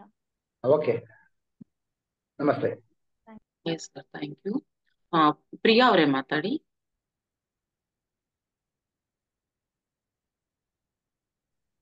ನಮಸ್ತೆ ಸರ್. ನಮಸ್ತೆ ಮೇಡಮ್. ಮೇಡಮ್ ಸ್ವಲ್ಪ ಜೋರಾಗಿ ಮಾತಾಡಿ. ಪ್ರಿಯಾ ಮೇಡಮ್ ಜೋರಾಗಿ ಮಾತಾಡಿ. ಮೇಡಮ್ ನಮಸ್ಕಾರ. ಏಜ್ ಆಗಿರೋರ್ಗೆ ಅಂದ್ರೆ ಅರೌಂಡ್ 60 ಇಯರ್ಸ್ ಇರೋರ್ಗೆ ಫುಲ್ ಬಾಡಿ ಪೇನ್ ಅಂತ ಅಂದ್ರೆ ಇದಕ್ಕೆ ಹೇಗೆ ಕ್ಯೂರ್ ಮಾಡ್ಕೊಬೇಕು? ಯಾಕಂದ್ರೆ ಮೆಡಿಸಿನ್ ಡಾಕ್ಟರ್ಸ್ಗೆಲ್ಲ ತೋರಿಸಿದಾರೆ, ರಿಪೋರ್ಟ್ಸ್ ಎಲ್ಲ ನಾರ್ಮಲ್ ಇದೆ, ಬಟ್ ಬಾಡಿ ಪೇನ್ ಬರ್ತಾ ಇದೆ. ಅವ್ರಿಗೆ ತುಂಬಾ ವರ್ಕು ಜಾಸ್ತಿ, ಮನೇಲೆಲ್ಲ ಮನೆ ಕೆಲಸಗಳು ಜಾಸ್ತಿ ಮಾಡ್ಕೊಂಡ್ ಬಂದಿದ್ದಾರೆ ಅವಾಗಿಂದನು. ಒಂದ್ 50 ಇಯರ್ಸ್ ಇಂದ ಕಂಟಿನ್ಯೂಸ್ ಆಗಿ ವರ್ಕ್ ಮಾಡಿದ್ದಾರೆ. ನೋಡಮ್ಮ, ಪ್ರತಿಯೊಬ್ಬರಿಗೂ ಕೂಡ ರಿಟೈರ್ಮೆಂಟ್ ಏಜ್ ಅಂತ ಇಟ್ಟಿದ್ದಾರೆ ಗೌರ್ಮೆಂಟ್ನವರು. ಸೊ ಪ್ರತಿಯೊಬ್ಬರಿಗೂ ರಿಟೈರ್ಮೆಂಟ್, ನೀವು ಮನೇಲಿ ಅವ್ರು ಕೆಲಸ ಮಾಡ್ತಾರೆ ಅಂತ ಉಳಿದವರೆಲ್ಲ ನಾವು ಆರಾಮಾಗಿ ಟಿವಿ ನೋಡ್ಕೊಂಡು ಮಜಾ ಮಾಡ್ಕೊಂಡು ಕೂತ್ಕೊಂಡು ಅವ್ರೊಬ್ರು ಮಾಡ್ತಾರೆ, ಬಿಡು ಮಾಡ್ಲಿ, ಅವ್ರ ಅಭ್ಯಾಸ ಆಗಿದೆ ಅಂತ ನಾವು ಅವ್ರ ಮೇಲೆ ಭಾರ ಹಾಕಿ ಅವ್ರ ನೋವು ಅನುಭವಿಸ್ತಾರೆ. ಪಾಪ ಅವ್ರು ಏನು ಹೇಳಲ್ಲ, ಒಳಗೆ ದುಃಖ ಪಡ್ತಿರ್ತಾರೆ. ಅಂತವ್ರಿಗೆ ರೆಸ್ಟ್ ಕೊಟ್ಟು ಮನೆಗೆ ಸೊಸೆಯಾಗಿ ಬಂದವರು ಹೆಲ್ಪ್ ಮಾಡ್ಬೇಕು ಅತ್ತೆಯರಿಗೆ. ಅದೇ ತರಾನೇ ಮಕ್ಕಳಾದವರು, ನಾವು ಗಂಡು ಮಕ್ಳಾದ್ರೂ ಕೂಡ ತರಕಾರಿ ಹೆಚ್ಚಿಕೊಡೋದು, ಏನೋ ಒಂದು ಪ್ರತಿಯೊಂದನ್ನು, ಇವನ್ ಕೆಲಸದವ್ರು ಬರೋಲ್ಲ ಅಂತಂದ್ರೆ ಪಾತ್ರೆ ತೊಳೆಯೋದು, ಪ್ರತಿಯೊಂದನ್ನು ಮಾಡ್ಬೇಕು. ನಾವೆಲ್ಲ ಶೇರ್ ಮಾಡ್ಕೋಬೇಕು. ಆವಾಗ ಪಾಪ ಅವ್ರಿಗಿರೋ ನೋವುಗಳು ಕಡಿಮೆ ಆಗುತ್ತೆ. ಇದ್ರ ಜೊತೆಗೆ ಏನು ಅಂತ ಕೇಳಿದ್ರೆ ಮೆಡಿಟೇಷನ್ ಮಾಡ್ಬೇಕು. ಚೆನ್ನಾಗಿ ಮೆಡಿಟೇಷನ್ ಮಾಡಿ, ಕ್ಯಾಪ್ ಹಾಕೊಂಡು, ಪಿರಮಿಡ್ ಕ್ಯಾಪ್ ಹಾಕೊಂಡು ಮೆಡಿಟೇಷನ್ ಮಾಡ್ಬೇಕು. ಜೊತೆಗೆ ಇಂಥವ್ರು ರೈಕಿ ಕಲ್ತ್ಕೊಂಡ್ರೆ ಖಂಡಿತವಾಗ್ಲೂ ವಾಸಿ ಆಗುತ್ತೆ, ಕಲ್ತ್ಕೊಂಡ್ರೆ ಖಂಡಿತವಾಗ್ಲೂ ಒಳ್ಳೇದು. ಅದರಿಂದ ರೇಖೆ ಎನರ್ಜಿ ಬೇಗ ಹೀಲ್ ಮಾಡುತ್ತೆ. Okay sir, okay. ಲತಾ ಅವರ ಅನ್ಮ್ಯೂಟ್ ಮಾಡ್ಕೊಳ್ಳಿ.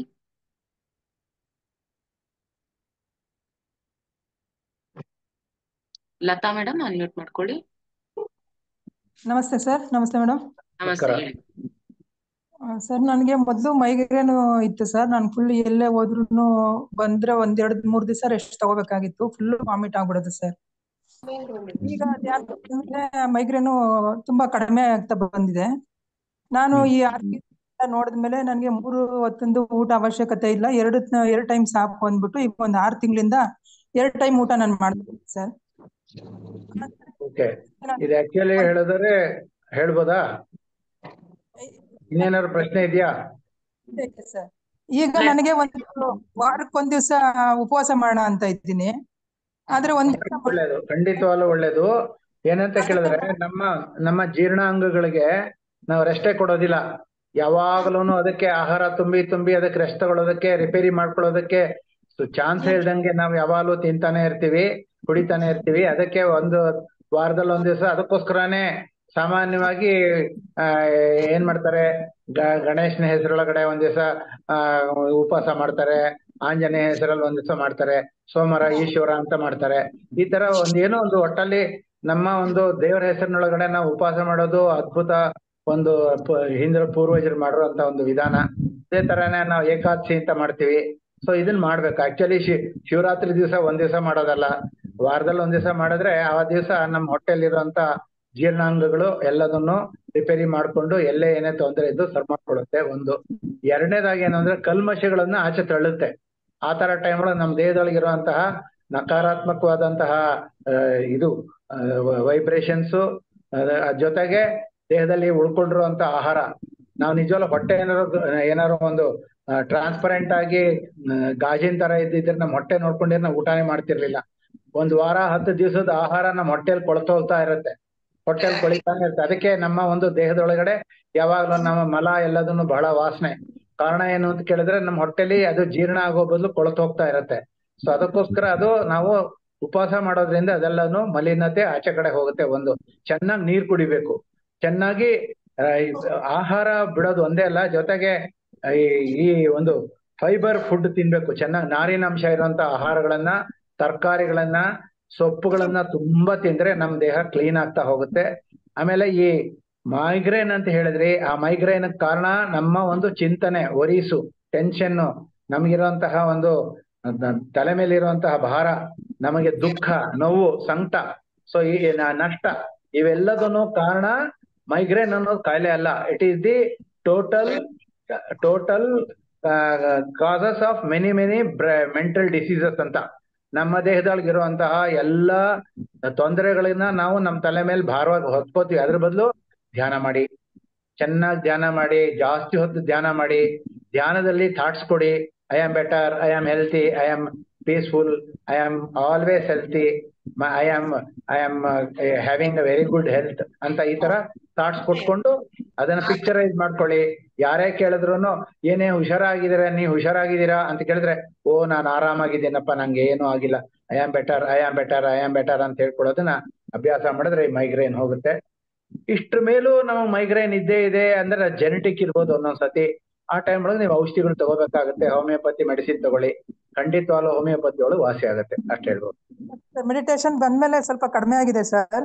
ಅದು ಉಪವಾಸ ಚೆನ್ನಾಗಿ ಮಾಡಿ. ಮೆಡಿಟೇಷನ್ ನೋಡಿ, ಧ್ಯಾನ, ಮೌನ, ಲಂಘನ ಅಂತ 3 ಒಟ್ಟಿಗೆ ಆಗತ್ತೆ ನೋಡಿ. ಧ್ಯಾನ ಮಾಡಿದಾಗ ನಮಗೆ ದೇಹಾರೋಗ್ಯ, ಮಾನಸಿಕ ಪ್ರಶಾಂತತೆ, ಆಧ್ಯಾತ್ಮಿಕ ಅಭಿವೃದ್ಧಿ 3 ಆಗುತ್ತೆ, ಒಟ್ಟಿಗೆ ಆಗುತ್ತೆ. ಇಲ್ಲಿ ಯಾವಾಗ ನಾವು ಆಧ್ಯಾತ್ಮದ ಕಡೆಗೆ ಹೋಗ್ತೀವೋ ಆಗ ಮನಸ್ಸು ಪರಿವರ್ತನೆ ಆಗುತ್ತೆ. ಮನಸ್ಸು ಪರಿವರ್ತನೆ ಆದಾಗ ನಮ್ಮ ಏನಾಗುತ್ತೆ, ನಮ್ಮ ಒಂದು ಜೀವನ ಶೈಲಿ ಬದಲಾಗುತ್ತೆ. ನಮ್ಮ ಜೀವನ ಶೈಲಿ ಬದಲಾದಾಗ ನಮ್ಮ ಕೋಪ ಕಡಿಮೆ ಆಗುತ್ತೆ, ಅಹಂಕಾರ ಕಡಿಮೆ ಆಗುತ್ತೆ, ದ್ವೇಷ ಕಡಿಮೆ ಆಗುತ್ತೆ, ಆಸೆ ಕಡಿಮೆ ಆಗುತ್ತೆ, ಇರೋದೇ ಸಾಕು ಅನ್ಸುತ್ತೆ. ಈ ತರ ನಾವು ಬರ್ತಾ ನಮ್ಮ ಮನಸ್ಸು ಶಾಂತವಾಗುತ್ತೆ. ಶಾಂತವಾಗಿ ಆಗ್ತಾ ನಮಗೆ ಈ ಒಂದು ಕಾಯಿಲೆಗಳೆಲ್ಲ, ಮೆದುಳಿಗೆ ಸಂಬಂಧಪಟ್ಟಂತ ಕಾಯಿಲೆಗಳು ಕಡಿಮೆ ಆಗುತ್ತೆ. ಚೆನ್ನಾಗಿ ನೀರು ಕುಡಿಬೇಕು. ಆಮೇಲೆ ಮೋಷನ್ ಕಟ್ಟಬಾರ್ದು, ಯಾವ ಕಾರಣಕ್ಕೂ ಕಾನ್ಸ್ಟಿಪೇಷನ್ ಆಗ್ಬಾರ್ದು, ಅದು ಒಂದು ಇಂಪಾರ್ಟೆಂಟ್.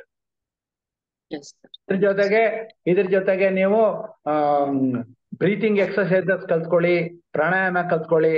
ಅದರಿಂದ ಬ್ರಾಹ್ಮಿ ಪ್ರಾಣಾಯಾಮ ಮಾಡಿ, ಅದರಿಂದ ಭ್ರಮರಿ ಪ್ರಾಣಾಯಾಮ ಮಾಡಿ. ಇದರಿಂದ ತುಂಬಾ ಒಳ್ಳೇದು, ಬೇಗ ಇದೆಲ್ಲ ವಾಸಿ ಆಗುತ್ತೆ. ಪದ್ಮಾ ಮೇಡಮ್ ಮಾತಾಡಿ. ಇವರು ಸರೋಜಮ್ಮ ಅಂತ ಮೇಡಮ್. ನಮಸ್ತೆ ಮೇಡಮ್. ನಮಸ್ಕಾರ ಹೇಳಿ. ಸರೋಜಾ ಅಂತ. ಇದೇ ಫಸ್ಟ್ ನಾನು ಬರ್ತಾ ಇರೋದು. ಹೇಳಿ ಮೇಡಮ್, ಮಾತಾಡಿ ಮೇಡಮ್. ಮೇಡಮ್ ಕತ್ತು ನೋವು ಬರುತ್ತೆ ಸ್ವಲ್ಪ ಸೈಡ್ ಅಲ್ಲಿ. ಅಲ್ಲ, ಧ್ಯಾನ ಮಾಡ್ದಾಗಿಂದ ಯಾವಾಗ? ಇಲ್ಲ, ಮೊದ್ಲಿಂದ ಆಯ್ತು. ಈಗ ಧ್ಯಾನ ಮಾಡ್ತಾ ಇರೋದು 1 ವೀಕ್ ಆಯ್ತು. ಮಾಡಿ ಮೇಡಮ್, ಮಾಡಿ ಮಾಡ್ತಾ ನಿಮ್ಗೆ ಸರಿ ಹೋಗುತ್ತೆ. ಇನ್ನ ಇವತ್ತೇ ಅಲ್ವಾ ಬಂದಿರೋದು? ಇವತ್ತು ಕ್ಲಾಸ್ ಅಟೆಂಡ್ ಮಾಡೋರ ಮೇಡಮ್. ಇದೆ ಫಸ್ಟ್ ಕ್ಲಾಸ್. ಇದೆ, ನಾವು 4-5 ಜನನು ಸೇರ್ಕೊಂಡು ಮೊನ್ನೆಯಿಂದ ಮಾಡ್ತಾ ಇದ್ವಿ. ಇವತ್ತು ಕ್ಲಾಸ್ ಆನ್ಲೈನ್ ಕ್ಲಾಸ್ ಅಟೆಂಡ್ ಮಾಡ್ತಾ ಇರೋದು. ಅದಕ್ಕೆ ಈ ತರ ಕತ್ತೆಲ್ಲ ಕೈಯಿಂದ ಕತ್ತೆಲ್ಲ ನೋಯ್ತಾ ಇದೆ ಅಂತ ಹೇಳಿದ್ರು. ಧ್ಯಾನ ಮಾಡಿ ಹೋಗುತ್ತೆ ಅಂತಂದೆ. ಹೋಯ್ತಾ ಮಾಡ್ತಾ ಸರಿ ಹೋಗುತ್ತೆ ಅಂತಂದೆ. ಮೇಡಮ್ ಜೊತೆ ಮಾತಾಡ್ಬೇಕು, ಸರ್ ಜೊತೆ ಮಾತಾಡ್ಬೇಕು ಅಂತಂದ್ರು. ಆಂಡ್ರೈಸ್ ಮಾಡ್ಕೊಟ್ಟೆ. ಇವ್ರು ಶಾಂತಲ್ ಅವರು ಮಾತಾಡ್ಬೇಕಂತ ಮೇಡಮ್. ಮಾತಾಡ್ತಾರೆ ಮೇಡಮ್ ಅವರು ನಿಮ್ ಜೊತೆಗೆ.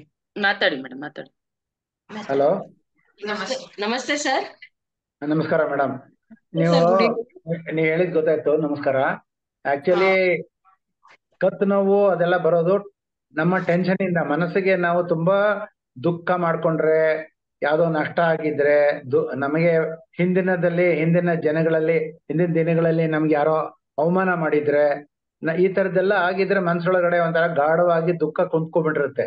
ಆ ತರ ದುಃಖ ಯಾವಾಗಿರುತ್ತೋ ಆವಾಗಂತ ಅದೆಲ್ಲದನ್ನು ನಮ್ಮ ಕತ್ತಲ್ಲಿ, ಬೆನ್ನಲ್ಲಿರುವಂತ ನರಗಳ ಮೇಲೆ ಅದರ ಒಂದು ಇದಾಗತ್ತೆ, ಜಾಸ್ತಿ ಆಗತ್ತೆ, ನೋವಾಗತ್ತೆ. ಅದಕ್ಕೆ ನಾವೇನ್ ಮಾಡ್ಬೇಕಾಗತ್ತೆ ಅಂತ ಕೇಳಿದ್ರೆ ಮೆಡಿಟೇಷನ್ ಮಾಡ್ಬೇಕು ಅಂತ ಮೇಡಮ್ ಹೇಳಿದಾರೆ. ಒಂದು. ಎರಡನೇದಾಗಿ ನಾ ಈಗಾಗಲೇ ಇನ್ನೊಬ್ರಿಗೆ ಹೇಳಿದ್ದೆ, ನೀವು ಕೇಳಿಸ್ಕೊಂಡಿರ್ಬೋದು. ಬೆಡ್ಶೀಟ್ನ ರೋಲ್ ಮಾಡಿ ಕ್ಯಾಲೆಂಡರ್ ತರ ಸುತ್ತಿ ಕತ್ತಿಗೆ ಇಟ್ಕೊಂಡು ಮಲ್ಕೊಳ್ಳಿ, ದಿಂಬಿಟ್ಕೊಳ್ದೆ. ಆವಾಗ ಕತ್ತು ನೋವು ಕಡಿಮೆ ಆಗ್ತಾ ಹೋಗುತ್ತೆ. ಜೊತೆಗೆ ಈ ಯೂಫೋಮ್ ಬೆಡ್ ಬೇಡ ಅಂತ ಅವಾಯ್ಡ್ ಮಾಡಿ ಚೆನ್ನಾಗಿ ನೀರ್ ಕುಡೀರಿ. ಜೊತೆಗೆ ಕತ್ತಿನ ಎಕ್ಸರ್ಸೈಸಸ್ ನ ಮಾಡಕ್ ಹೋಗ್ಬೇಡಿ. ಎಡಗಡೆಗೆ ಅಲ್ಲಾಡ್ಸೋದು, ಬಲಗಡೆಗೆ ಅಲ್ಲಾಡ್ಸೋದು, ಈ ತರದ್ ಏನೇನೋ ಎಕ್ಸರ್ಸೈಸ್ ಮಾಡಕ್ ಹೋಗ್ಬೇಡಿ. ನೆಟ್ಗೆ ತೆಗಿಯಕ್ ಹೋಗ್ಬೇಡಿ. ತನ್ ಪಾಡಕ್ ತಾನು ಸರೋಗುತ್ತೆ. ಧ್ಯಾನ ಮಾಡಿ, ನೀರ್ ಕುಡೀರಿ. ಜೊತೆಗೆ ಇದು ಬೆಡ್ಶೀಟ್ ರೋಲರ್ನ ಕತ್ತಿಗೆ ಇಟ್ಕೊಂಡು ಮಲಕ್ಕೊಳ್ಳಿ. ಸ್ವಲ್ಪ ದಿವಸ ಒಂದ್ 15-20 ದಿವಸದೊಳಗೆ ಮಾಡ್ತಾ ಮಾಡ್ತಾ ಎಲ್ಲ ಹೊರಟೋಗುತ್ತೆ. ಇದಕ್ಕೆ ಸರ್ವೈಕಲ್ ಸ್ಪಾಂಡಿಲೈಟಿಸ್ ಅಂತ ಕರೀತಾರೆ. ಆ ಹೆಸರು ಹೇಳ್ಕೊತಾ ಕೂತ್ಕೋಬೇಡಿ. ಆ ಹೆಸರು ಬೇಡ ನಮ್ಗೆ. We don't want. ಅದೇ ಸರ್, ಜನ ಮಾಡೋ ಮ್ಯಾಕ್ಸಿಮಮ್ ಜನ ಅದೇ ತಪ್ಪು ಮಾಡೋದು. ಆ ಹೆಸರು ಹೇಳ್ಬಿಟ್ಟು ಏನೋ ಒಂದು ಡಿಗ್ರಿ ಪಡೆದಿದ್ದೀನಿ, ಸ್ಪಾಂಡಿಲೈಟಿಸ್ ಆಗಿದೆ, ಕ್ಯಾನ್ಸರ್ ಆಗಿದೆ, ಈ ತರದೆಲ್ಲ ಬೇಕಾದಷ್ಟು ಹೇಳ್ತಾ ಕೂತ್ಕೋತಾರೆ. ನಂಗೆ ಹಿಸ್ಟೆಕ್ಟಮಿ ಆಗಿದೆ, ನಂಗೆ ಆಂಜಿನಾ ಪೆಕ್ಟೋರಿಸ್ ಆಗಿದೆ, ಈ ತರ ಹೆಸರುಗಳನ್ನ ಈ ಡಾಕ್ಟರ್ಗಳಿಗೆ ಹೇಳಿ ಇವ್ರುಗಳಿಗೆಲ್ಲ ತಲೆ ಕೆಡಿಸ್ತಾರೆ. ಅದು ಆಕ್ಚುಲಿ ಅವಶ್ಯಕತೆ ಇಲ್ಲ. ಯಾವ ಹೆಸರು ಹೇಳ್ಬಾರ್ದು, ನೆಸೆಸಿಟಿ ಇಲ್ಲ. ಬಿದ್ದಿರೋದು ಸರ್, ಅವರು ಆದ್ರೂ ಅದು ಕೂಡ ಸರಿ ಹೋಗುತ್ತೆ. ಆದ್ರೆ ನೀವೇನ್ ಮಾಡ್ಬೇಕು ಅಂತ ಕೇಳಿದ್ರೆ ಹೆಚ್ಚು ಹೊತ್ತು ಮಲ್ಕೋಬೇಕು. ಹೆಚ್ಚು ಹೊತ್ತು ಫ್ಲಾಟ್ ಆಗಿ ದಿಂಬಿತ್ಕೊಳ್ದೆ ಮಲ್ಕೊಳ್ಳಿ. ಮೆತ್ತಗಿರೋ ದಿಂಬು ಬೇಡ. ದಿಂಬೆ ಇಲ್ಲದೆ ಮಲ್ಕೊಳ್ಳೋದು ಅಭ್ಯಾಸ ಮಾಡಿ, ತನಗ್ ತಾನೇ ಸೆಟ್ ಆಗುತ್ತೆ. ಹೇಗೆ ನಮ್ ಕೈ ಒಳಗಡೆ ಮುರಿದೋಗಿರುವಂತ ಬೋನು, ಅದಕ್ಕೆ ಪಟ್ಟಿ ಕಟ್ಟಿ ಒಂದ್ ತಿಂಗಳಾದ್ಮೇಲೆ ಅದು ಬಿಚ್ಚಿದ್ರೆಲ್ಲ ನಾರ್ಮಲ್ ಆಗಿರುತ್ತೋ, ಅದೇ ತರ ನಿಮ್ಮ ಕತ್ತು ಯಾವಾಗಲೂ ಅಲ್ಲಾಡ್ತಾ ಇರುತ್ತಲ್ವಾ, ಅದು ಸರೋಬೇಕು ಅಂದ್ರೆ ಅಲ್ಲಾಡದ ಸ್ಥಿತಿಲಿ ನಾವು ಮಲಗಬೇಕು. ಆ ತರ ನಾವು ಹೆಚ್ಚು ಹೊತ್ತು ಡೈಲಿ ನಾವು ಫ್ಲಾಟ್ ಆಗಿ ಮಲ್ಕೊಳ್ಳೋದು ಅಭ್ಯಾಸ ಮಾಡ್ಕೋಬೇಕು. ಕೆಲಸ ಎಲ್ಲ ಅದಕ್ಕೋಸ್ಕರ ನಾವೇನ್ ಮಾಡ್ತೀವಿ, ಇದು ಬೇರೆ ಏನೇನೋ ಎಕ್ಸರ್ಸೈಸಸ್, ಯೋಗಗಳು ಎಲ್ಲ ಮಾಡಕ್ ಹೋಗ್ಬಾರ್ದು. ಈಗ ವಾಸಿ ಮಾಡ್ಕೊಳ್ಳಿ, ಸರೋಗುತ್ತೆ. ನೀರ್ ಕುಡೀರಿ. ನೀರ್ ಕುಡಿದಿದ್ರು ಕೂಡ ಸ್ಪಾಂಡಿಲೈಟಿಸ್ ಆಗುತ್ತೆ, ಸರ್ವೈಕಲ್ ಸ್ಪಾಂಡಿಲೈಟಿಸ್ ಆಗುತ್ತೆ. ವರೀಸಿಂದ ಆಗುತ್ತೆ. 90% ವರೀಸಿಂದ ಆಗೋದು. ಬಿದ್ದಿರೋದು ಅಂತಂದ್ರೆ ಬಿದ್ದ ತಕ್ಷಣ ಕತ್ತೇನ್ ಮುರಿದೋಗ್ಬಿಡಲ್ಲ, ನೋವಾಗಿರುತ್ತೆ. ಆ ಜಾಗದೊಳಗೆ ತನಗ್ ತಾನೇ ಸರೋಗುತ್ತೆ. ಉಳುಕಾಗಿರುತ್ತೆ, ಉಳುಕಾಗಿರೋ ಸರೋಗುತ್ತೆ. ಅಲ್ಲಿ ಕತ್ತತ್ರ ಇರೋಂತ ಸರ್ವೈಕಲ್ ಬೋನ್ಸ್ ಪಕ್ಕಕ್ಕೆ ಸರ್ದಿರುತ್ತೆ, ತನಗ್ ತಾನೇ ಅಲೈನ್ಮೆಂಟ್ ಸರೋಗುತ್ತೆ. ಇದಕ್ಕೆ ಟೈಮ್ ಬೇಕಾಗತ್ತೆ. ಬಾಡಿ weight ಜಾಸ್ತಿ ಇದ್ರೆ ಬಾಡಿ weight ಕಡಿಮೆ ಮಾಡ್ಕೋಬೇಕು. Okay madam, thank you madam, thank you. ಇನ್ನ ಜಾಸ್ತಿ ಆಗ್ತಾನೆ ಇದೆ, ಹ್ಯಾಂಡ್ ರೈಸ್ ಮಾಡ್ತಾನೆ ಇದ್ದಾರೆ ಮಾಸ್ಟರ್ಸ್. ಲಾಸ್ಟ್ ಮಾಡೋಣ, ಇನ್ನ ಧ್ಯಾನ ಆಗಿಲ್ಲ. ಸೊ ಇನ್ನಿಬ್ರು ಇದ್ದೀರಾ, ಇನ್ಯಾರು ಹ್ಯಾಂಡ್ ರೈಸ್ ಮಾಡ್ಬೇಡಿ. ಇವ್ರಿಬ್ರದ್ದು ನೋಡ್ಬಿಡಿ, ಇನ್ಯಾರು ಹ್ಯಾಂಡ್ ರೈಸ್ ಮಾಡ್ಬೇಡಿ ಮಾಸ್ಟರ್ಸ್. ನೆಕ್ಸ್ಟ್ ಸರ್ ಬರ್ತಾರೆ, ಅಥವಾ ಇನ್ನೇನಾದ್ರು ಇದ್ರೆ ಮೆಸೇಜ್ ಮೂಲಕ ಹಾಕಿ ಅವರು ಸೊಲ್ಯೂಷನ್ ಕೊಡ್ತಾರೆ. ಓಕೆ, ಲೀಲಾವತಿ ಅವ್ರು ಅನ್ಮ್ಯೂಟ್ ಮಾಡ್ಕೊಳ್ಳಿ. ಓಕೆ, ಲೀಲಾವತಿ ಮೇಡಮ್ ಅನ್ಮ್ಯೂಟ್ ಮಾಡ್ಕೊಳ್ಳಿ. ಓಕೆ, ಗಿರಿಜಾ ಮೇಡಮ್ ಅನ್ಮ್ಯೂಟ್ ಮಾಡಿ.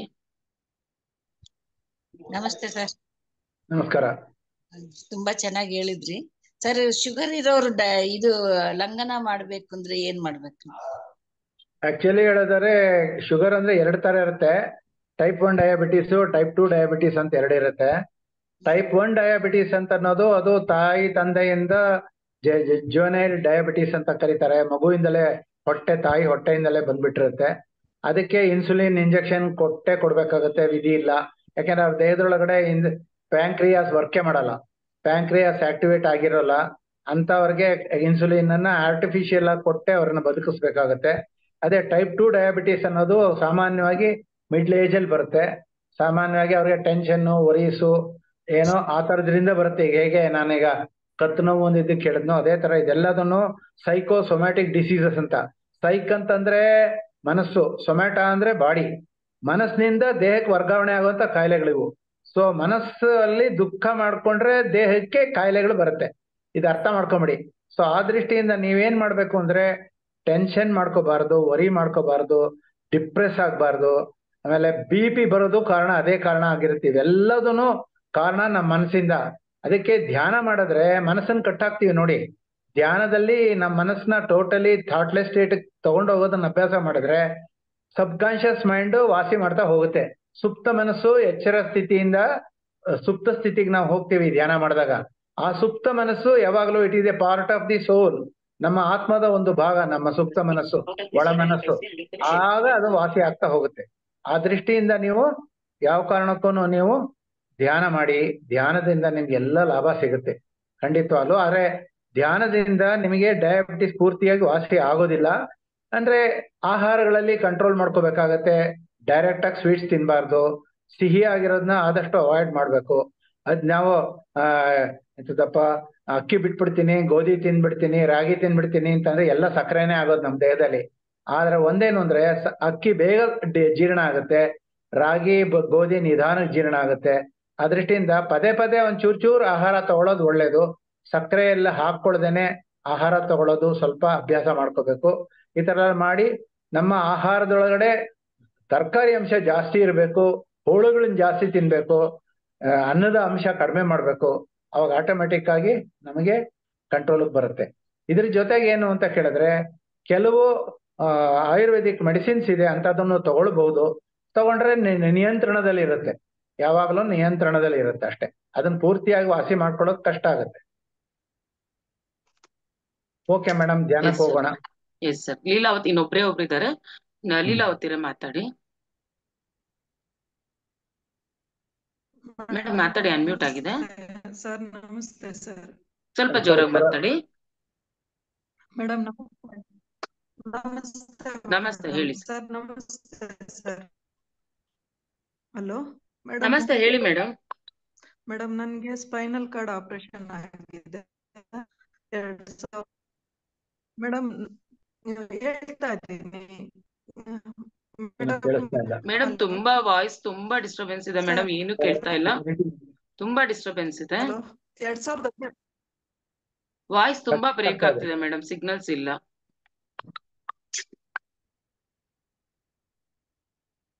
ವಾಯ್ಸ್ ತುಂಬಾ ಅಂದ್ರೆ ತುಂಬಾ ಬ್ರೇಕ್ ಆಗ್ತಿದೆ ಮೇಡಮ್. ಅವರು ವಾಟ್ಸ್ಆಪ್ ಅಲ್ಲಿ ವಾಯ್ಸ್ ಮೆಸೇಜ್ ಕಳ್ಸೋಕ್ ಹೇಳಿ. ಎಸ್ ಮೇಡಮ್, ನಿಮ್ದು ಏನಿದ್ರು ಡೌಟ್ ವಾಟ್ಸ್ಆಪ್ ಅಲ್ಲಿ ವಾಯ್ಸ್ ಮೆಸೇಜ್ ಕಳಿಸಿ, ನಾನು ಸರಿ ಕಳಿಸ್ತೀನಿ, ಅವ್ರು ಹೇಳ್ತಾರೆ. ಎಸ್ ಮಾಸ್ಟರ್ಸ್, ಇವಾಗ ಒಂದ್ ಸ್ವಲ್ಪ ಹೊತ್ತು ಸರ್ಗೆ ಸರ್, ನಮ್ಮ ಜೈ ಹೋ ಮೆಡಿಟೇಷನ್ ಟೀಮ್ ಇಂದ ನಿಮ್ಗೆ ಹೃತ್ಪೂರ್ವಕವಾದ ಕೃತಜ್ಞತೆಗಳನ್ನ ಸಲ್ಲಿಸ್ತೀನಿ. ತುಂಬಾ ಹೊತ್ತು ಇಷ್ಟೊತ್ತು ಎಲ್ಲರ ಒಂದು ಆ ಡೌಟ್ಸ್ ಅನ್ನ ತುಂಬಾ ಪೇಷನ್ಸ್ ಇಂದ ಕ್ಲಾರಿಫೈ ಮಾಡಿದೀರಾ. Thank you so much sir. So masters, ಈಗೆಲ್ಲ ಧ್ಯಾನಕ್ಕೆ ಕುತ್ಕೊಂಬೇಡ ಸರ್, ನೀವು ಕೂರಿಸ್ತೀರಾ ಧ್ಯಾನಕ್ಕೆ ಸರ್? ಓಕೆ, ಮ್ಯೂಸಿಕ್ ಆನ್ ಮಾಡಿ. ದಯವಿಟ್ಟು ಎಲ್ಲರೂ ಕುರ್ಚಿ ಮೇಲೆ ಕೂತಿರೋರು ಎರಡೂ ಕಾಲುಗಳನ್ನ ಒಂದಕ್ಕೊಂದಕ್ಕೆ ಕ್ರಾಸ್ ಮಾಡಿ ಇಟ್ಕೊಳ್ಳಿ. ಎರಡೂ ಕೈಗಳನ್ನ ಒಂದಕ್ಕೊಂದಕ್ಕೆ ಹೊಂದಿಸ್ಕೊಂಡು ಕೂತ್ಕೊಳ್ಳಿ. ಕ್ಲಾಸ್ಪಿಂಗ್ ಯುವರ್ ಹ್ಯಾಂಡ್ಸ್. ಕತ್ತು ಬೆನ್ನು ನೇರಕ್ಕೆ ಇಟ್ಕೊಳ್ಳಿ. ಹಗುರವಾಗಿ ಕಣ್ಣು ಮುಚ್ಚಿ ಕನ್ನಡಕಗಳನ್ನು ತೆಗೀರಿ. ದೇಹ ಹಗುರವಾಗಿದೆ, ಯಾವ ಜಾಗದಲ್ಲೂ ಬಿಗುತ್ತಾ ಬೇಡ. ಗೋಡೆ ಅಂತದಿದ್ರೆ ಹೊರಕೊಂಡು ಕೂತ್ಕೊಳ್ಳಿ. ಸಹಜವಾದ ಉಸಿರಾಟದ ಕಡೆ ಗಮನ ಇರಲಿ. ಕೇವಲ ಗಾಳಿ ಒಳಗೆ ಹೋಗ್ತಾ ಇದೆ, ಹೊರಗೆ ಬರ್ತಾ ಇದೆ ಅಂತ ಮೂಗಿನ ತುದಿ ಒಳಗಡೆ ಓಡಾಡ್ತಾ ಇರುವಂತ ಗಾಳಿನೇ ವೀಕ್ಷಣೆ ಮಾಡಿ. ನಾನು ಒಳಗಡೆ ಹೋಗ್ತಾ ಇದ್ದೀನಿ, ನಾನು ಯಾರು ಅಂತ ಅನ್ನೋ ಪ್ರಶ್ನೆಗೆ ಉತ್ತರ ಹುಡುಕೋತಾ ಇದ್ದೀನಿ ಅನ್ನೋ ಭಾವನೆ ಇರಲಿ. ಆಮ್ ಐ ಅನ್ನೋದಕ್ಕೆ ಉತ್ತರ ಸಿಗ್ತಾ ಇದೆ ಅನ್ನೋ ಒಂದು ಥಾಟ್ ಇರಲಿ. ಆಲೋಚನಾ ರಹಿತ ಸ್ಥಿತಿಗೆ ತಲುಪಬೇಕು ಅಂದ್ರೆ ಬರೀ ಉಸಿರು ನೋಡ್ಬೇಕು. ಏನೇ ಬೇರೆ ಆಲೋಚನೆಗಳು ಬರ್ತಾ ಇದ್ರೆ ಅದನ್ನ ಬಿಟ್ಟು ಮತ್ತೆ ಉಸಿರು ಕಡೆ ನೋಡಿ. ಇದೇ ತರ ಮಾಡ್ತಾ ಸ್ವಲ್ಪ ಹೊತ್ತಾದ್ಮೇಲೆ ನಾವು ದೇಹ ಅಲ್ಲ, ನಾನು ಮನಸ್ಸೂ ಅಲ್ಲ, ಬುದ್ಧಿನೂ ಅಲ್ಲ, ಕೇವಲ ಬೆಳಕು, ನನಗ್ ನಾನೇ ಬೆಳಕಾಗಬೇಕು ಅನ್ನುವಂತಹ ಒಂದು ವಿಧಾನ ಬರುತ್ತೆ. ಸಂತೋಷವಾಗಿರಿ, ಖುಷಿಯಾಗಿರಿ, ಮಕ್ಕದ ಮೇಲೆ ನಗು ಇರ್ಲಿ. ದೇಹದ ಭಾಗ ಎಲ್ಲ ಸಡಲ ಮಾಡ್ಕೊಳ್ಳಿ. ಒಂದ್ಸತಿ ದೇಹನ ಸಡಲ ಮಾಡಿ ಒಂದ್ಸತಿ ಸ್ಥಗಿತ ಮಾಡ್ಕೊಂಡ್ರೆ ಮತ್ತೆ ದೇಹದ ಮೇಲೆ ಪರಿವೇ ಬೇಡ. ಬಾಡಿ ಕಾನ್ಶಿಯಸ್ನೆಸ್ ಕಳ್ಕೊಳ್ಬೇಕು. ನಾವು ಮನಸ್ಸನ್ನ ಕಟ್ಟಾಕ್ಬೇಕು. ಬುದ್ಧಿ ಕೆಲಸವೇ ಇಲ್ಲ, ಕೇವಲ ಆತ್ಮದ ಕಡೆಗೆ ನಮ್ಮ ಒಂದು ಪ್ರಯಾಣ, ಆಂತರಿಕ ಪ್ರಯಾಣ. ನಮ್ಮ ಒಂದು ಸಾಧನೆ ಕೇವಲ ಆತ್ಮದ ಒಂದು ಚಿಂತನೆ. ಬೆಳಕು, ಬೆಳಕು, ಈ ಪ್ರಪಂಚನೇ ಬೆಳಕು, ಪರಬ್ರಹ್ಮ ಬೆಳಕು, ಬ್ರಹ್ಮಾಂಡ ಬೆಳಕು. ಅಲ್ಲಿರುವಂತಹ ಪ್ರತಿಯೊಂದು ಕೂಡ ಬೆಳಕಿನಿಂದ ಕೂಡಿದೆ. ಕತ್ತಲೆ ಅಂತಂದ್ರೆ ದುಃಖ, ನೋವು, ಸಂಕಟ. ಈಗ ನೀವು ಕೇವಲ ಉಸಿರು ಮೇಲೆ ಗಮನ ಇಟ್ಕೊಳ್ಳಿ. ಸಹಜವಾದ ಉಸಿರಾಟದ ಕಡೆ ಗಮನ ಇರಲಿ. ಉಸಿರಿನೊಳಗೆ ಯಾವ್ದೂನು ಪೂರಕ, ರೇಚಕ, ಶೂನ್ಯ ಇಂಥದ್ದೇನು ಮಾಡೋದು ಬೇಡ. ಯಾವುದೇ ಒಂದು ಯೋಗಾಭ್ಯಾಸ ಇಲ್ಲಿ ಬೇಡ. ಕೇವಲ ಉಸಿರು ನೋಡ್ತಾ ಇರಿ. ಸಹಜವಾದ ಉಸಿರಾಟ. ತನ್ನ ಪಾಡಕ್ ತನ್ನ ದೇಹ ಗಾಳಿ ತಗೊಳುತ್ತೆ, ಗಾಳಿನ ಬಿಡುತ್ತೆ. ಇದನ್ನ ನೋಡ್ತಾ ಇರಿ.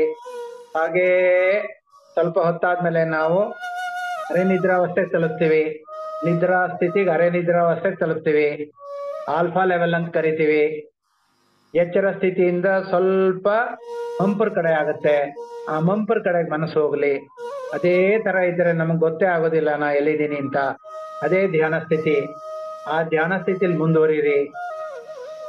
ದೇಹ ಬಗ್ಗುತ್ತೆ, ಎಷ್ಟೋ ಸತಿ ಬಗ್ತೀವಿ, ಆದ್ರೆ ಅದನ್ನೆಲ್ಲ ತಲೆ ಕೆಡಿಸ್ಕೋಬೇಡಿ. ಏನಾರು ಆಗ್ಲಿ, ಬಿ ವಿತ್ ಯುವರ್ ಬ್ರೆತ್. ಇದಕ್ಕೆ ಬ್ರೆತ್ ಅವೇರ್ನೆಸ್ ಮೆಡಿಟೇಷನ್ ಅಂತಾರೆ. ಕೇವಲ ಉಸಿರು ಮೇಲೆ ಗಮನ. ಆರಾಮಾಗಿರಿ, ಸಂತೋಷವಾಗಿರಿ. ಸುಶ್ರಾವ್ಯವಾದಂತಹ ಸಂಗೀತ ಬರ್ತಾ ಇದೆ. ಆ ಸಂಗೀತನೂ ನಿಮ್ಮ ಧ್ಯಾನದೊಳಗಡೆ ಕರ್ಕೊಂಡು ಹೋಗುತ್ತೆ. ಸಂತೋಷವಾಗಿ ನೆಮ್ಮದಿಯಿಂದ ಖುಷಿಯಾಗಿರಿ. ಓಕೆ ಹೇಳೋ ತನಕ ಕಣ್ ಬಿಡೋದ್ ಬೇಡ. ಏನೇ ಅನುಭವ ಆದ್ರೂ ಕಣ್ ತೆಗಿಯೋದ್ ಬೇಡ. ಏನಾರು ಆಗಲಿ, don't open your eyes. Be with your breath.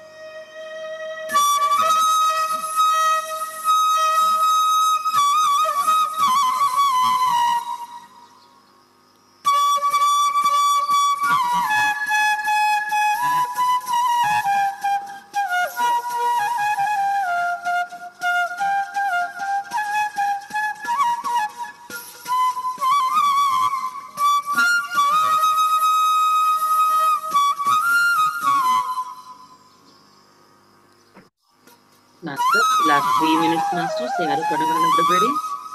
ಕಡೆಯ 3 ನಿಮಿಷ.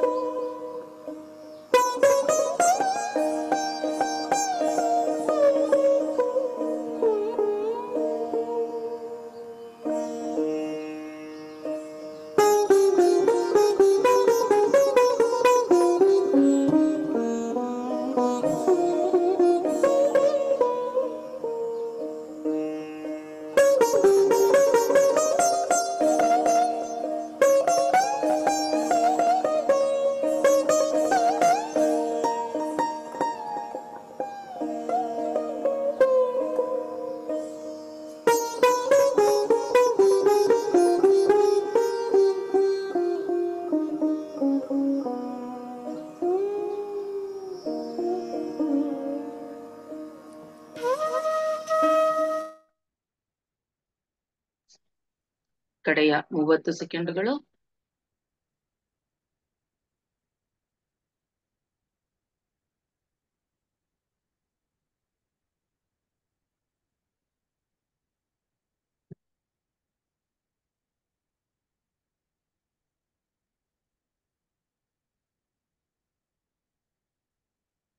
ಎಸ್ ಮಾಸ್ಟರ್ಸ್, ಎಲ್ಲರೂ ಸಹಜವಾಗಿ ನಿಮ್ಮ ಸಹಜವಾದ ಸ್ಥಿತಿಗೆ ಬಂದ್ಬಿಡಿ. ಪತ್ರಿಜೆ ಗುರುಗಳಿಗೆ, ಗುರುಮಾತೆಗೆ, ಭೂಮಾತೆಗೆ, ಜನ್ಮ ನೀಡಿದ ತಂದೆ ತಾಯಿಯರಿಗೆ, ಧ್ಯಾನಕ್ಕೆ ಸಹಕರಿಸಿದ ಭೌತಿಕ ದೇಹಕ್ಕೆ, ಹಾಗೂ ಈ ದಿನ ನಮಗೆ ಅದ್ಭುತವಾದ ಧ್ಯಾನ ಜ್ಞಾನವನ್ನು ನೀಡಿದ ಡಾಕ್ಟರ್ ಸತ್ಯನಾರಾಯಣ ಅವರಿಗೆ, ಡಾಕ್ಟರ್ಗೂ ಸಹ ನಾವು ಇವತ್ತು ನಮ್ಮ ಅನಂತಪೂರ್ವಕ ಕೃತಜ್ಞತೆಗಳನ್ನ ತಿಳಿಸುತ್ತಾ, ಎಲ್ಲರೂ ನಿಧಾನವಾಗಿ ನಿಮ್ಮ 2 ಕೈಗಳನ್ನ ಕಣ್ಣುಗಳ ಮೇಲೆ ಇಟ್ಕೊಳ್ಳಿ ಮಾಸ್ಟರ್ಸ್. 5, 4, 3, 2, 1, 0. ಹಗುರವಾಗಿ ಕಣ್ಣುಗಳನ್ನ ಬಿಡ್ತಾ ನಿಮ್ಮ 2 ಕೈಗಳನ್ನ ನೋಡ್ಕೊಳ್ಳಿ. ಎಲ್ಲರೂ ಕೃಷ್ಣಮೂರ್ತಿ ಸರ್ಗೆ ಜೋರಾದ ಚಪ್ಪಾಳೆ ಮೂಲಕ ಕೃತಜ್ಞತೆಗಳನ್ನ ಸಲ್ಲಿಸೋಣ ಮಾಸ್ಟರ್ಸ್. ಓಕೆ ಸರ್, ಮತ್ತೊಮ್ಮೆ ಥ್ಯಾಂಕ್ಸ್ ಹೇಳ್ತಾ ನಿಮ್ಮ ಅಮೂಲ್ಯವಾದ ಸಮಯವನ್ನ ನಮ್ಮ ಜೈ ಹೋಮ್ ಮೆಡಿಟೇಷನ್ಗೆ ಬಂದು ಜ್ಞಾನವನ್ನ ಹಂಚಿದ್ದೀರಾ. Thank you so much sir. Thank you. ನನಗೆ ಈ ಮಾತಾಡೋದಕ್ಕೆ, ನಾನು ಕೂಡ ನನಗೆ ತಿಳಿದಿರೋ ಜ್ಞಾನ ಹಂಚೋದಕ್ಕೆ ಅವಕಾಶ ಮಾಡಿಕೊಟ್ಟಂತ ಈ ಜೈ ಹೋಮ್ ಮೆಡಿಟೇಷನ್ ಚಾನಲ್ಗೂ ಶಾಂತಲಾ ಮೇಡಮ್ಗೂ ನನ್ನ ಹೃತ್ಪೂರ್ವಕ ಧನ್ಯವಾದಗಳನ್ನು ಅರ್ಪಿಸ್ತಾ ಇದ್ದೀನಿ. ಏನೇ ಪ್ರಶ್ನೆ ಇದ್ರೂ ವಾಟ್ಸಪ್ ಒಳಗಡೆ ವಾಯ್ಸ್ ಮೆಸೇಜ್ ಅಲ್ಲಿ ಕಳಿಸಿದ್ರೆ ಅದಕ್ಕೆ ನಾನು ವಾಯ್ಸ್ ಮೆಸೇಜ್ ಒಳಗೆ ಉತ್ತರ ಕಳಿಸ್ಕೊಡ್ತೀನಿ. ನನ್ನ ನಂಬರ್ 94486832. ಚಾಟ್ ಅಲ್ಲಿ ಒಂದ್ಸಲಿ ಮಾಡ್ಬಿಡ್ತೀನಿ ಸರ್, ಟೈಪ್ ಮಾಡಿ. ಓಕೆ ಮಾಸ್ಟರ್ಸ್ ಬರ್ಕೊಂಬಿಡಿ, ಯಾರಿಗೆ ಬೇಕು ನಂಬರು ಸರ್ದು. ಹೇಳ್ಬೇಕಾ? ಹಾ ಸರ್. 944 868320 ಇನ್ನೊಂದ್ಸತಿ ಹೇಳ್ತಾ ಇದ್ದೀನಿ 9448683202 ವಾಟ್ಸಪ್ ನಂಬರ್ ಇದು. ಖಂಡಿತವಾಗ್ಲೂ ಇದನ್ನ ನೀವು ಕಾಂಟ್ಯಾಕ್ಟ್ಗೆ ಹಾಕೊಳ್ಳಿ. ವಾಟ್ಸಪ್ ಬರುತ್ತೆ, ಅದರೊಳಗಡೆ ನಿಮ್ಮ ಪ್ರಶ್ನೆ, ನಿಮ್ಮ ಹೆಸರು, ನಿಮ್ಮ ಕಷ್ಟ, ನಿಮ್ಮ ನೋವು, ದುಃಖ ಏನೇ ಇದ್ರು, ಯಾವುದೇ ಪ್ರಶ್ನೆ ಇದ್ರು ಅದನ್ನ ನೀವು ಟೈಪ್ ಮಾಡೋದ್ರ ಬದಲು ವಾಯ್ಸ್ ಮೆಸೇಜ್ ಒಳಗಡೆ ಪ್ರೆಸ್ ಮಾಡಿ ಹೇಳಿದ್ರೆ, ಅಥವಾ ಟೈಪ್ ಮಾಡಿ ಕಳಿಸೋರು ಒಳ್ಳೇದೇ. ಅಥವಾ ನೀವೆಲ್ಲರೂ ಕಾಯಿಲೆ ಏನಾದ್ರು ಆಗಿದ್ರೆ ಅದಕ್ಕೆ ರಿಪೋರ್ಟ್ಸ್ ಸಪೋರ್ಟ್ ಮಾಡಿ ಅದನ್ನು ಸ್ಕ್ಯಾನ್ ಮಾಡಿ ಕಳಿಸ್ಕೊಟ್ರೆ ಅದನ್ನ ನೋಡಿ ನಂಬರ್ ಇನ್ನೊಂದ್ಸಲಿ ಹೇಳಿ ಸರ್. 9448683202. ಓಕೆ, ಚಾಟ್ ಅಲ್ಲಿ ಹಾಕಿದ್ದೀನಿ ಮಾಸ್ಟರ್ಸ್, ಬರ್ಕೊಳ್ಳಿ. Okay, yes masters, thank you masters, thank you. ಮತ್ತೆ ನಾಳೆ ಬೆಳಗ್ಗೆ ನಾವು ಈ 3 hours ಮೆಡಿಟೇಷನ್ ಅಲ್ಲಿ ಜಾಯಿನ್ ಆಗೋಣ ಮಾಸ್ಟರ್ಸ್. ಬೆಳಗ್ಗೆ 3:30ಗೆ ಎಲ್ಲರೂ ಜಾಯಿನ್ ಆಗೋಣ. Thank you sir, thank you. Okay, thank you.